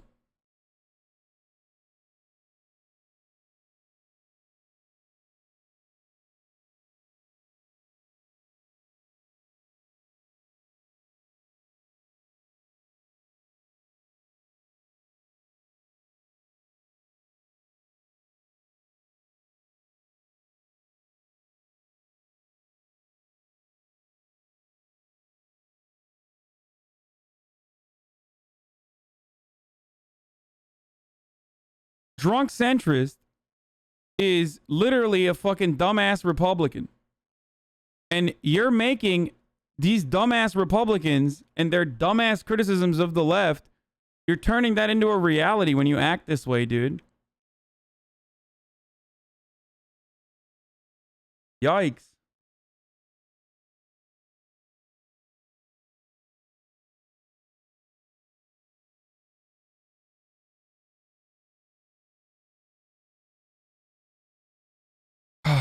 I think number one, no more fucking, if we are to maintain this community, no more fucking debates. No more debates in the community at all. I don't give a shit. I will fucking Stalinist purge you so hard. Lived experience is a thing. Here, this is what you do, okay? Are you ready for this? Week off. There you go. Take a week off. I'm not having a debate with you. And honestly, no more voice chat either. I said no more debates. Motherfucker was like, let me debate you on why debates are necessary.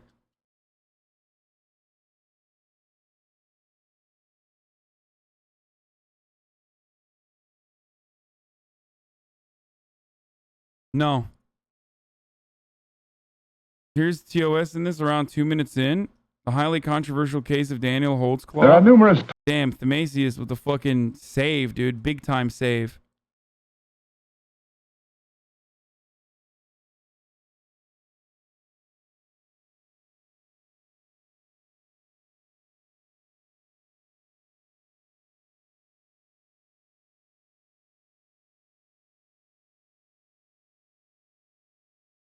I joined Discord a while after I started watching you, and it had nothing to do with your convictions, what you can teach us, or anything. These guys were straight up building their Spanish Inquisition. How are you mentally? Fucking not good right now.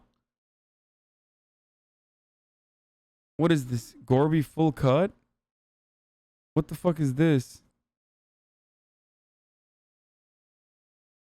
What is this? It says 95 views, bro.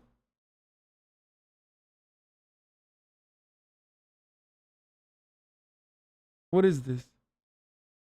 Don't watch this. It's disgusting.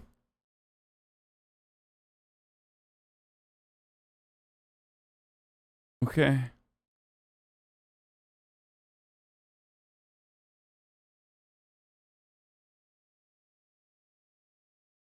Unlisted video with 96 fucking views. They recorded Gorby after he quit and memed Gorby. types of law enforcement agencies, including The Discord refugees are not hanging out in the Vosh Discord. Oh, fuck yeah, dude. Yeah, go and fucking destroy Vosh's community, dude.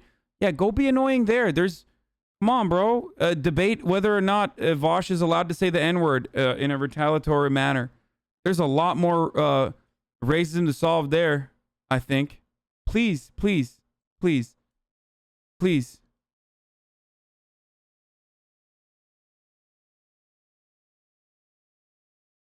Yeah, go ruin his Discord, motherfucker. God damn.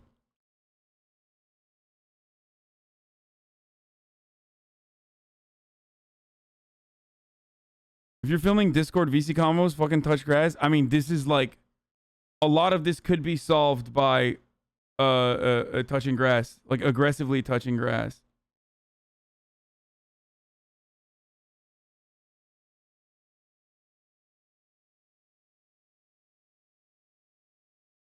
If your immediate reaction is to attack people when they express their thoughts or concerns, you're not in the right space. People are going to Will's Discord too. Dude, you guys are fucking sick in the head. I swear to God. Like, here's a fucking ad break. We're looking at murder shit. I'm done with this. So fucking cringe. Sometimes this shit literally makes me feel like I wish I never, ever, ever fucking started any of this shit to begin with. These were the original fucking rules I posted last time everybody fucking lost their minds. Be nice until people show you they're not. Always remember that people most likely don't share your worldview, so talk at their level. Remember that American social conditioning and cultural imperialism has made a lot of apolitical people starting position transphobic, misogynistic, homophobic, racist, ableist, and pro-imperialist. Seek to educate everyone until they show you they're not interested in learning. Be cool and likable so people are more open to your ideas. And also, lastly, I'm always right all the time. Okay? If you can't follow those fucking rules, get the fuck out. Okay? You're pathetic, especially this last one. You're pathetic. You're a fucking loser. Get fucked. I don't want you in my community. Okay? It's so basic, dude. It's so fucking basic.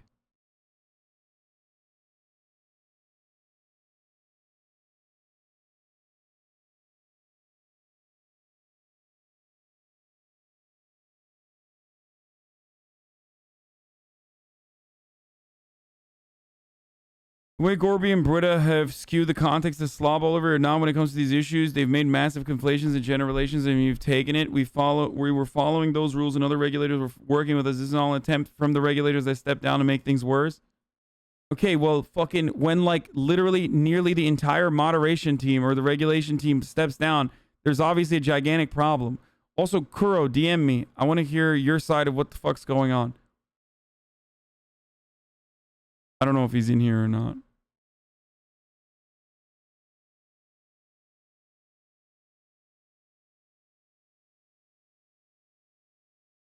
Chidi called the regulators ableist because we didn't ban them when they asked because they wanted to do their homework. Yeah, I heard that. That stuff is so stupid, dude. Like, I'm sorry, dude. You're fucking... This is like ADHD Twitter drama shit.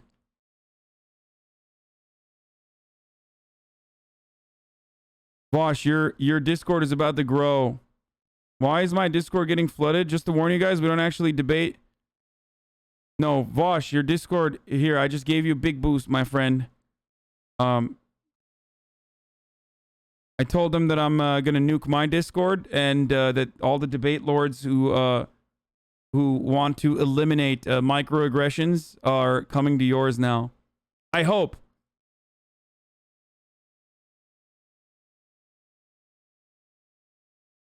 I'm literally here. I'm Nexy. I can fucking explain, even if you want to hear what actually happened. I am here. Following since 11/20.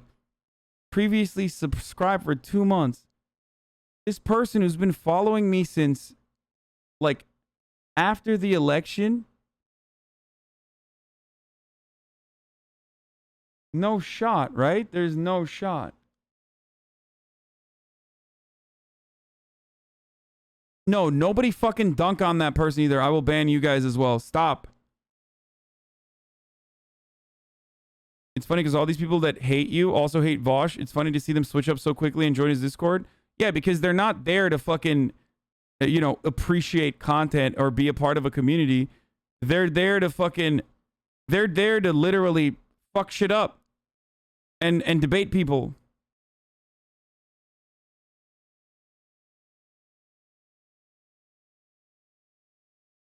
That is Nexy. Like, half the people that are championing this drama didn't even know about leftism before COVID. Oh, Jesus fucking Christ.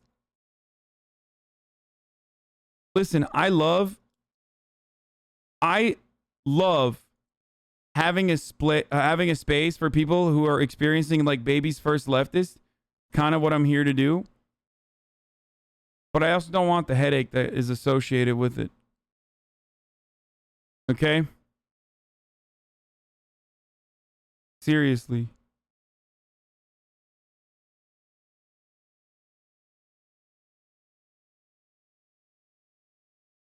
Fucking nuts. Yeah, I don't want to like destroy a community that's like 95% of which is like chill and fine for the 5% that are super active and like actively pushing people out. I think the best thing to do for those people is to just fucking leave.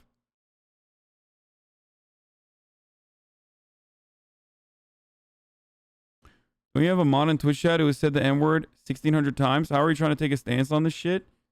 Yeah, I do, actually. I also have a community with 30,000 people, some of which who have also said the N-word probably 1 million times and even done worse shit. Guess what? A fundamental part of what I believe in is that you can change, and you can change for the better and no longer be the same person you once were. That's why I do what I do. And if your point of view is like, oh no, like you need to consistently fucking answer for your racial crimes of the past forever, despite the fact that you have moved on and become a better person, then you're not the type of person that I want in my community at all. That's the point. Like, I'm aware. Hell of people in here have watched fucking Steven Crowder. There were people who were Nazis and shit. You know what I mean? Like, yeah. You think that's... oh, man. Oh, no. I can't believe that, dude.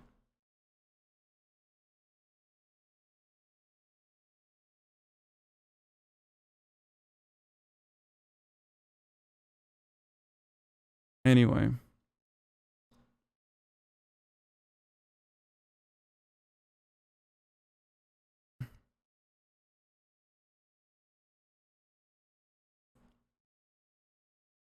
I care more about... I'm going to make this abundantly clear one last time before I move on, okay? This might be upsetting to hear, but I'm going to make it abundantly clear one last time before I move on to the murder shit. I care a lot more about someone who has made the journey to arrive at their current position and change their minds and can be a non-annoying, empathetic voice for further change for others than I do about the person who has never made mistakes and is acting in the most puritanical way they possibly can about transgressions of the past. I do not like you. I think you are an overall burden to any sort of coalition building. And I think you are what's wrong with leftist spaces. I don't want you in my community if you can't be this way. However, because I do believe in reform, I think you can eventually purge yourself, see yourself out of this community, and then come back when you're rehabilitated and can be a little bit more understanding. Okay?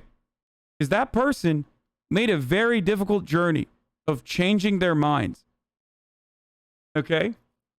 You didn't. Or even if you did, you are no longer empathetic to those who are also on that journey. I don't like you. Like, I think you're a bad person. And I think that leftist people can be bad people as well.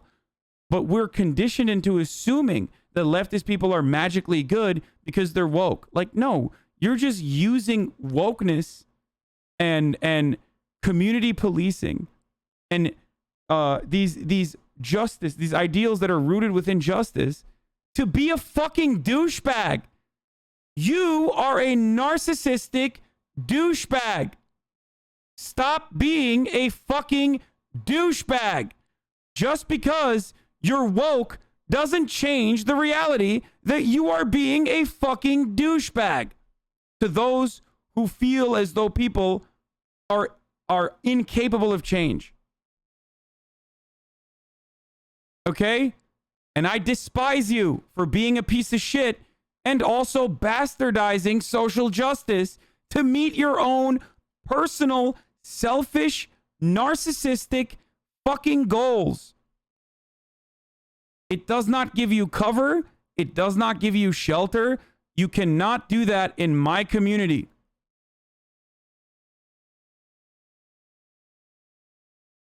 These guys were too many. They even have a refugee Discord. I know they do. I know. You are the reason why so many people are unable to change because you make it fucking unable to change. Please tell me when you touch grass last. Hasan telling queer and BIPOC people to be nicer to racists. Yes, I'm literally saying that. I am. I'm saying that you have to be less fucking reactionary and come from a place of empathy. Also, I literally just came back from the gym, you fucking moron. Like that person, hold on. I just banned him. What was their username? I gotta literally find their logs. It's like pure cancer. That person is exactly what I'm talking about. Like, where is it? Where is it? Fuck, I gotta find him now.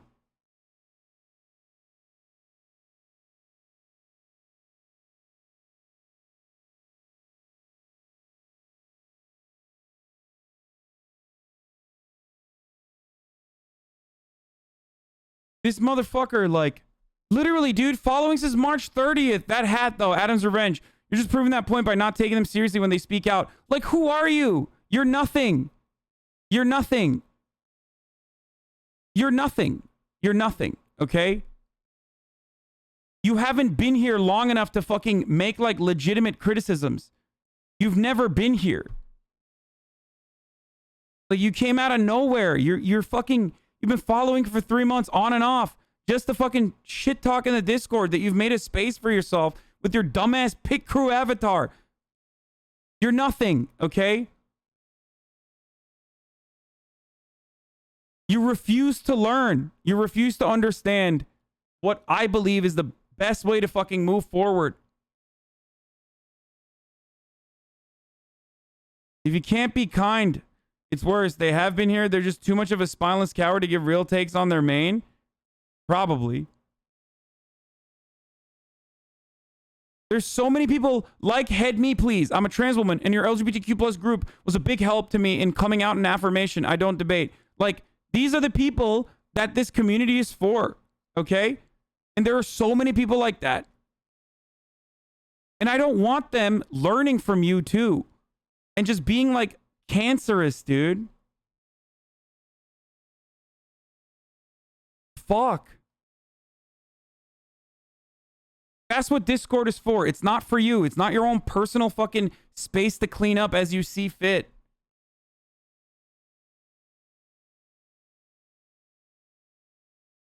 Fuck, man.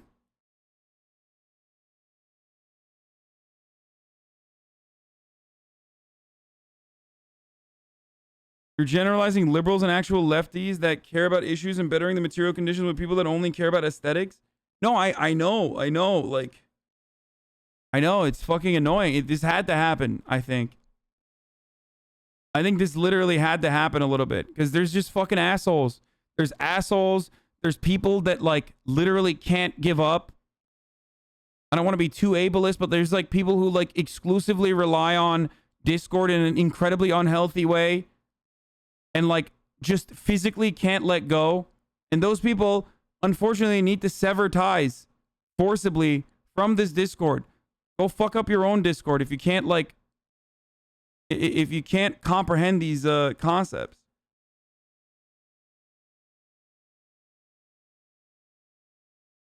Motherfucker said, please tell me when you touch grass last.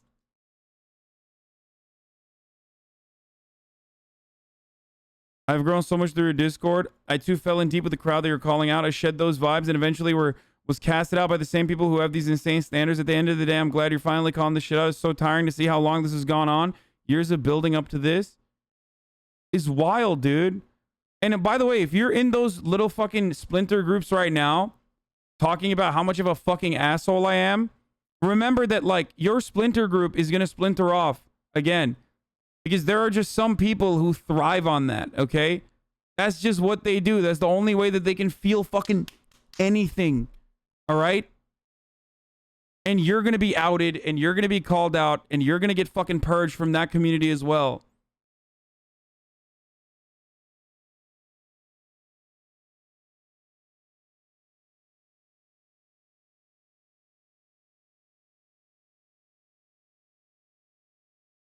I've been in your Discord most of the time. It's fine. Only thing I don't like is anarchies that sometimes show up.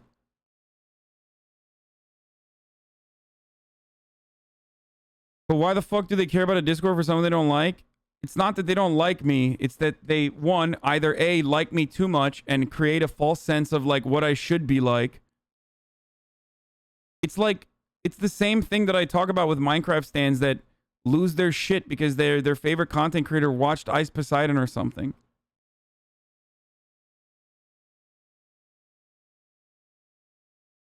It's like kind of similar to that. And then there are also other people who just thrive on this. Like they have a false expectation of what someone else's community should be like. And they can't get over it. They think that like it's supposed to be made in the way that they want it to be.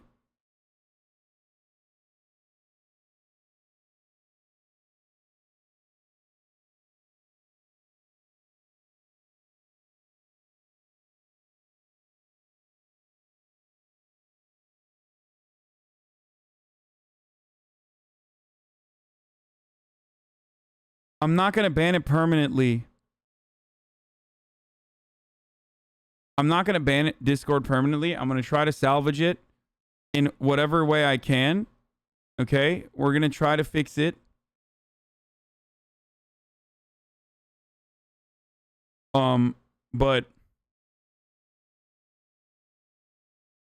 you know, there is no salvaging it. Let it burn. Man, shut up.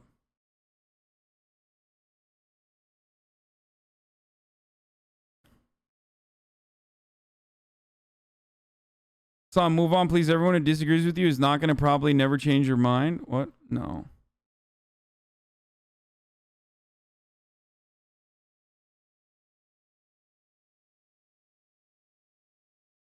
Infrared called you out on his YouTube channel? Who the fuck is Infrared, dumbass? Take a week off. Fucking OMEGALUL Andes, dude. Oh my god. Oh no, dude. I can't believe it, bro. Is it another fucking Discord Andy who's like... Is it another Discord celebrity?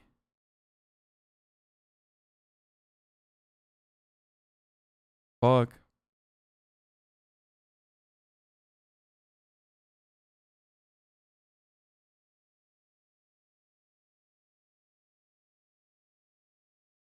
Infra is a tanky? The fuck did he call me out on then? Like my criticisms of, let me guess. HasanAbi's criticisms of China revolve around repurposing Adrian Zen's propaganda.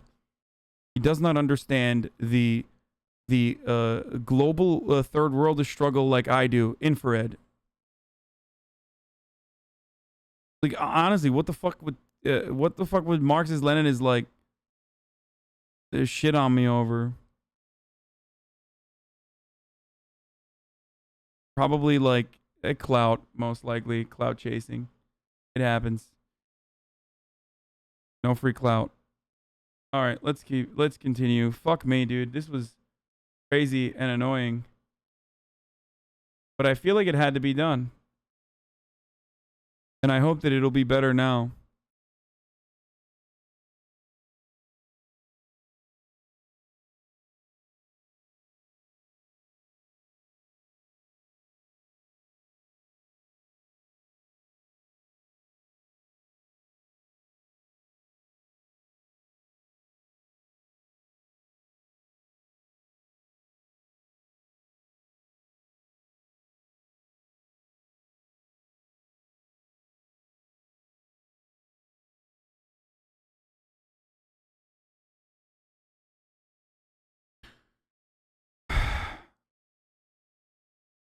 Man, your community is the largest leftist community on Twitch. Sucks that it died.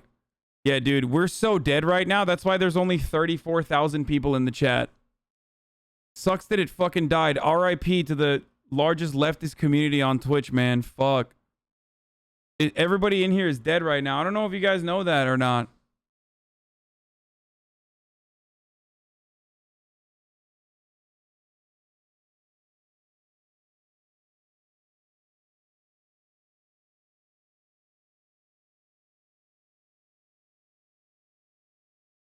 Anyway, after a long ass stun lock, it's time for murder again. Trigger warning. www.twitch.tv/HasanAbi. God damn, this shit sucks. This is literally why I left like debating stuff, because there's so many like, it's not necessarily debate lords, but it's like the toxicity associated with people who have like that mentality that see everything as like contest, like blood sports, see every conversation as one to be dominated and shit, and it like, that's the reason why I stopped the debate lording and all that other stuff. And I think there's still so many of those people in my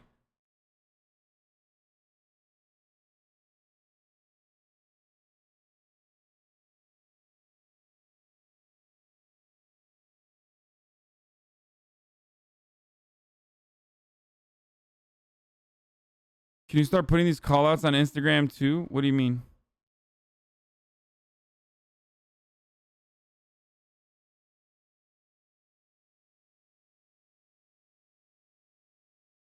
What is this?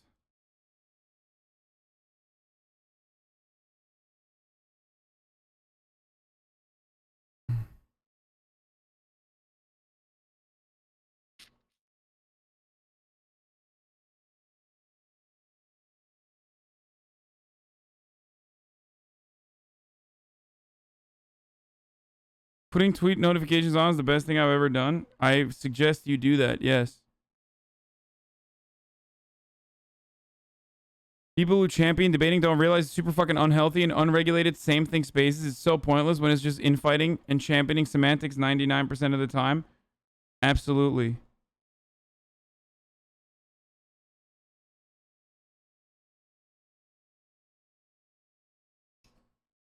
Do you think there's a space for debate lord mentality? Yes. Prison. Go to jail. I would throw you in internet jail if I could. I'm letting you know, dude.